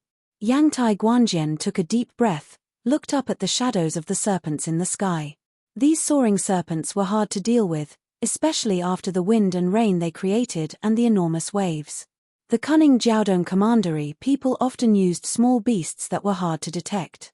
Because these beasts' energies were compatible with the wind and rain, they were deadly like the flying swords that cultivators hid. But he was not worried about the attacks of these beasts. He just needed to calm his chaotic emotions. Minute Mountain Sword Sect had spent many years in the belly of the mountain to create a cold abyss suitable for young nether dragons to live in. They had successfully hatched the nether dragon egg from the treasury of the former Yu dynasty. This was an absolute secret that even Yang Tai Guanjian did not know. But he knew very well that Qing Yaoyin had reached Realm 7 20 years ago. In these 20 years, he had not spent his energy on the sword, but on studying medicine and the methods to make beasts mutate. Even if that nether dragon had successfully hatched 20 years ago, these 20 years were too short for a nether dragon. It was no different from a human infant. Since Bailey Sushua had started this scheme to use the nether dragon to enter the Changling Imperial Palace, then Qing Yaoyin had spent so many years in the belly of Minute Mountain breeding beasts to test spirit medicines. He definitely had a way to make the nether dragon grow quickly. Qian Mu was a youth, and had a strong curiosity about the unknown.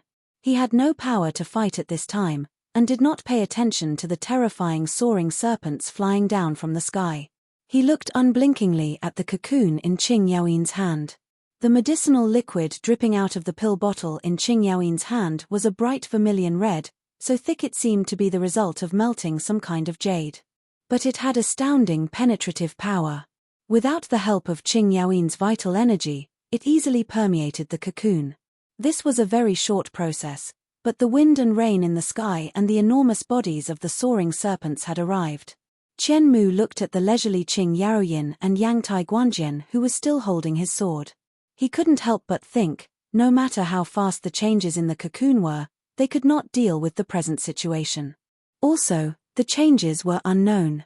If no one acted now, were they really waiting for the soaring snakes to open their mouths and swallow them all? At this time, he suddenly sensed something unusual and his gaze unconsciously landed on Qing Yaoyin's sleeve. However, this change happened even faster than his gaze landed. A sharp whistling sound seemed to directly resound in his mind.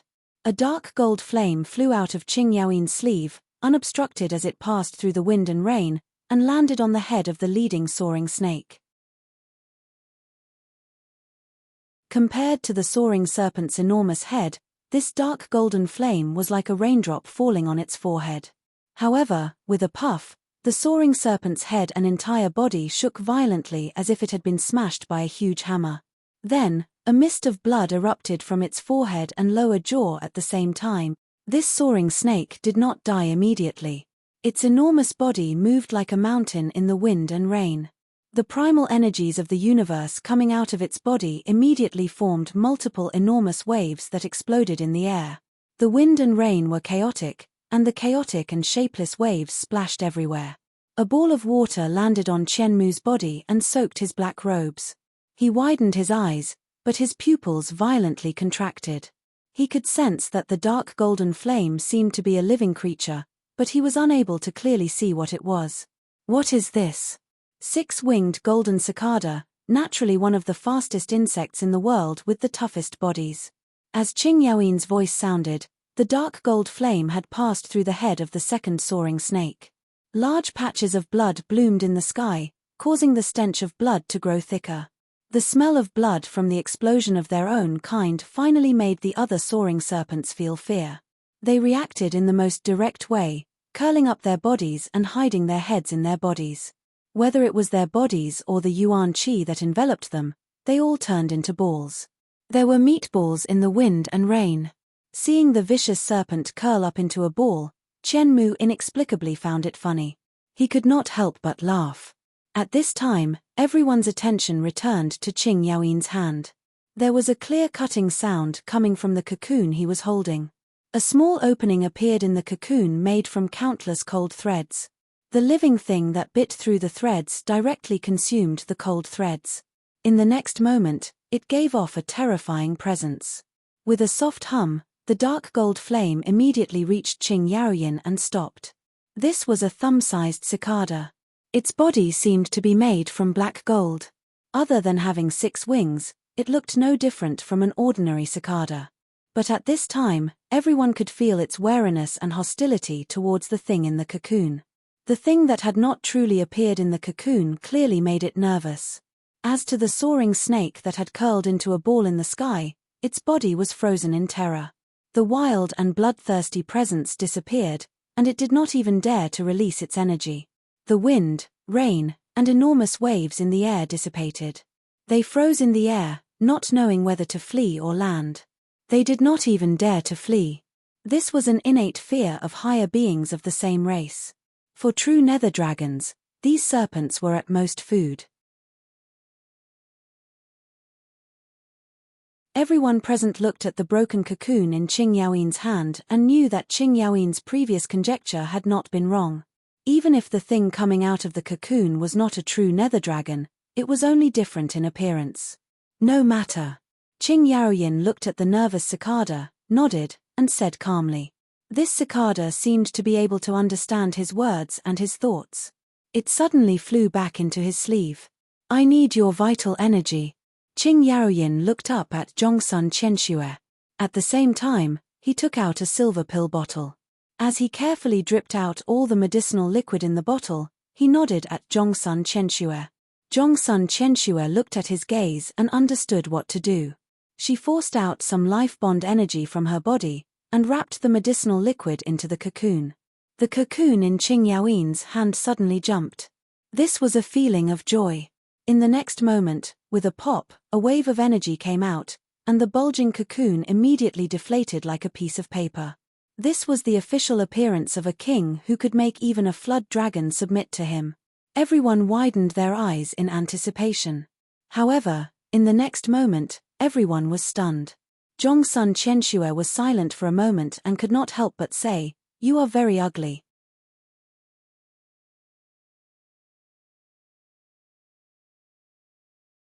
Chapter 654. Especially when the Yu dynasty had once ruled the world, the nether dragon, like the Yu emperor, was a symbol of invincibility. In the records of the cultivation world, including the nether dragon that had appeared in Changling that had not yet matured, other than terrifying, the accompanying adjectives were words like spectacular, grand, and so on. Its scales were like black crystals formed from thousand-year-old ice. Its claws were like cold steel tempered for tens of thousands of years. Even the lines on the edges of the scales were like natural seal scripts.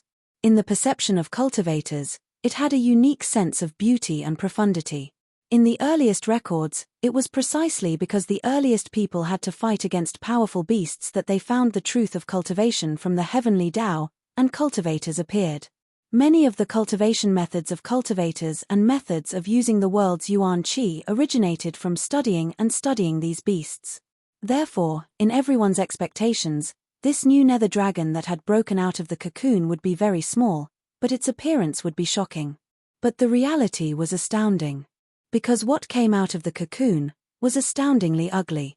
In the past, the black iceworm was like a hairless caterpillar. But now, it could not be said whether the black iceworm was in the shape of a worm or a dragon. It did not have any scales on its body, but its skin had turned black and flashed with a layer of light. There was a pair of horns on its head, but these horns were deep red and very short. Compared to its body, they were too thick. It had grown a pair of fleshy wings and 4 claws, but on its back was a pair of short fleshy wings, a pair of shriveled front claws, and a pair of overly thick hind claws. All of these were extremely out of proportion with its body, not to mention that its tail was a long arrowhead. Putting aside the unique and powerful aura that was rippling from its body, just its appearance alone gave everyone the impression that its appearance was like a child trying to make a dragon out of mud, but was unable to do so at all. It was something that was casually pieced together by a child. "You are very ugly." Zhongsun Qianshue's words still lingered in everyone's ears. She rarely spoke like this, so Ding Ning could not help but laugh. He looked at this nether dragon that was still in a daze and could not help but laugh. "At least, it is not ugly everywhere. Its eyes are pretty." Qian Mu was the one who looked the most serious, and did not even blink. He frowned as he looked at this nether dragon. Hearing Ding Ning's words, he could not help but laugh. This nether dragon's eyes were pure red, a bright red like rubies under the sun, bright and eye-catching. Just by looking at its eyes, it was indeed quite good-looking. However, with its dark skin and the pair of short and thick horns on its head, no matter how one looked at it, they couldn't help but want to laugh. When Qian Mu's laughter sounded, there was a soft hiss in the air.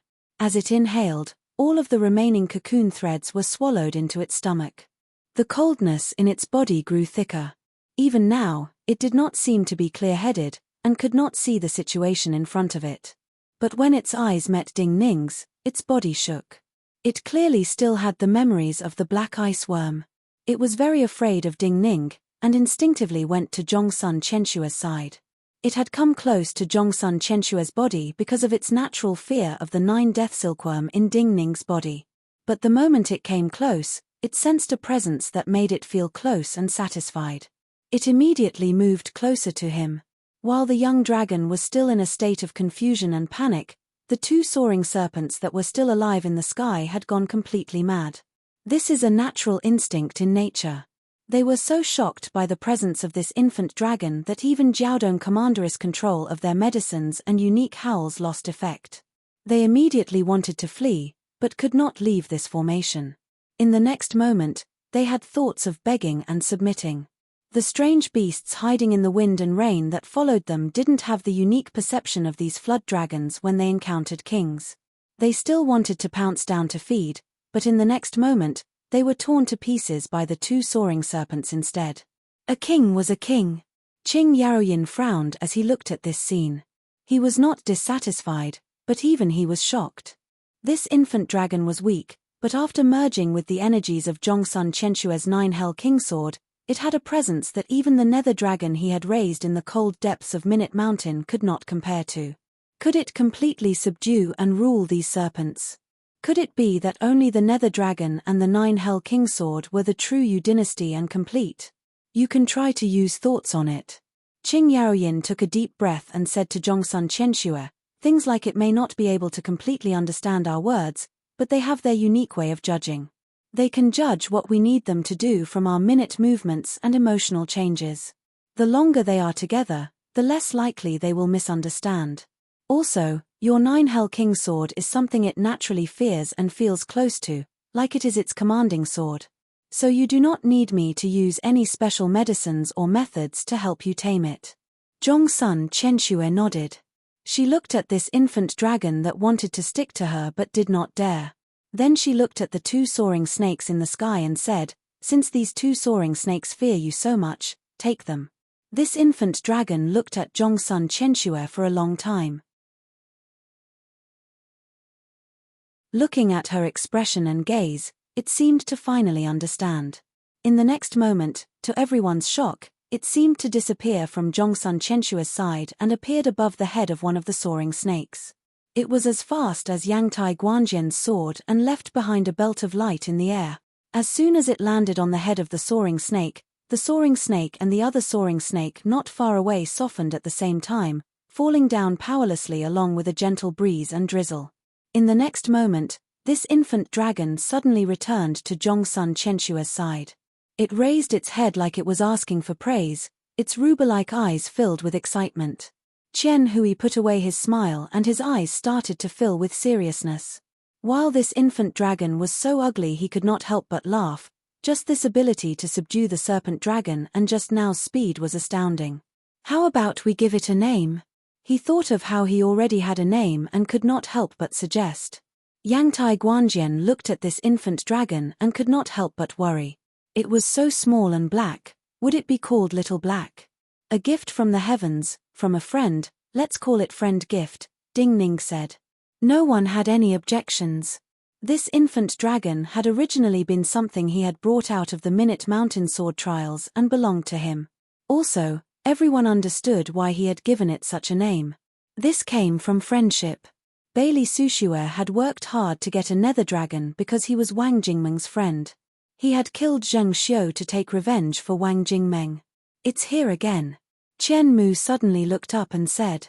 In the sky outside the Thousand Mountain Formation, the enormous sound of wind and rain and the hissing of the soaring snakes sounded again. Then what kind of gift is this? A gift of revenge? Zhongsun Qianxue said with slight disdain. Hearing her words, Yangtai Guanjian could not help but shake his head. He thought, if the people of Jiaodong Commandery knew that the soaring snakes they had spent hundreds of years accumulating were subdued and turned into the enemy's item after falling into this formation, what would they feel?